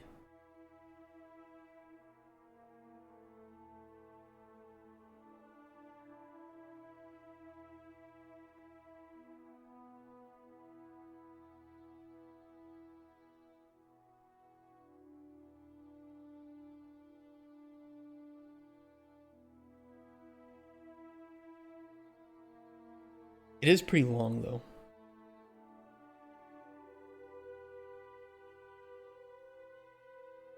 This is the narrative hook.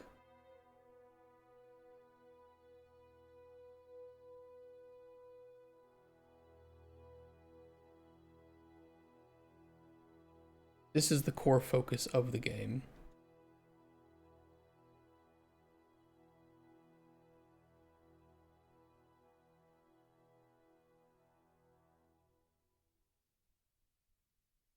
Assist the passers-by looking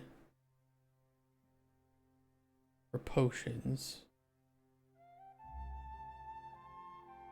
while also holding the corruption at bay.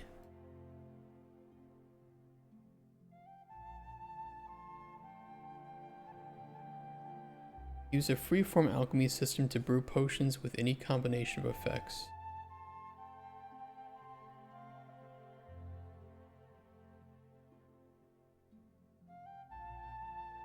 Assist or purposely sabotage the adventurers that visit your hut.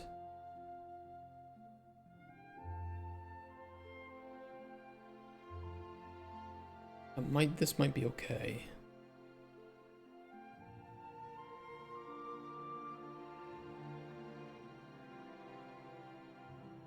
Already pretty long though.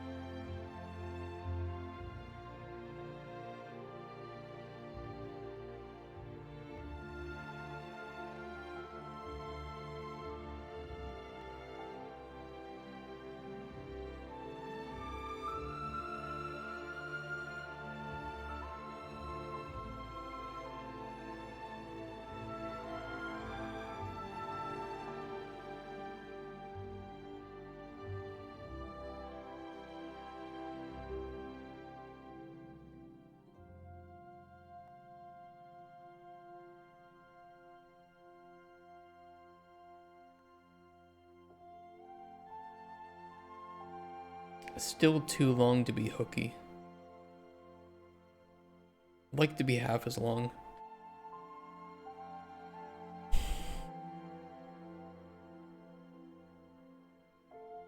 Story hook.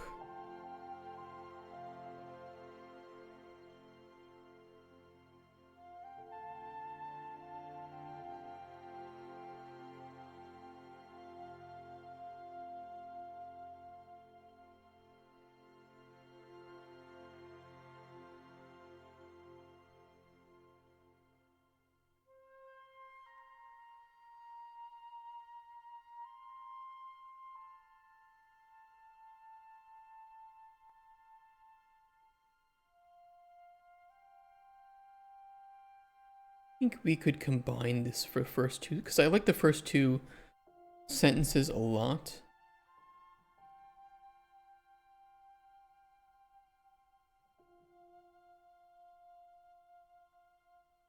We could do unknowingly at the epicenter, or a cataclysmic event is set to seep into the world.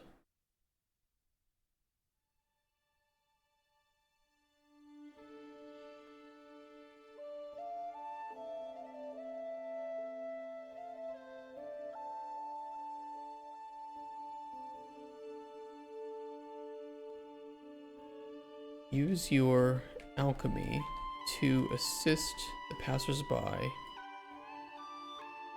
while also holding the corruption at bay.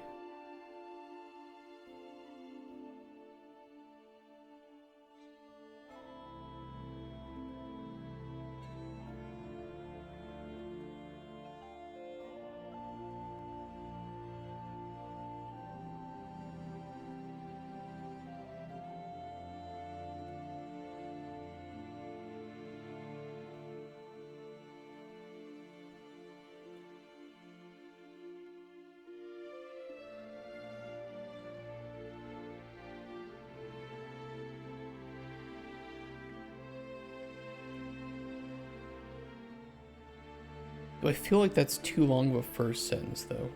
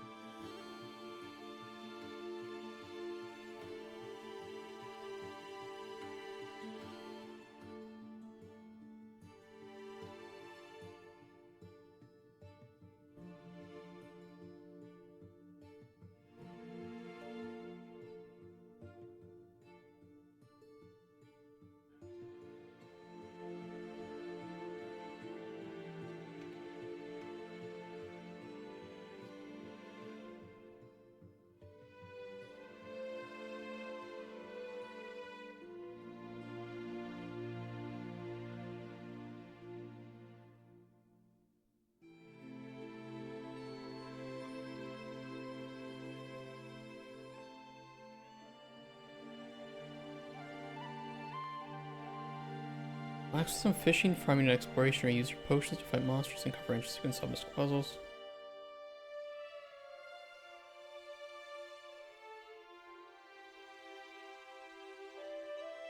Is that any shorter? It's gotta be a little bit shorter. A little bit shorter. Man, I don't know if I can get it shorter than that. I know it's pushing the edge of the document, but I do not know if I can get it any shorter.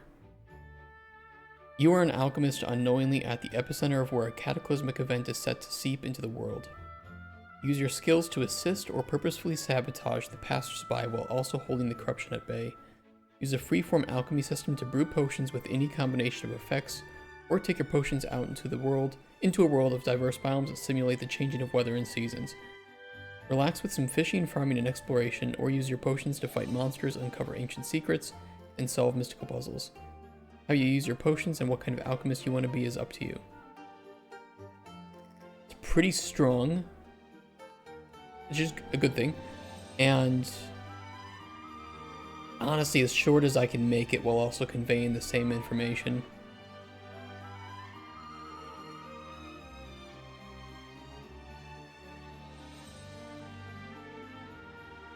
I don't know if I can do anything more than that.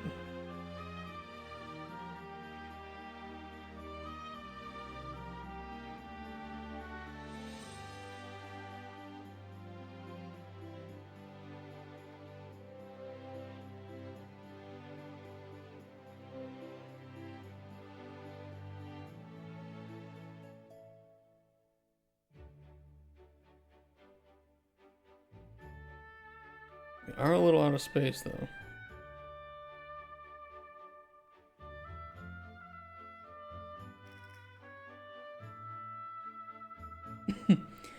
You played Dragon some more, and so far it's been extremely punishing and not very rewarding.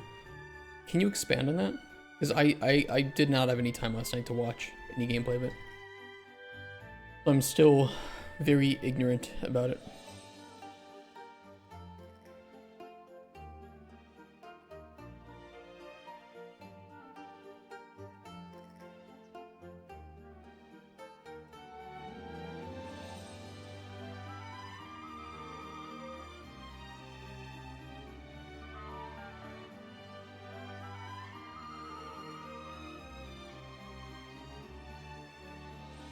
If I can get one of these...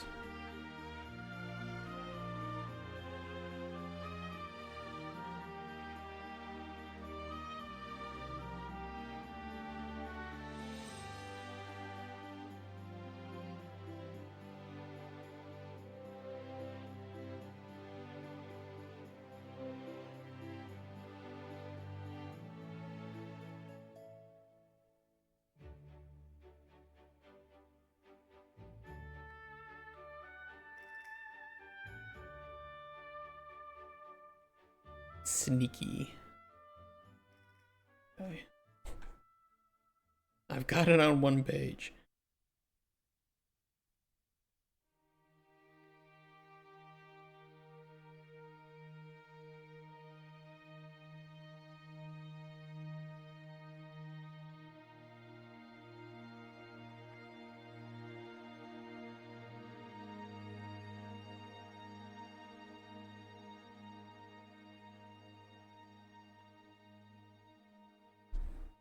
Would we still say that our top 3 products of inspiration are Stardew, Skyrim, and Genshin?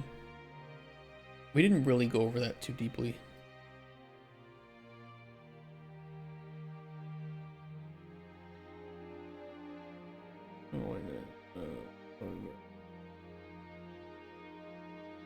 Some of the games you think would be closest to ours don't actually really inspire me that much.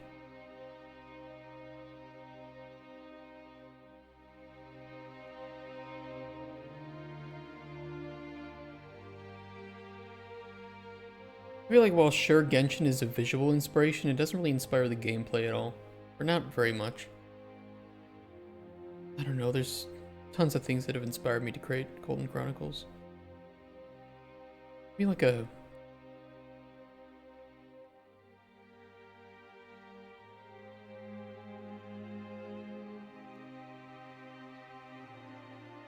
We need more of an old school RPG in here.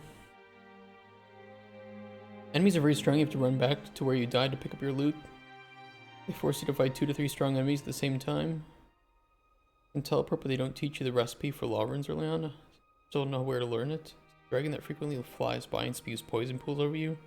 Random goblin invasions. Huh. Do you think that it's more balanced for multiplayer than it is for single player? I don't know if they change anything if you play in multiplayer versus single player. Maybe they make the game harder or easier or something. Possibly. It's got pretty good reviews, doesn't it, right now? From what I saw.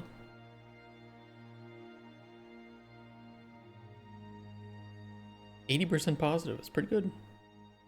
Honestly, though, not as many reviews as I would have thought. But it's only been out for a couple days, so hard to tell how many people bought it.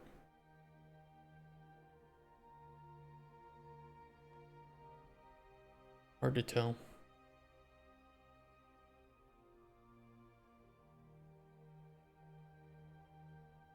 You don't think reviews are good unless it's 90? 80's pretty good. 80 is very positive for the algorithm. Above 70 is very good for the algorithm. 80 is very, very nice. That means that it'll be more likely to be recommended to people, so it'll get seen by more people.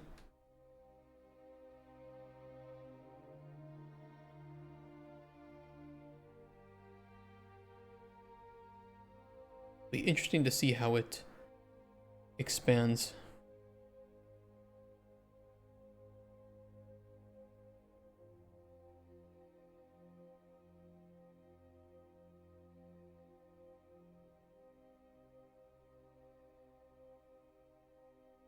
I think Skyrim is definitely an inspiration just as a RPG and immersive sim.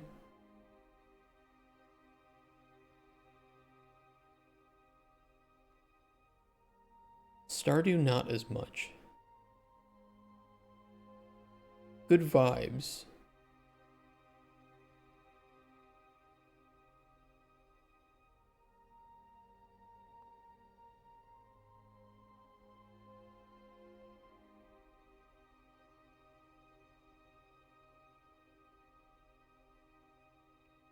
What are the games that really inspired me to make this?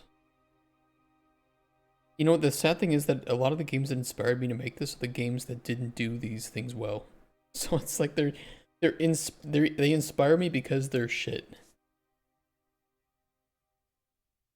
I don't really know what to write regarding that.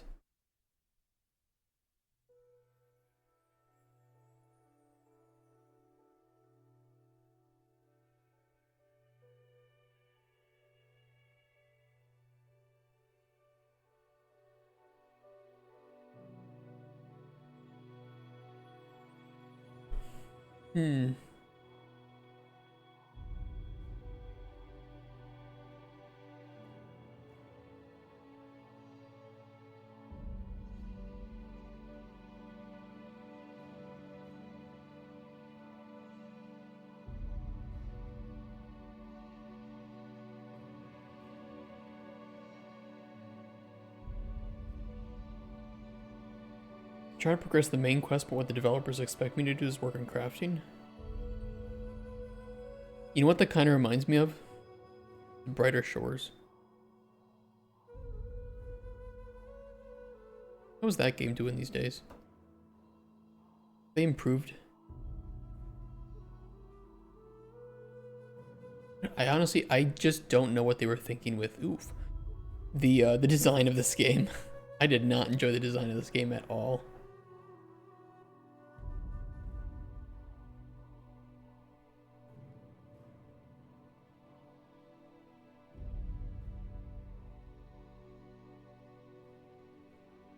The classic carrot and stick game that currently has no carrot and keeps beating you with the stick until you uninstall it. That's funny. 1,200 hours of gameplay?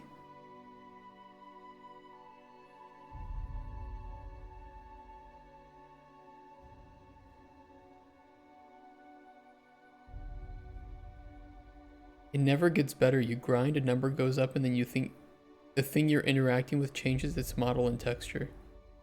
Yeah, that's how it felt. Didn't like us a black skybox. I mean, pretty specific, but I can't blame you. Yeah, I mean, this is exactly how it felt to me. Number goes up and then thing changes model and texture, and that's really it. There's no mechanical change to the game, and it felt horrible. It just like it wasn't fun to play. The combat wasn't fun. It was really complex and annoying. It just felt so boring compared to, I mean, hell, even Throne and Liberty was kind of more enjoyable to play than Brighter Shores. Had a light blue skybox. I don't know. Yes, this was a weird game. People were so excited for it, but it's probably like 2 people playing it right now. Oh well. People move on. Next game.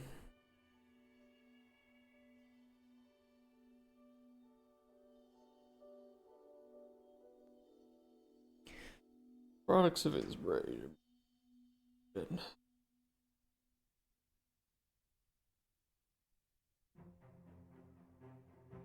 I think, and you know, I think maybe I should include Stardew. Stardew does capture a lot of what we're trying to do.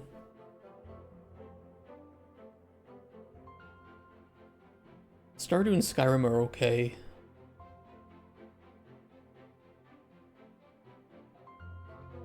Genshin was kind of there for the exploration and the visual style, but I don't know. I don't know.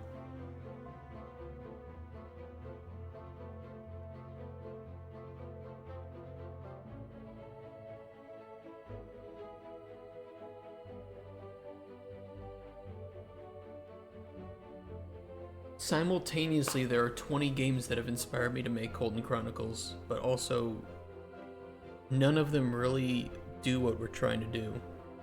I guess is a good thing. Risky, but it's good.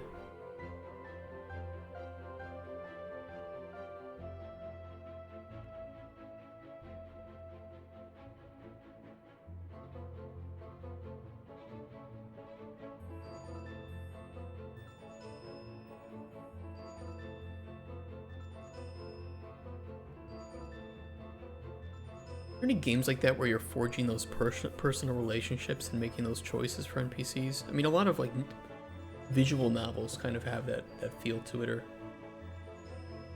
like I said, even old school RPGs. I mean, maybe I should just include Dragon Age at some point.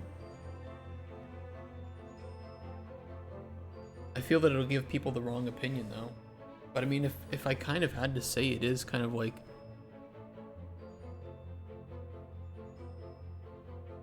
a Stardew Valley inspired CC. I like how it mixes its life sim elements and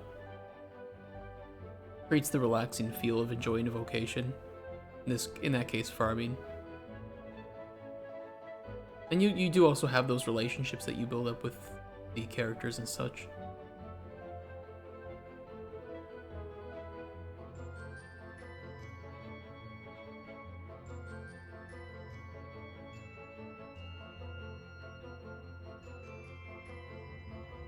I don't really want to put any shopkeeping games as products of inspiration, because no shopkeeping game is really an inspiration for Cauldron Chronicles.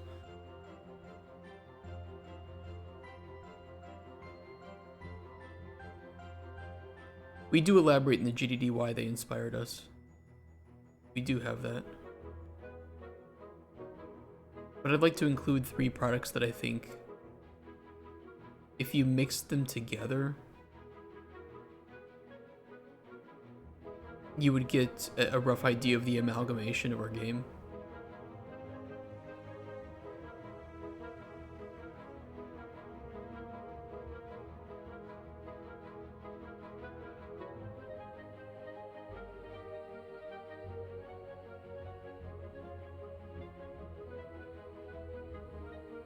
But that's what I mean, is like we have a lot of inspirational games, but they're kind of inspirational for different reasons. And none of them always capture what we're trying to do. I think this is Stardew Valley without context. Is our game not like Stardew Valley?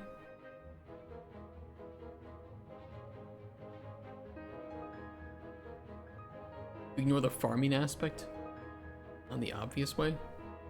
What is the obvious way though?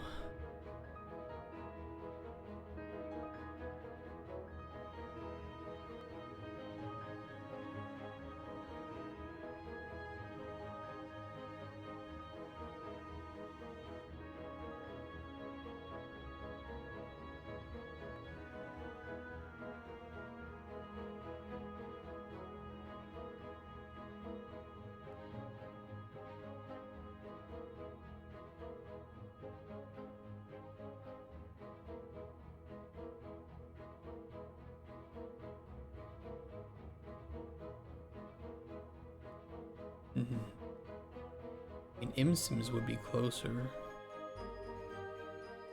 We're kind of a mix between Arcady and ImSim. We're not full on ImSim, we're not full on Arcady. I don't know, we kind of hit this weird middle ground between a lot of genres. Grid-based, I don't know if people will read this and get this far and think, oh, it must have grid-based farming like Stardew Valley. They have to read through all of this first.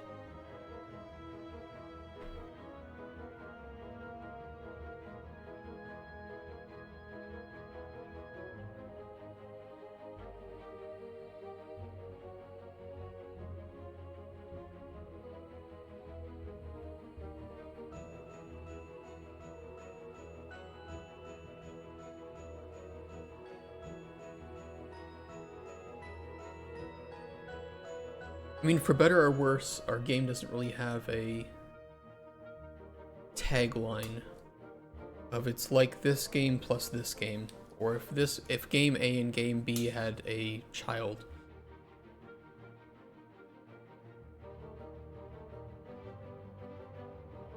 At least I can't think of one. I mean, Skyrim's kind of decent. I mean, if you said like, if Skyrim...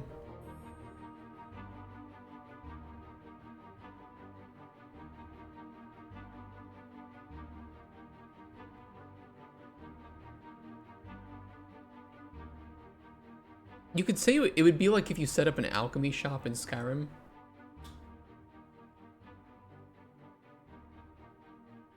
And used your potions for combat.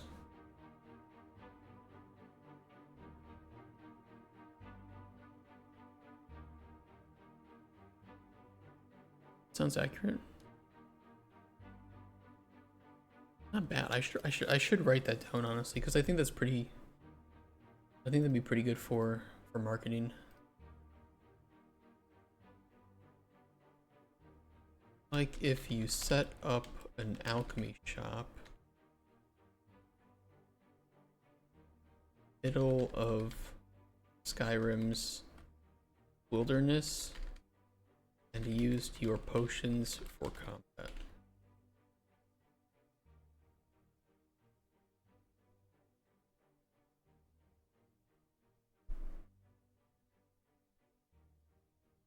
It's not a bad elevator pitch. It's better than anything I've had so far. Do we need 3 products of inspiration to put here? Pretty much explains it. Hey, if you guys like that, I'm happy. I've been looking for a good elevator pitch for what feels like 2 years for this fucking game. And I can never nail down, because, you know, I guess it was originally intended to be like an adventure puzzle game, but then we merged to RPG, and then I didn't really have a good way of explaining it. Everybody knows Skyrim too, so that's a good game to use as an example. Everybody knows what fucking Skyrim plays like, right? My dad's beaten Skyrim a million times. My mom has played it even. Mom played TF2.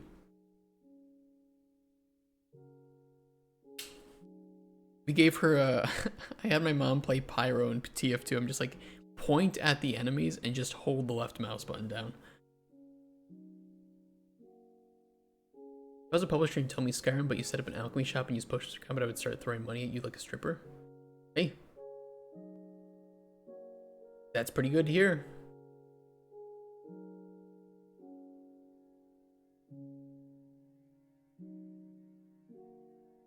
That is a good tag. That's a really good tagline. It's better too than like mixing games. I don't know, because Skyrim does, I think, have the vibes that Cauldron Chronicles wants to have too. The same kind of emotions, the same kind of vistas. You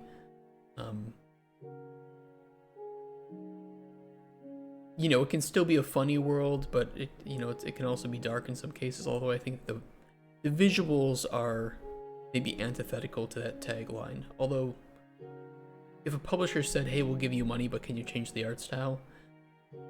Begrudgingly, I'd probably say that, yeah, you know, show me the market research that switching art style would be better, and if they did, I'd be like, okay, fair enough. The game idea would still be the same anyway, right? That's all I really care about.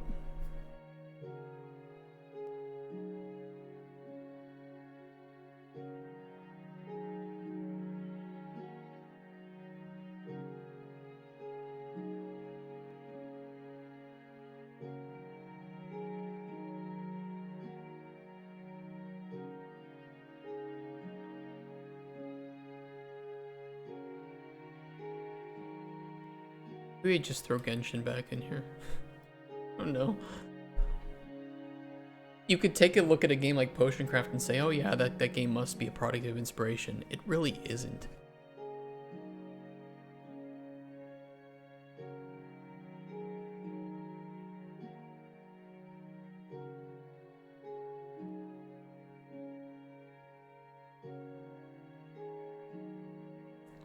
I show the year for all products I put here, but it's mainly to show like age. Like how recent is this game?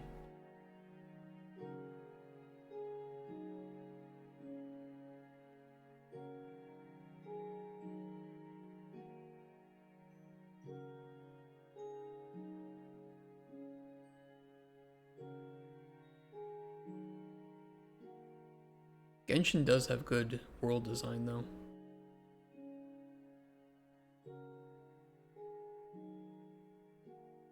If you showed me screenshots of Genshin Impact and Elden Ring, I'd tell you that their world design is actually quite similar.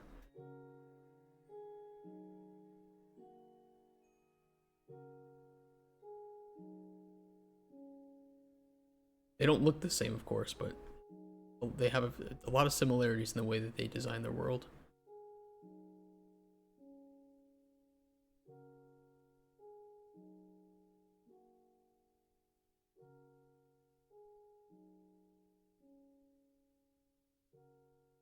Tellier is way more JRPG-ish than our game.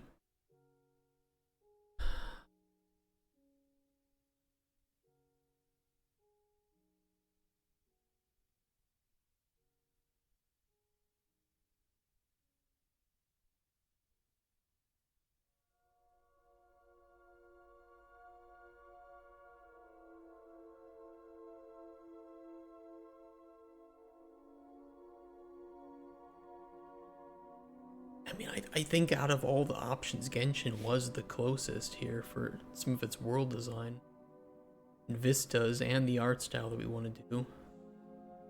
Maybe I'll just put it back. This is an important part of the document anyway, so you know what? Who the fuck cares?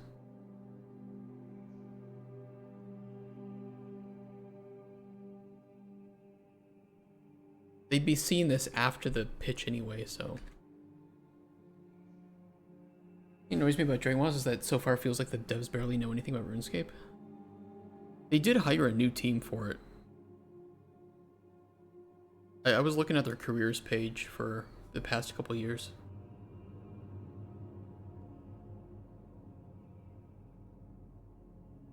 But I wouldn't be surprised.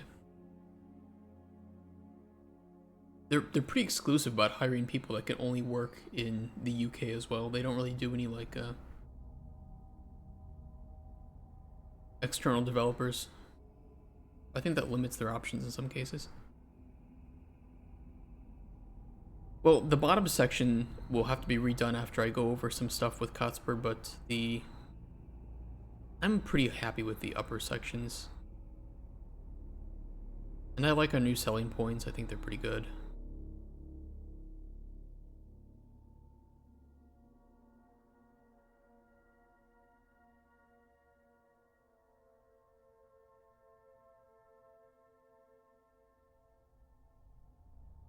Open-ended alchemy system allowing players to craft nearly any potion they want.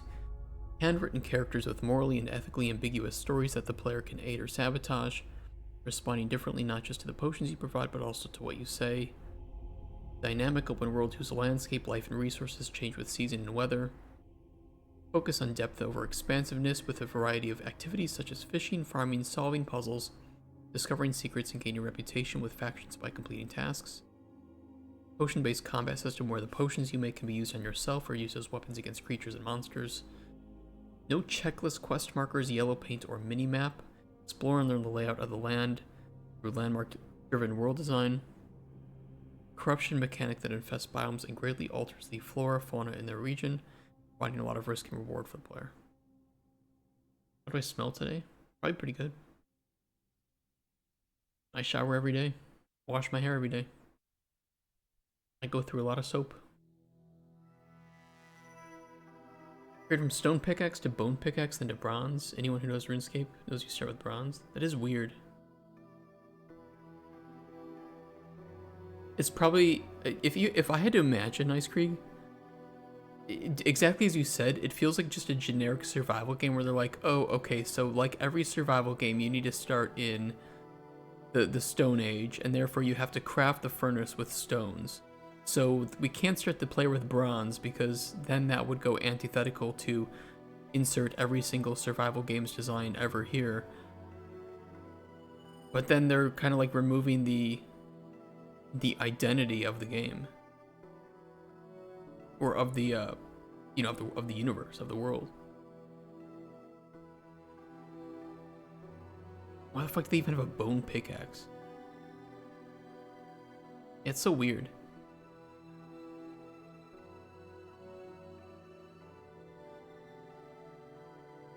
Like they had the winning formula too. All they have to do is just make 3D RuneScape,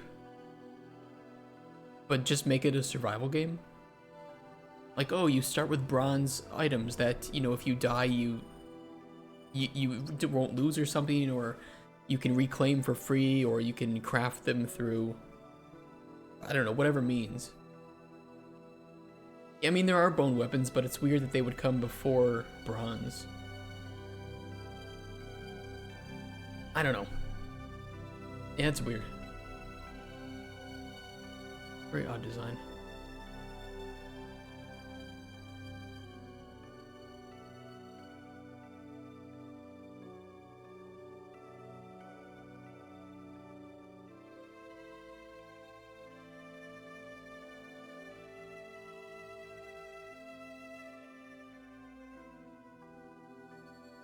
The good thing is no competing products I really feel have come out recently. There have been some games that are like alchemy based and have you making potions and talking to people, but they aren't RPG games. They are usually shopkeeping games, and they again continue to go down the route of UI based alchemy and potion making as opposed to what we're trying to do, which is the, you know, 3D immersive potion making. Which I'm happy. We just have to keep that up for the next 3 years.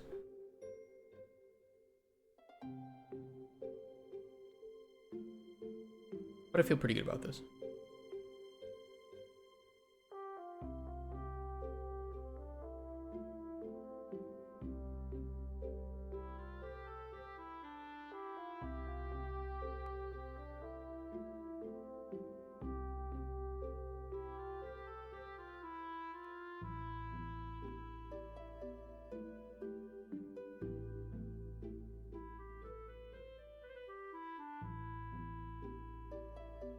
Don't ask.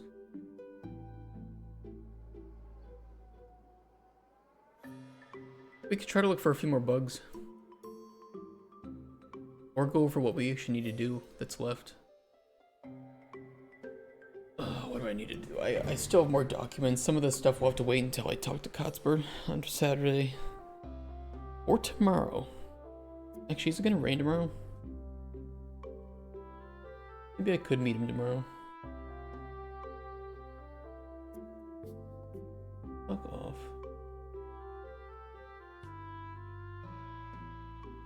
It does say it will rain tomorrow. Maybe Saturday is the better day to meet him. Shite.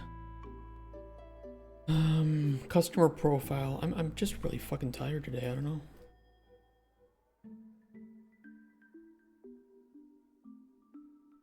I need the extended weekend. I'll just take tomorrow off too. I hate to say it. I'm really, really burnt.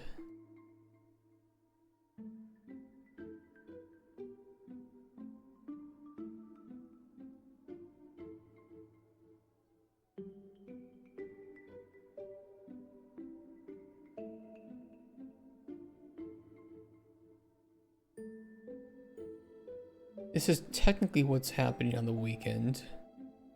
In which case, let me pull up the list of things that we need to do.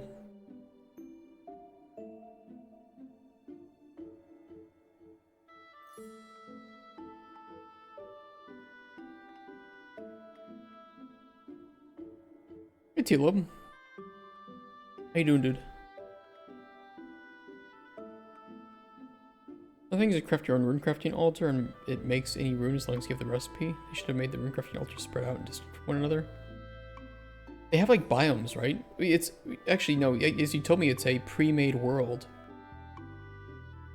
Yeah, why didn't they just spread those out?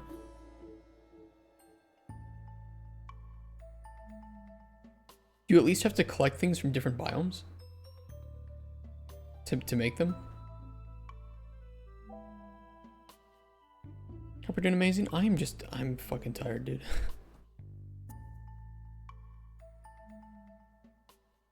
Alright, so if the GDD and the one pager are mostly good, the build is uploaded to Steam, and I am distributing keys. You guys have thankfully been able to help me test that, so thank you so much for helping me test everything regarding the build. It does still need some love. But we're working on that kind of in the background.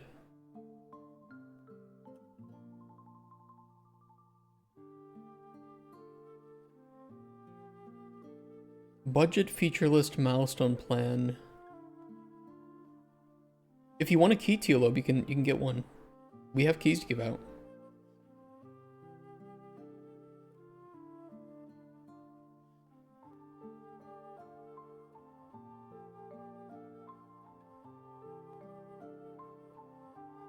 Oh, let me see where I left off with the key list.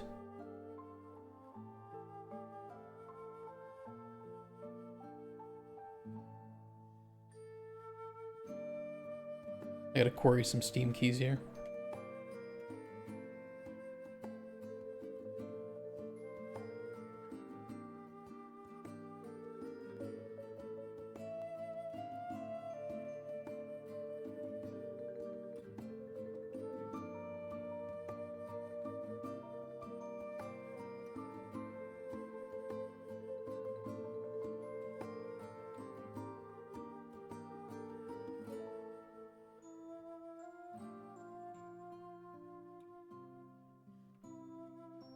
I'm going through a list of Steam keys, trying to figure out where I left off.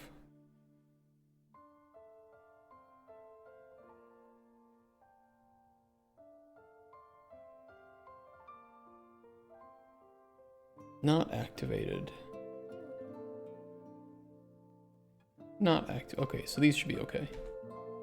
Alright, we'll test on Steam Deck. Do you have a Steam Deck? I'm gonna whisper you the key. I think we had some bots in here claiming, which by the way, if anybody is new, if anybody's lurking, if anybody has never talked in this channel before, you are very much welcome to request a key as well. These are not like for friends, these are not private. I was placing them in the chat yesterday, and I think like a bot was scooping them up and preventing you guys from getting them reasonably. If you want one, just say, can I have a key? I will send it to you in whisper, and you're good to go.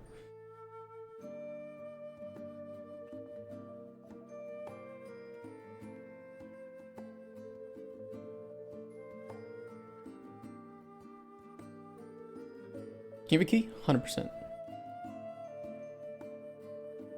This is a pre-production build of the game, so it's even before vertical slice or anything. So there's pretty much everything you see is placeholder.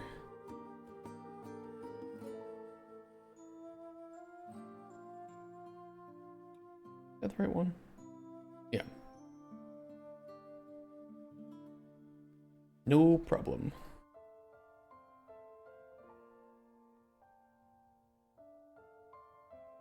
All those keys should be good. We have like 400 something more of these to give out, so by all means, if anybody wants one, you can get one. Make runes, you only need to mine rune nests, which is scattered everywhere. You know the recipe. Also, they completely changed the art for law runes for some reason, but not the other runes. They changed the art? Everything you're saying, Ice Creek, is just like a massive question mark. That's so weird.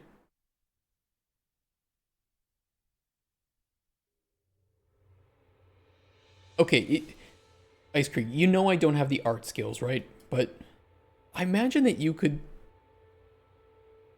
probably see me prototyping a better survival game in that universe in a few months. With how fast I can prototype systems.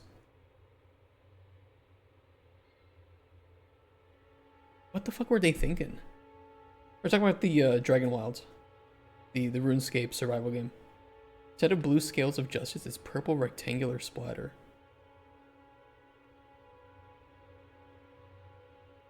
Really? Did a lot of things well, but not, a lot of things not so much. What did they do that's well? Dragon Wilds Law Rune. Where's this shit? The fuck?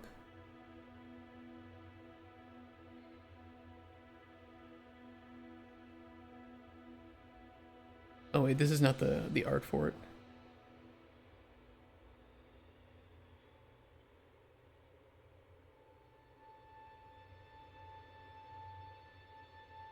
Not this, is it? Because that kind of looks like soul runes. Not exactly what kind of.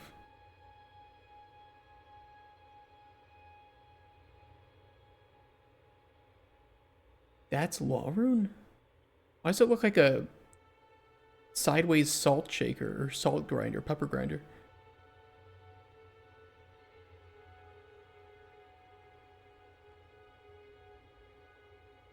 I'm gonna be honest, it just kind of makes me feel like RuneScape 3's art, which feels like it lacks all the soul.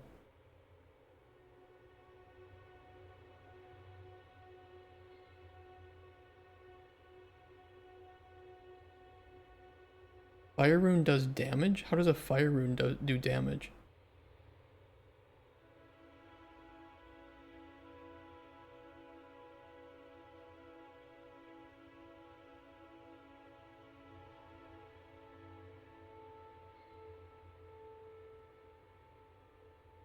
That's weird.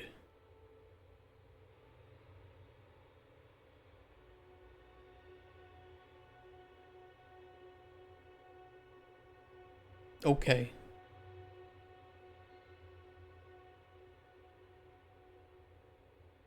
A pitch deck we can do on Tuesday, because Monday is Easter Monday, so I'm off on Monday, just fair warning.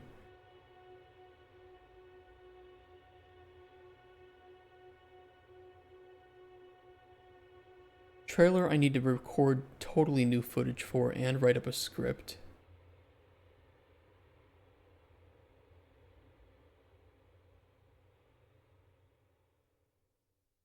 After Saturday, if we assume that we have the milestone plan, the team, and the budget roughly configured,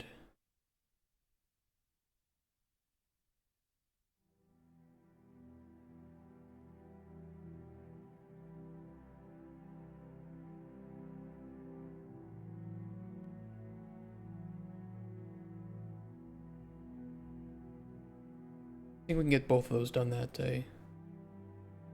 Don't envy all that work. Only part of it too. I have to also update the website.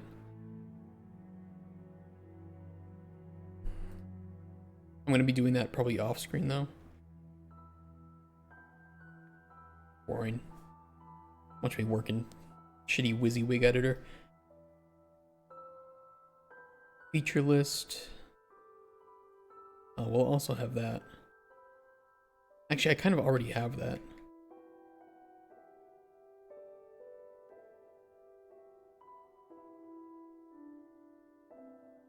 But this will just be like translating it to a document or a spreadsheet, translating it to a document spreadsheet, and pretty much the same for all the rest of it.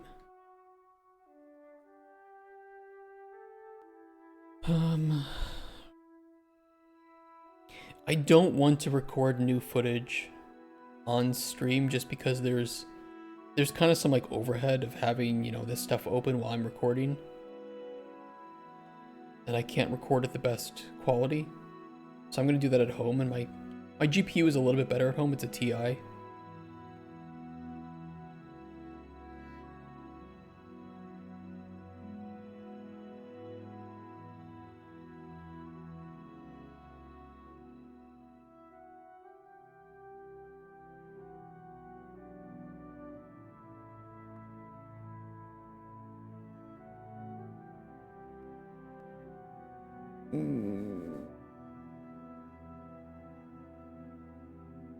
I could see if Kotspur is willing to hook up tomorrow, because then that will give us both a bit of a rest. We're both really, really tired and burnt out. I'm going to be completely honest.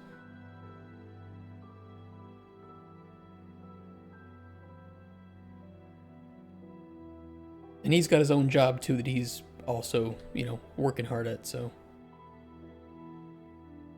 CPU struggling with the game? It shouldn't be too CPU heavy, but I don't know how old your CPU is. It's very GPU heavy, it's very VRAM heavy.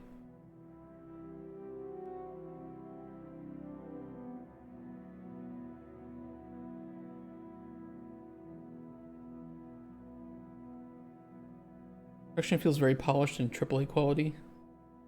Combat is not perfect, but the way that way better than most survival games. Animations, 3D artwork at AAA. Movement feels a bit unresponsive and sluggish, but still above average. Okay. So, if they can respond to the criticisms, then I hope it has a good feature. 8th generation i5. The bottleneck PC. Yeah, that's a crazy combination. Okay, maybe it is gonna be hard on the GPU. Kotspur can meet tomorrow. Okay, let me see here. Where are my train tickets? Can I stick with train tickets for tomorrow?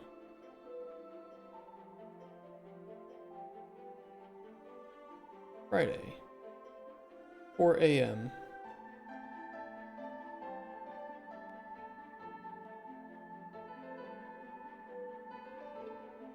Yes, I can. Choose my seat for free. Oh, fuck yeah. Let's go with a, let's go with the window seat.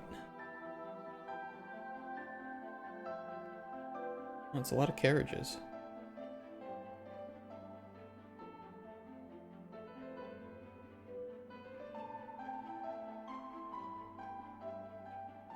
I don't want a seat facing people. That's really cringe.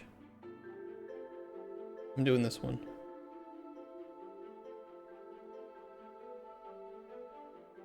I got a window seat in carriage 15.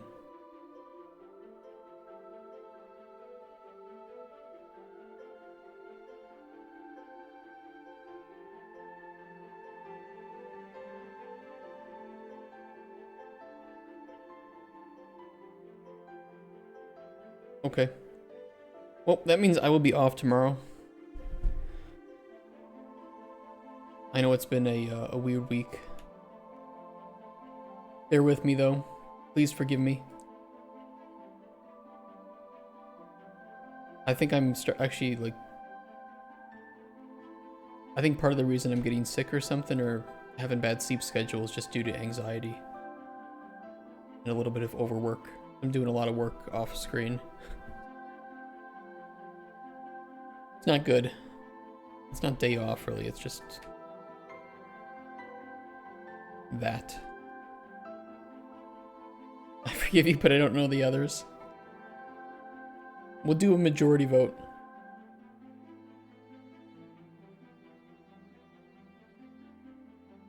Dungeon design is lacking? Yeah, you told me about the dungeons yesterday. Didn't sound great.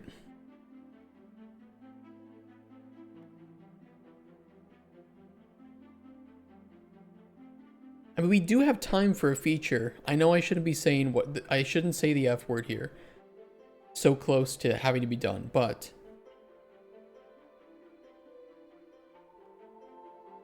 we could add a new feature.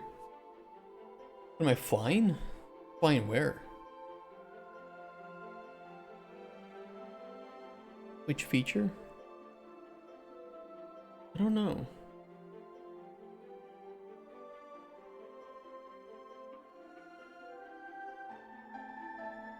Well, I'm not flying. That's just gonna be in Krakow.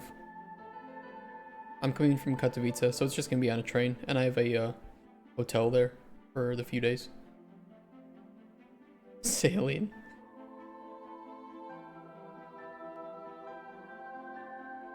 It's also, like I mentioned before, there is a non-zero, in fact probably greater than 50% chance that there will be no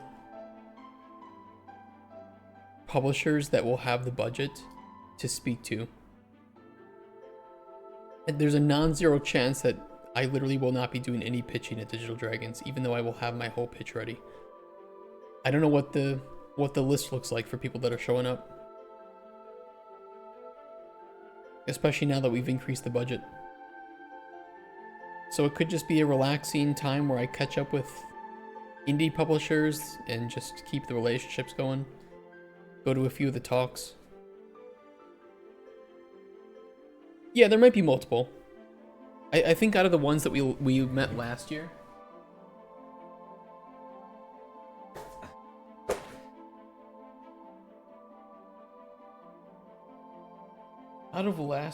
there were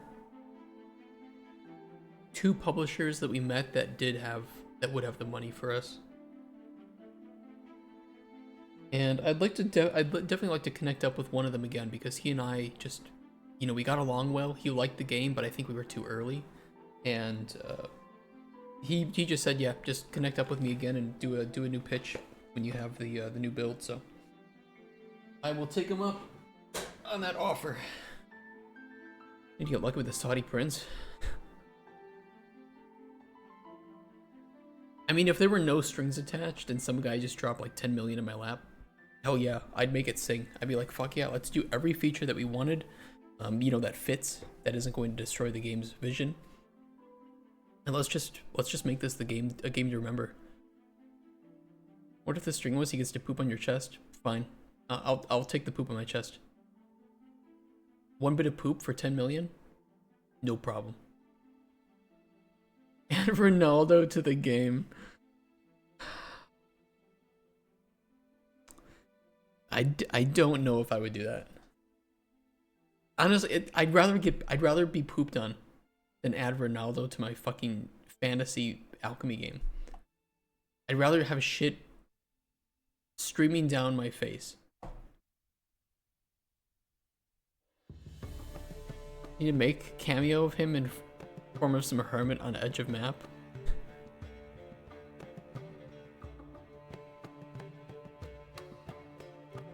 For $10 million, with the only string being that I have to have a cameo of fucking Ronaldo. Fine. I guess fine. Whatever. I'd rather have shit. I'd rather be shit on. You play as Alchemist Ronaldo? No, I'm passing on that one. Alchemist Ronaldo. It's so stupid. I hate it. Now we'll at least do some playtesting and try to fix up some of the project as best we can. Cuthbert's gonna add some spawners. That'll help a bit.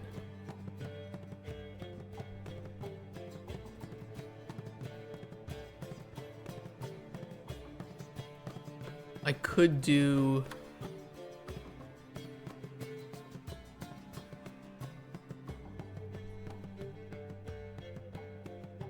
Sorry, making the trailer is just gonna be a million. I have to like record it. I have to write the script. I have to record it. So I need my microphone here in my studio that's quieter. And then I'll have to record footage. I'll probably bring that in from home, and then I'll do all the editing here on my computer. So I might do that off screen. So anytime we see gray is I'm gonna be streaming.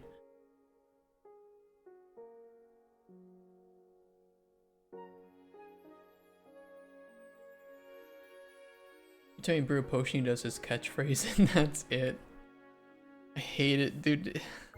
No, we wouldn't sell copies then. Nobody's gonna buy the fucking Ronaldo fantasy potion. You know what? Actually, people would buy the fantasy Ronaldo potion making game.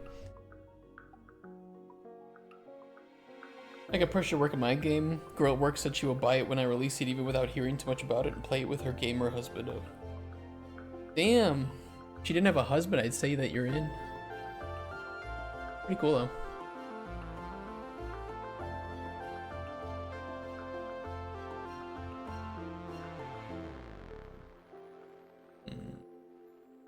Rock as the rock on a rock. You guys have pretty good meme ideas. I'll need to do a website update. You know, the good thing is that I don't have to print out. Well, I can print out the GDD here, but I'd rather print out the pitch deck professionally on a little bit better paper and better quality. One sheets I can print out here. Might want new business cards. I'll need a second t-shirt. Well, maybe 2 more t-shirts for Microraptor. And I could get Microraptor panties. Mr. President, wake up. Okay, don't tell my wife what I'm about to say, but imagine what a gaming convention looks like.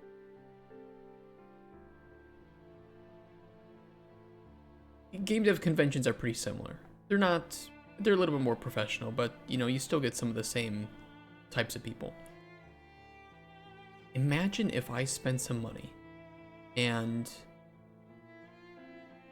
got like some really hot looking OnlyFans girl to walk around in Microraptor gear and hand out information about the game, like some stickers, maybe, you know, download link.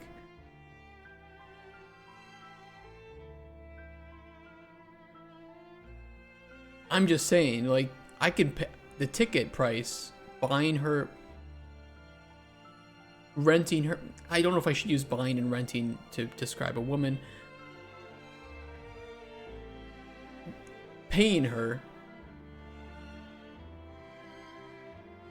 to walk around and talk about my game.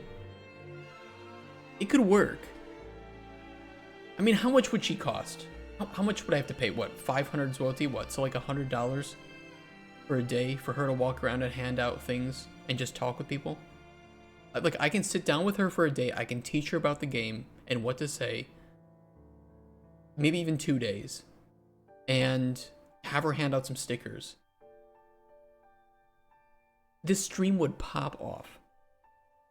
I think it's more than 100 for a day.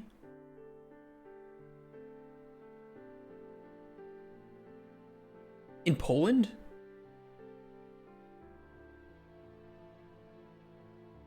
I don't know. In Poland, that's 500. That's about 400 zloty, which is pretty good. It's pretty good for a day.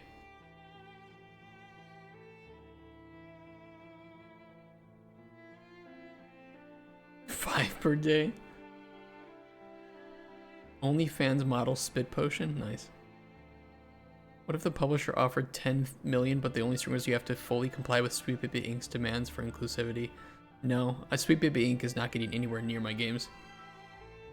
They get triggered just the moment they saw, like, Spoon saying one racist thing. I think they would get triggered. The post in social saying 2 OnlyFans girls found GitHub and made a lot of money. I could do it. I don't know if it'd be worth it. I mean, if we had the game, well, I guarantee you everybody would remember Microraptor. If we did it, because nobody's done that at Digital Dragons. It's not even like I'm doing like some Johnny Somali type thing, right? I'm just hiring a hot girl to walk around and hand out information about my game. That's it.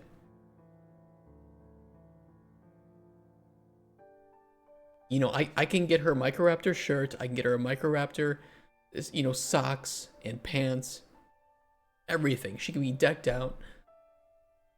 Print out some nice stickers, some pens, QR codes, a crop top with a QR code on never mind. Two QR codes where you might imagine them.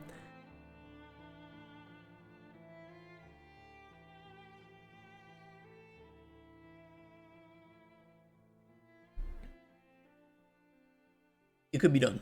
It could be done. It'd be a little expensive, but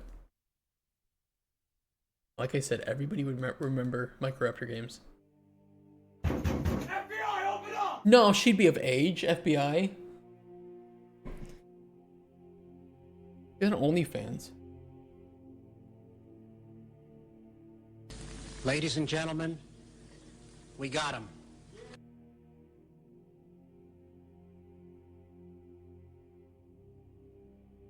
Well, we'll keep this goal for the next week then, and see how it turns out, and then we'll see what we need to do for the end of the month. I'd like to have the build fully done by the end of the month though, so we might just do like a ton of testing. But I can get through a lot of our game is not that big. I can get through a lot of testing in a couple days.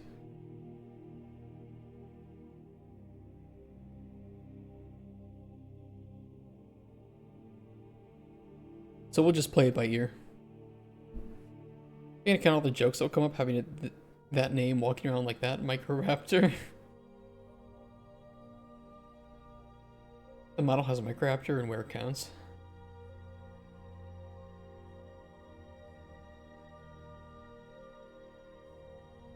I'll put it this way. You're gonna have like Riley's face right where you would imagine, but it's gonna look like those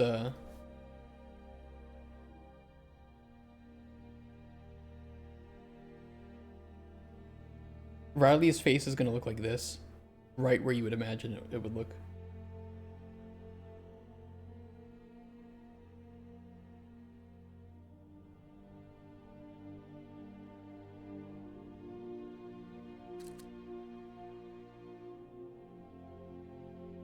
Fixed that bug with fishing today, didn't I? Fix small bug with fishing. Easy game.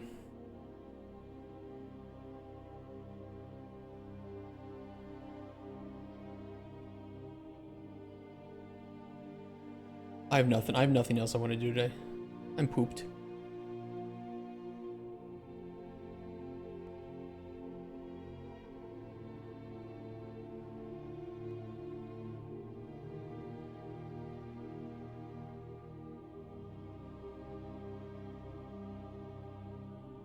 Oh, I'm pooped. Pooped out or pooped in? Yes.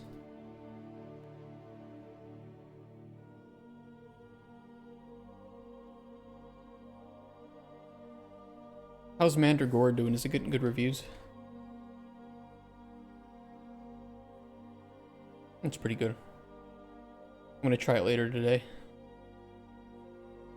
Try it now if you want, if you guys want.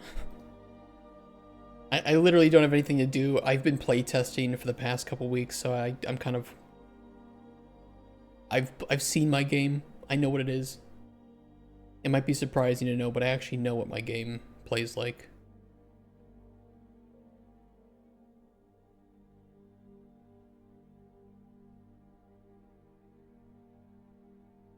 You find all the I have found all the secrets in my game.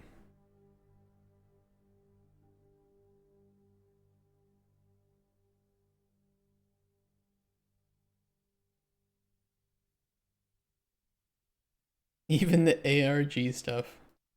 You, you really remind me that I wanted to make that cryptography game. I wanted to make an ARG cryptography game where you were like you're playing in like Soviet Cold War era, and you operate a listening post, which listens to enemy transmissions and deciphers their messages, right? And you might have to say like, oh, they're planning an operation to kill one of our agents. But it was meant to be it's meant to be an ARG game as well as like having a single player campaign. So we would broadcast to the game live different messages, and so different people in parts of the world would maybe like have the game open or like minimized, and they would hear a transmission coming in, and they would record that. It would play on loop for a few like 10 minutes or something, and people could record that, start to decipher it from different parts of the world. Maybe it was hidden, it was enciphered in different languages, so it was very much like a community driven deciphering cryptography game.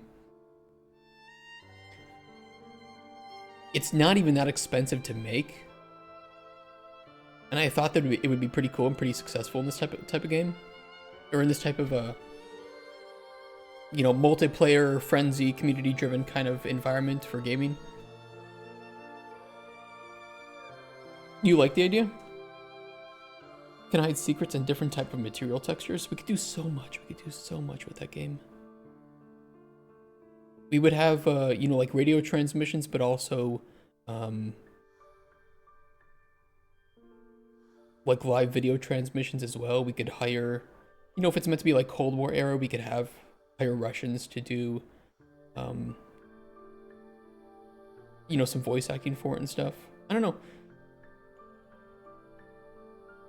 I still want to make a pitch deck for that game, because it would be a very cheap game to make. Sad thing is you'll never know what it's like to play a game for the first time. This is true. It is sad. Hey, Mark. I'll never really know. I don't know. I want the writers to hide NPCs from me. Like, I want to like have a narrative designer that I trust, who can work with the writers that I trust, and just say, okay, never tell me what these NPCs are going to be until you have them in the game, so that I can experience them, I can test them out completely fresh of mind as the project director. At least that's the goal,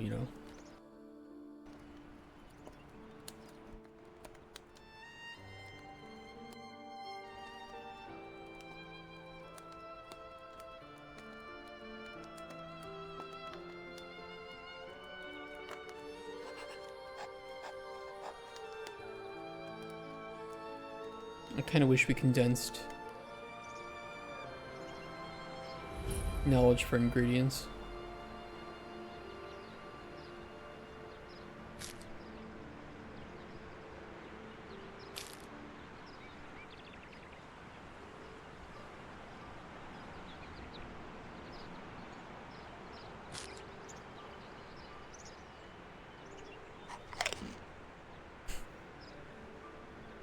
I hate the sounds in our game.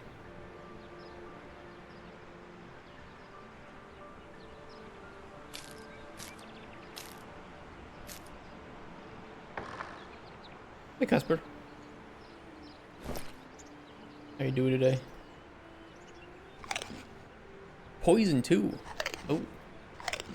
Cure disease. Poison's nice. How's it going? Well, I finished the first draft of the GDD. It is 90 pages long. Very small. Condensed.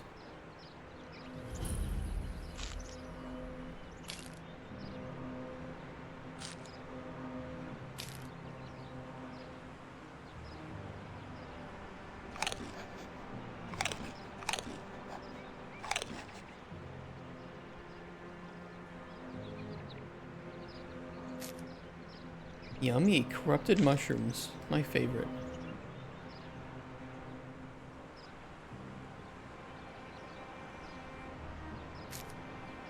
You said 90 pages is smaller, you're being sarcastic? Yes.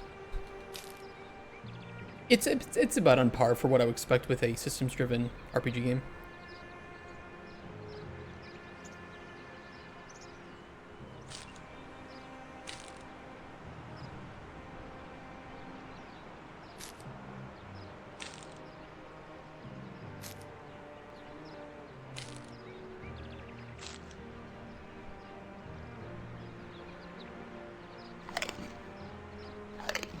Fortify stamina, that's pretty good. Paralyze.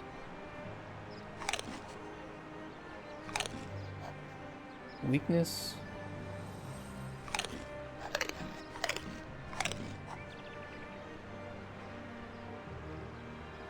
What is the job title for someone who works for a publisher to review GDs that have been submitted? They'd be like producers. You might have individual scouts, or for a larger publisher you would have maybe separate scouts versus producers. In smaller publishers you might have the same people doing the scouting that would be doing production help. It just depends.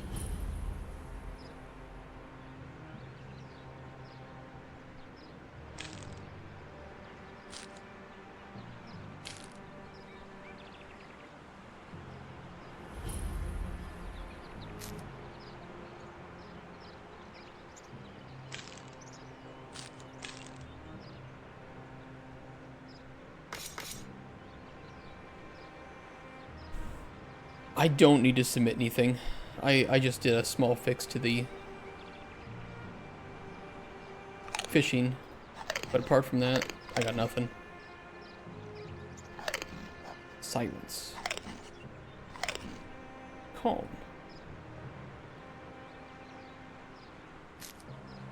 A producer read every GDD that gets put on his desk in its entirety, or do they just skim and toss the ones that don't catch their attention? If they don't like your pitch, they're not going to read the GDD, in, I would say, pretty much every case. If they like your pitch, they might skim the GDD. If they have signed you, 100%, they'll read the GDD. Because they need to be just as knowledgeable about your game as you are. Like, that's what you're hiring them for. They pitch you for a new pitch deck? Yeah. If they don't like your pitch deck, they're not going to give a shit about anything. They'll be like, not our type of game, sorry. If they like the idea, they'll be like, okay, how much money do you need? Oh, too much. See ya. Or, okay. What's your milestone plan?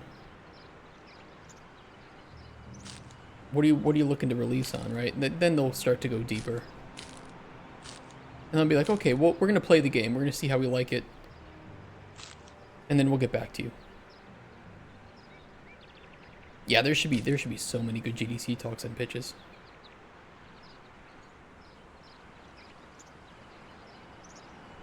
This is true.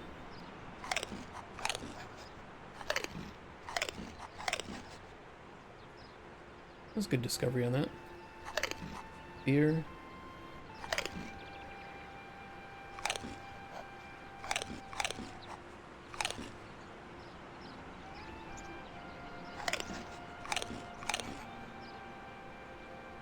Can always pitch like we worked it? What do you mean? I hate the collision for this tree. Sucks ass.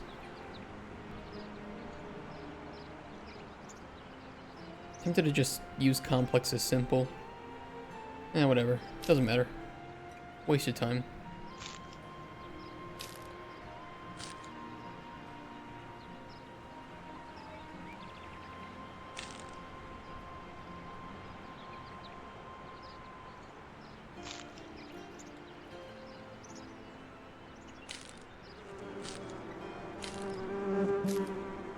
Shut up, bees.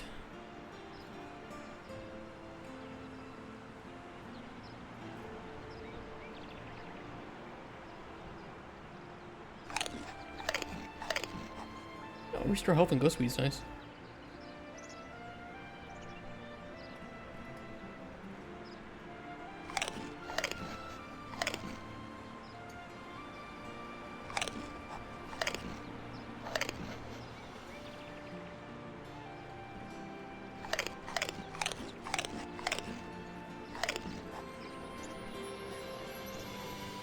Honestly, so many of the ingredients you start around in this world with just suck ass.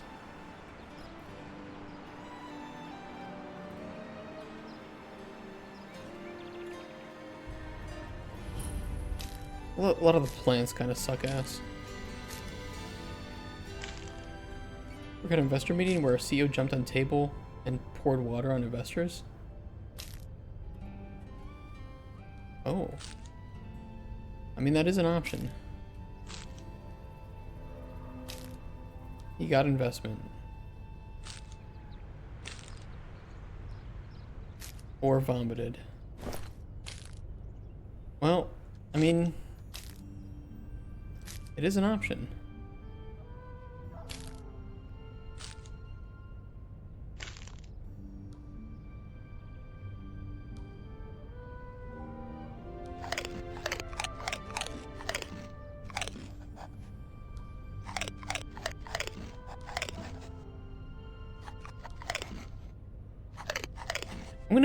I'm gonna boost up the chance to discover effects.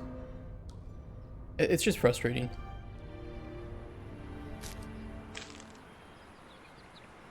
It's too low. At least it's too low for the prototype. Might be good in the full game, but too low for prototype. There's a weighted chance to discover flavor or ingredients. Or effects, I'm sorry. Look at the little guy.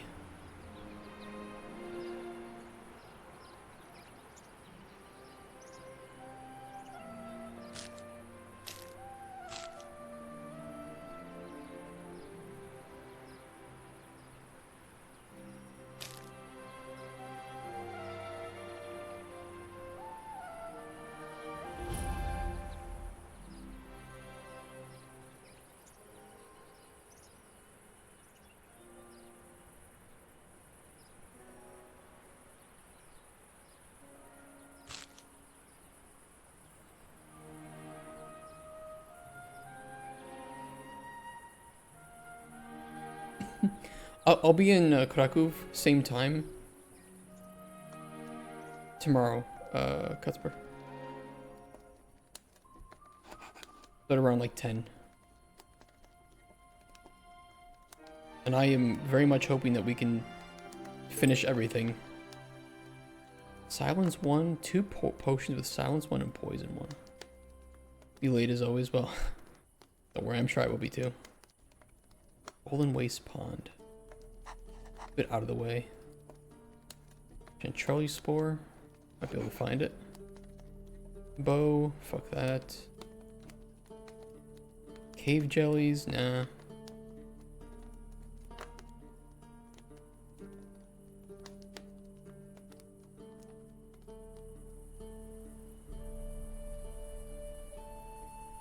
I'm cheating.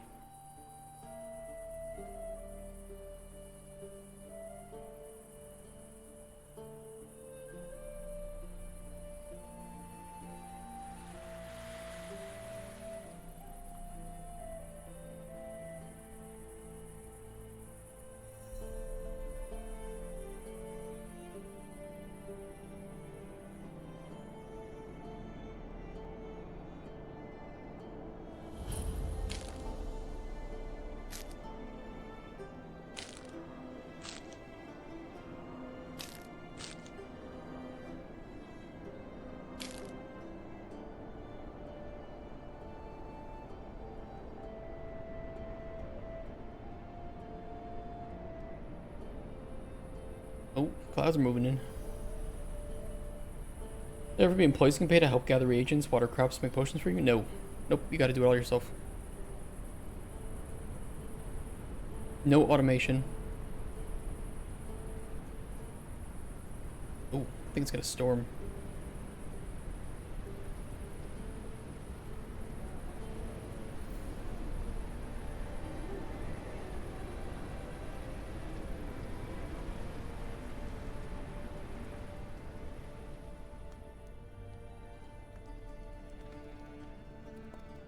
TLC, no we won't.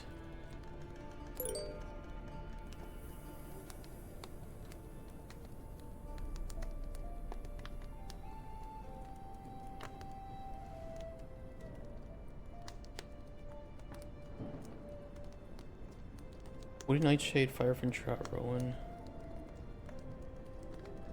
We had sounds for that. It is such a great tool, it really is.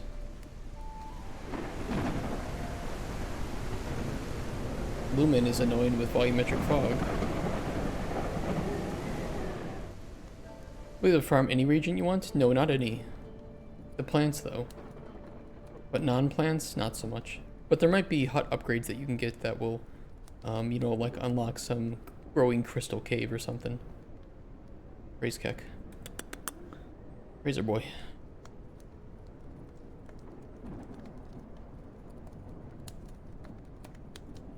Is it not spawning new tasks?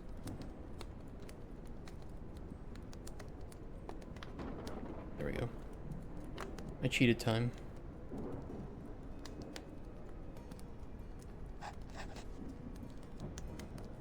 And the rarest plant ingredient, if you can get a seed for it. The seeds for something that rare might be, you know, like 1% chance to get a seed, or maybe you can't obtain the seed at all except for like a merchant that sells it, so there are ways that we can balance all that out.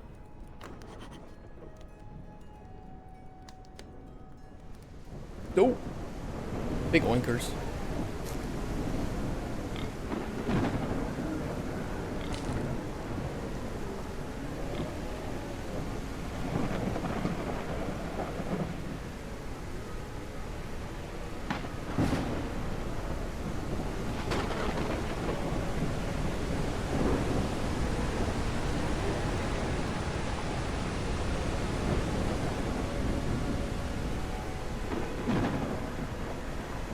I need one more toadstool. Where this bitch be? There we go. That'll work. And some pearls, too.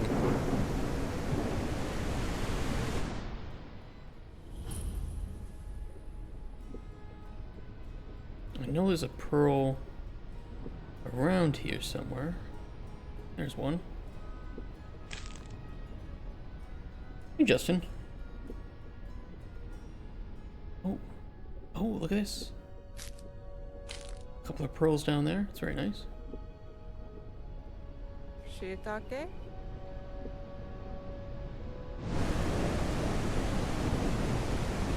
You like the art style? The reason was that... Sorry, it's very loud. I'm gonna get out of this rain. The reason was that too many Unreal games go with the hyper-realistic art style, and I'm not a fan. Overdone.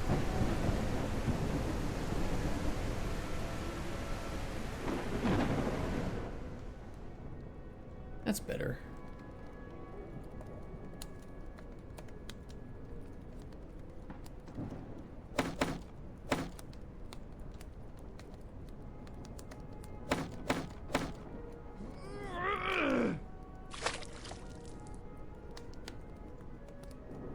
Oh.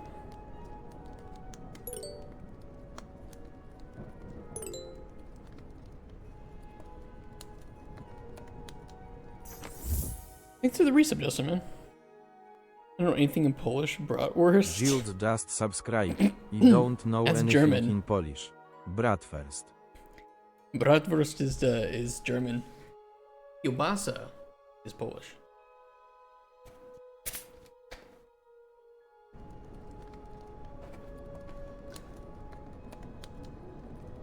Fisherman's chest. Ooh, it had a couple of violet worms and monarch caterpillar. That's nice.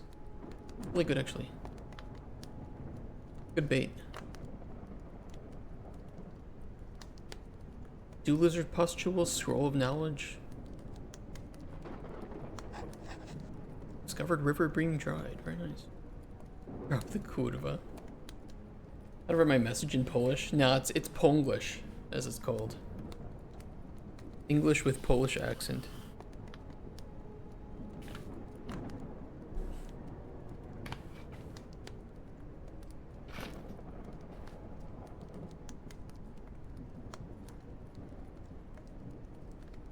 Glow and warmth.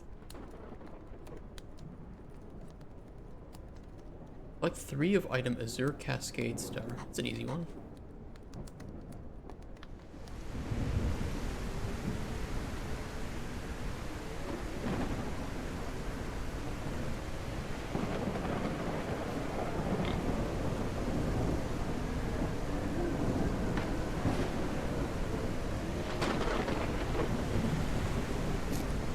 There's one.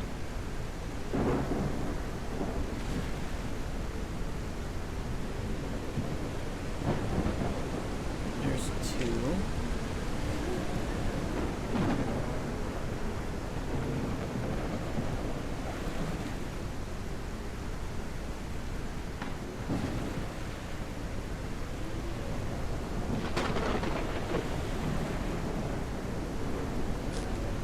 I mean, I could pick up this stuff too.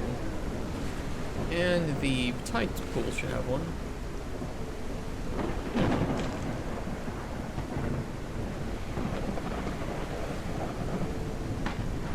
Very loud.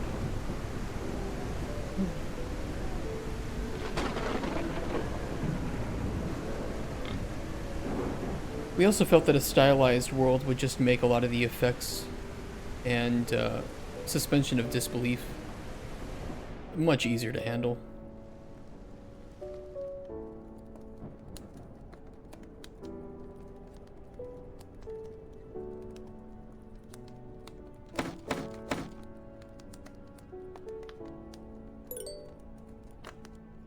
See the game? Deep sea sucker, another cascade star, bonefin starfish, rowan, and a violet worm. Pretty good variety of things.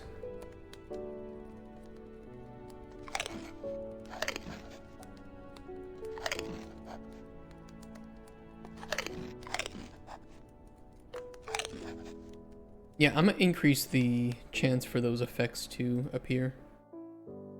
Any errors? Nope, nothing worthy. Yeah, I guess another day of character sheet turnaround. You and I are both on the grind, aren't we?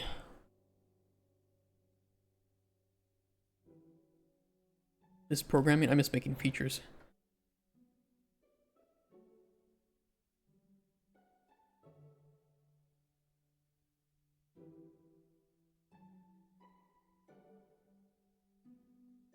Identify random.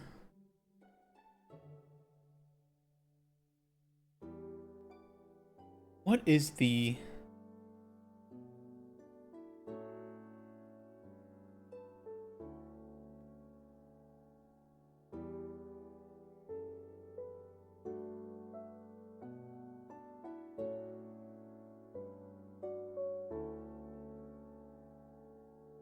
What is the function I call for this?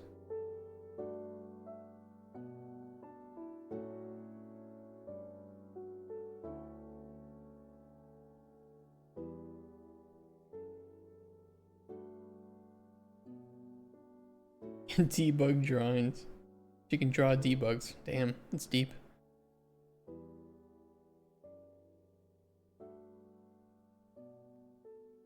We don't just call that directly, right? Analyze item. But that's the analyzer.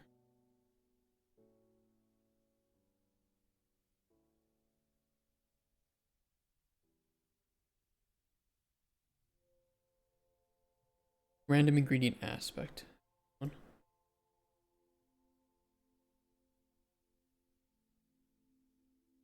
I hard-coded the chance here somewhere. The weight, 33% chance to discover a effect.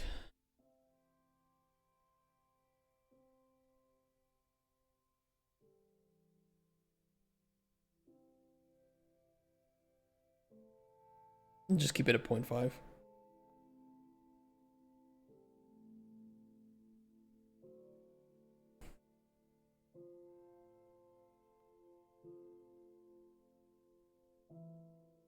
Pacing myself is boring. Yeah, but you'll get more done that way. You missed my million function tabs? I can't fix this. There's no fixing this. Every time you guys want me to fix it, it can't be fixed. It's impossible.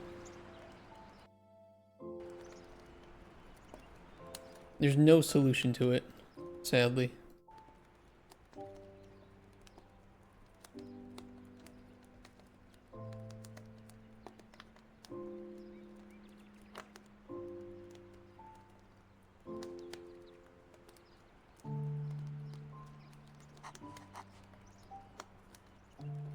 delete me? Well, then you won't get Cauldron Chronicles. What are you gonna do then? Seashells are easy.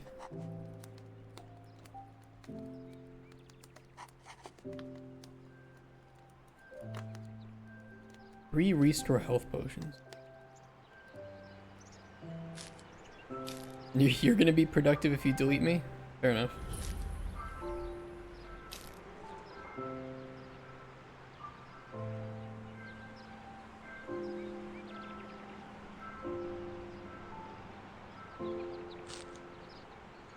For anybody wondering, no, our game does not have Minecraft soundtrack. Much as I wish I had a fully featured soundtrack like that.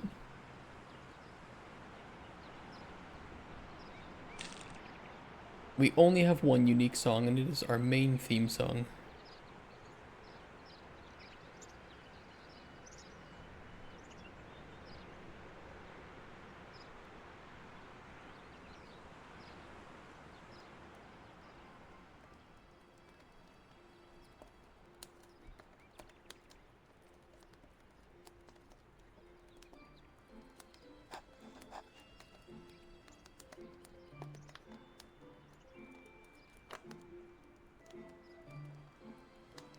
Anybody wondering, this is how fast I want potion making to be if you know what you're doing.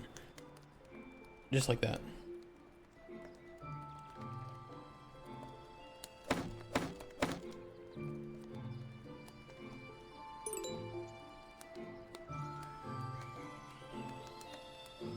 Spider heart. Ooh, that's really nice. Slowing elixir, fortify health. I mean, okay. Aetherlight restore health is pretty decent. It's a nice buffing potion for, like, in caves and such. Spider heart's nice. That's got some good stuff on it. Now, if we had the flavor analyzer, which I can cheat in.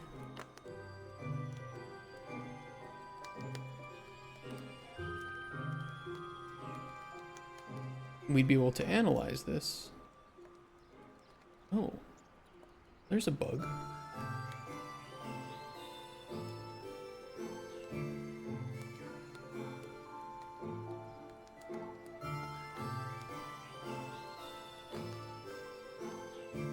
Finally, we found a bug. Jesus Christ.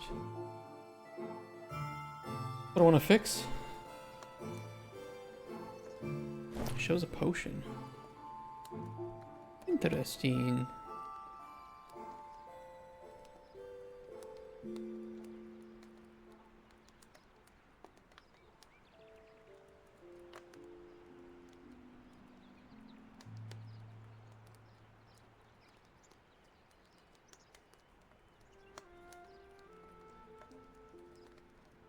I wonder why.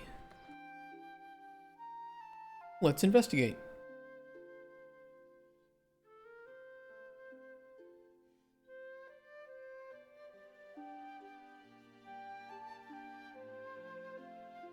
Attempted to access index 223.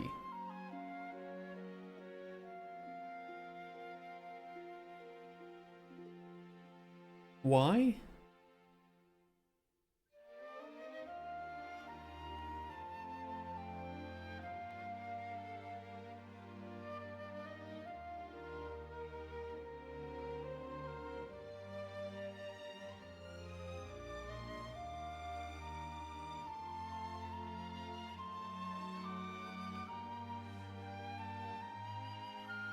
We should only be grabbing owned ingredients.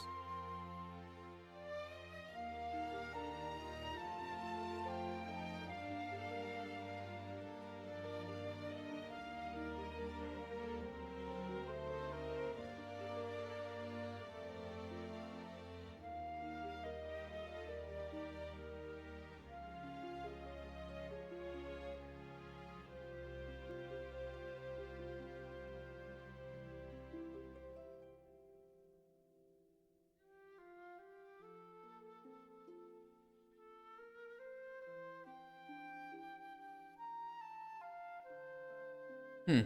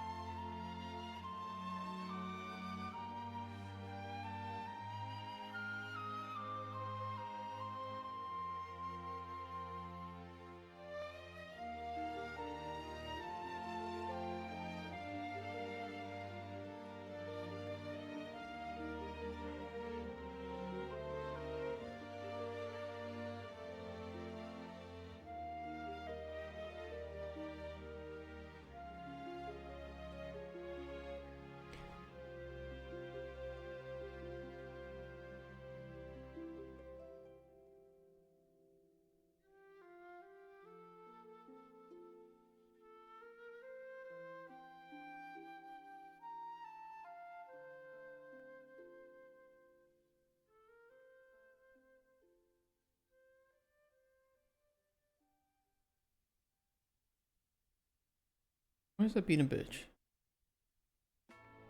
Like, it is going to grab all ingredients, but it should only add unique to the ones that we actually have.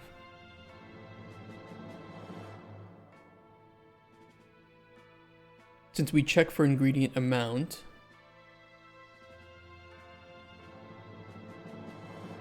and if we're checking for only grab owned, which is true, then we should only return true if the amount is greater than 0. Otherwise the player doesn't have any of that ingredient.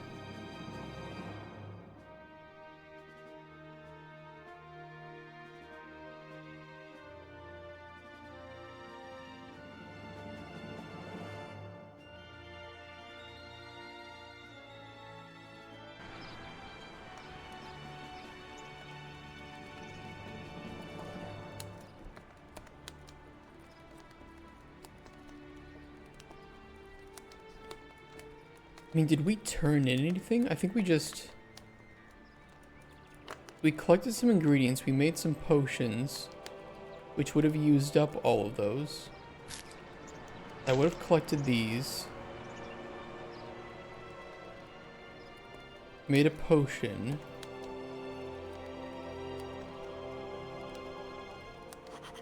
And then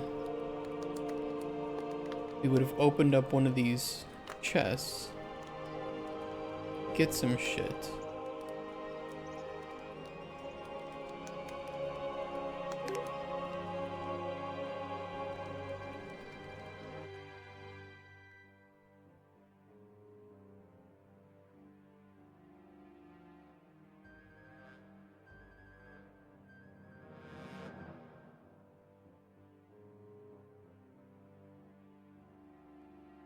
It's grabbing the indice from the array here, and what it should be grabbing is the index at which we have it. Okay, I see the issue. That's the problem.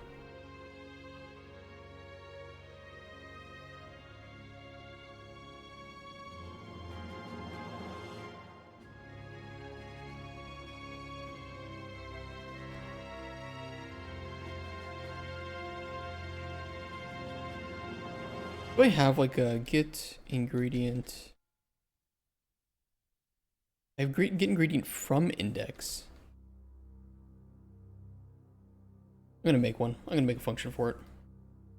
Look it.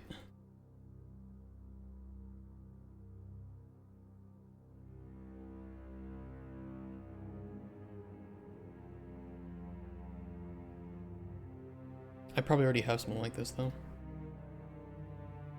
It'd be more fun if there was RNG chests like in Vampire Survivors. There are. You get those from factions, from tasks.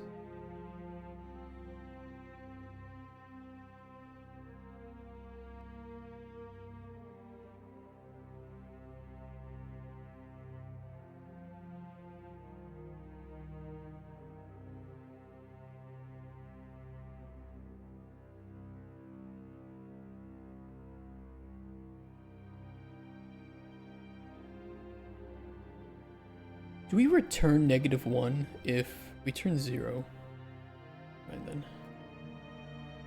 I'm gonna use that.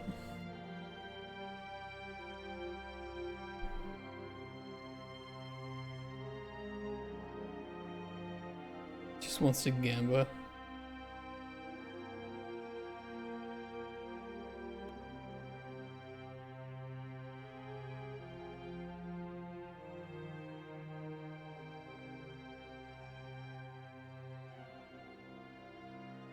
Well, I know if you guys got your way, you'd want me to make that dozer game. Coin dozer game.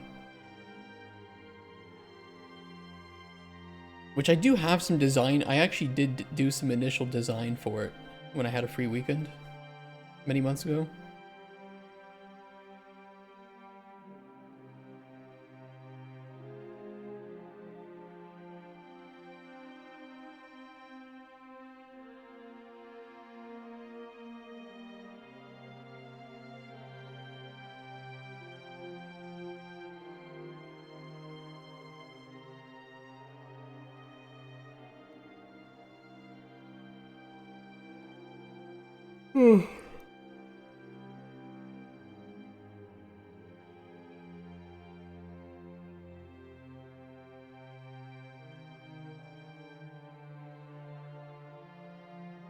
You agree? Like, I love the music I listen to, but honestly, it is.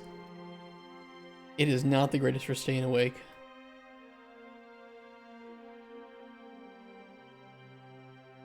Really chill, though.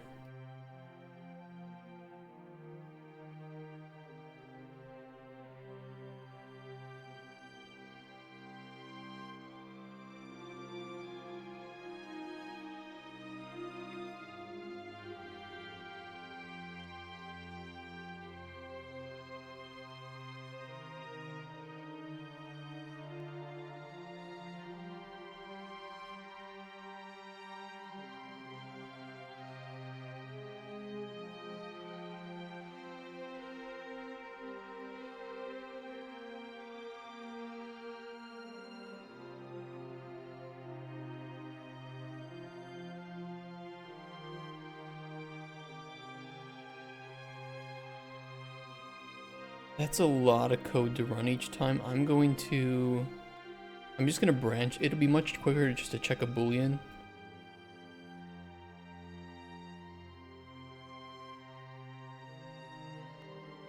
It's not like this is run too often, but, you know, better safe than sorry, right?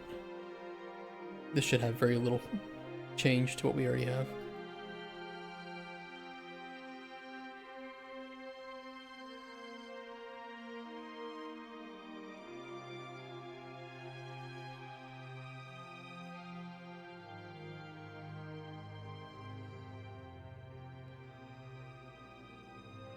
Hey, so I ended up buying one of those Henson razors. And does anybody in chat have one of those?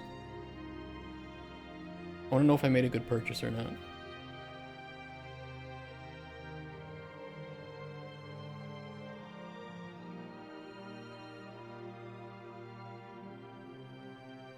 I hate the razors I've been using for years. Horrible.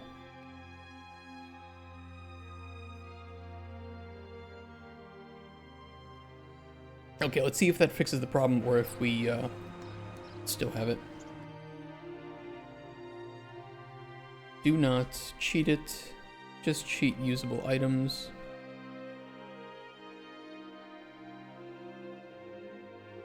Let's use the flavor analyzer.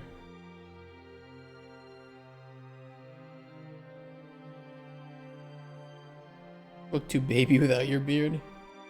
Hey, fair enough. I got a friend like that. Haven't seen him for a long time though. Okay, use the alchemist chest. Awesome, we did get an ingredient, so let's see if we have Buggery Boo.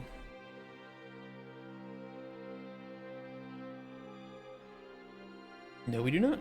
Buggery Boo fixed. Okay. I will make a build tonight, then push it so that it fixes the flavor analyzer. I'm gonna wait here and make sure it actually works. You know what? I'm gonna go to the bathroom. You guys can watch the progress bar fill. Since you guys love boring game mechanics, you guys will love my game. Watch progress bar go up.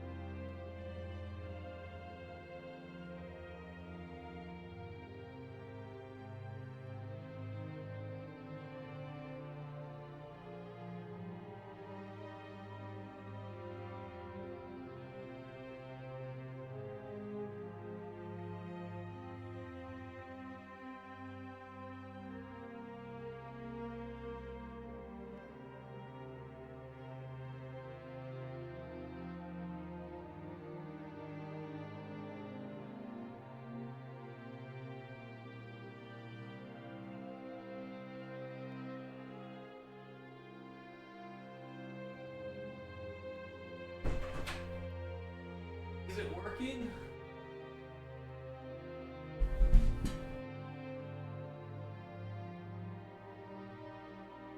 What is analyzing flavor?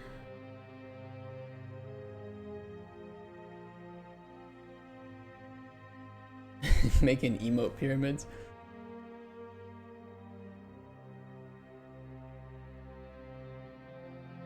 Okay. Hey, I'm glad we fixed a couple bugs today. Anything to make the game more stable. Game might not look good, and it might not be the most performant, but hey, you bugs. Can't complain there. As far as I know, there's no crashes.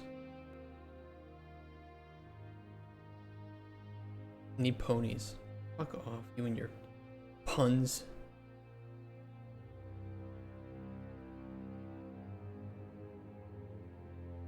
Ha ha ha, so who put the beach ball up on the rocks?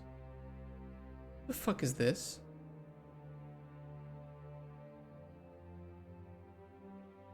Sir, was that you? Alright, he dies. Here, bitch.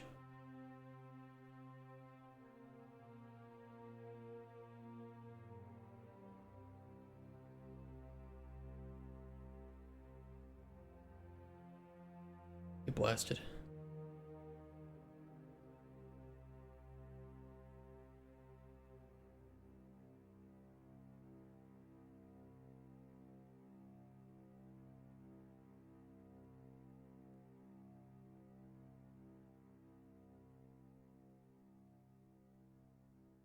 Oh, cool.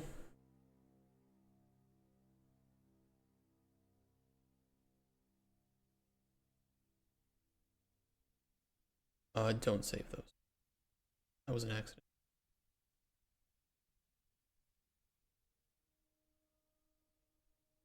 Fixed flavor analyzer. Grabbing wrong ingredient. Indices.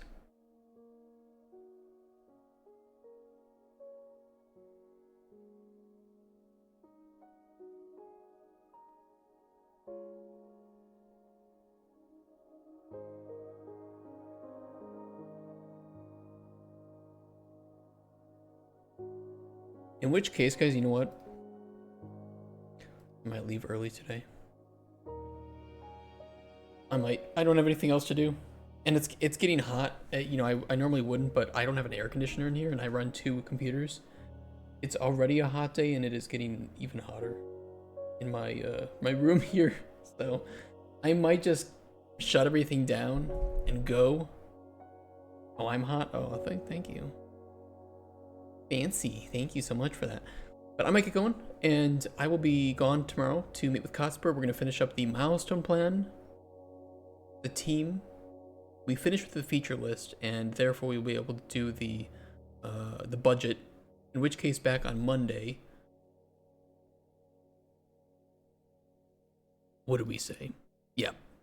Monday we will do the pitch deck customer profile, which I don't think will take the whole day, but we'll see. And then we'll come back, and on Wednesday, did I say Monday? Tuesday, because Monday is Easter Monday, which is a holiday here. And Wednesday we will finalize the featureless milestone plan team and budget in Excel. And then I'll have off on that week's Thursday and Friday to do everything related to the trailer. And I don't know what we'll do for the last 3 days of the month. We're going to see. It's possible that one of these things might take us the next day, in which case I'll just push this and, you know, we'll reformulate things as such. Sorry about all the days off and the crazy schedule this month, but some things are easier to do on screen, some things are easier to do off stream. You know, the most important thing is that I get those things done, not necessarily that I stream, fortunately. So don't worry though, after Digital Dragons we will do a nice catch-up stream and talk about everything. I'll do some streams from Digital Dragons if I have the time. I did those last year, that was pretty fun. Just some streams on my phone for like 10-15 minutes to tell you guys how things went. But we'll do a full catch-up stream and talk about how things have gone and where I see our project standing, and if I want to, you know, work on anything else before we pitch to the big dogs, to like Devolver, Raw Fury, you know, AA publishers that would for sure 5 mil drop in the bucket for them. All right, guys, take care. Have a wonderful rest of your weekend, actually. Extended weekend for me a bit. And I will see you back here on Tuesday. So thank you so much for coming out. Have a great week. Peace. See you guys. Bye-bye. Have fun with your games. Have fun. Play some Schedule 1. Oblivion Remaster. Hopefully not in Unreal. Please. Please be in Creation Engine. Please. I want to mod the game. Do right by us. See you guys. Bye-bye.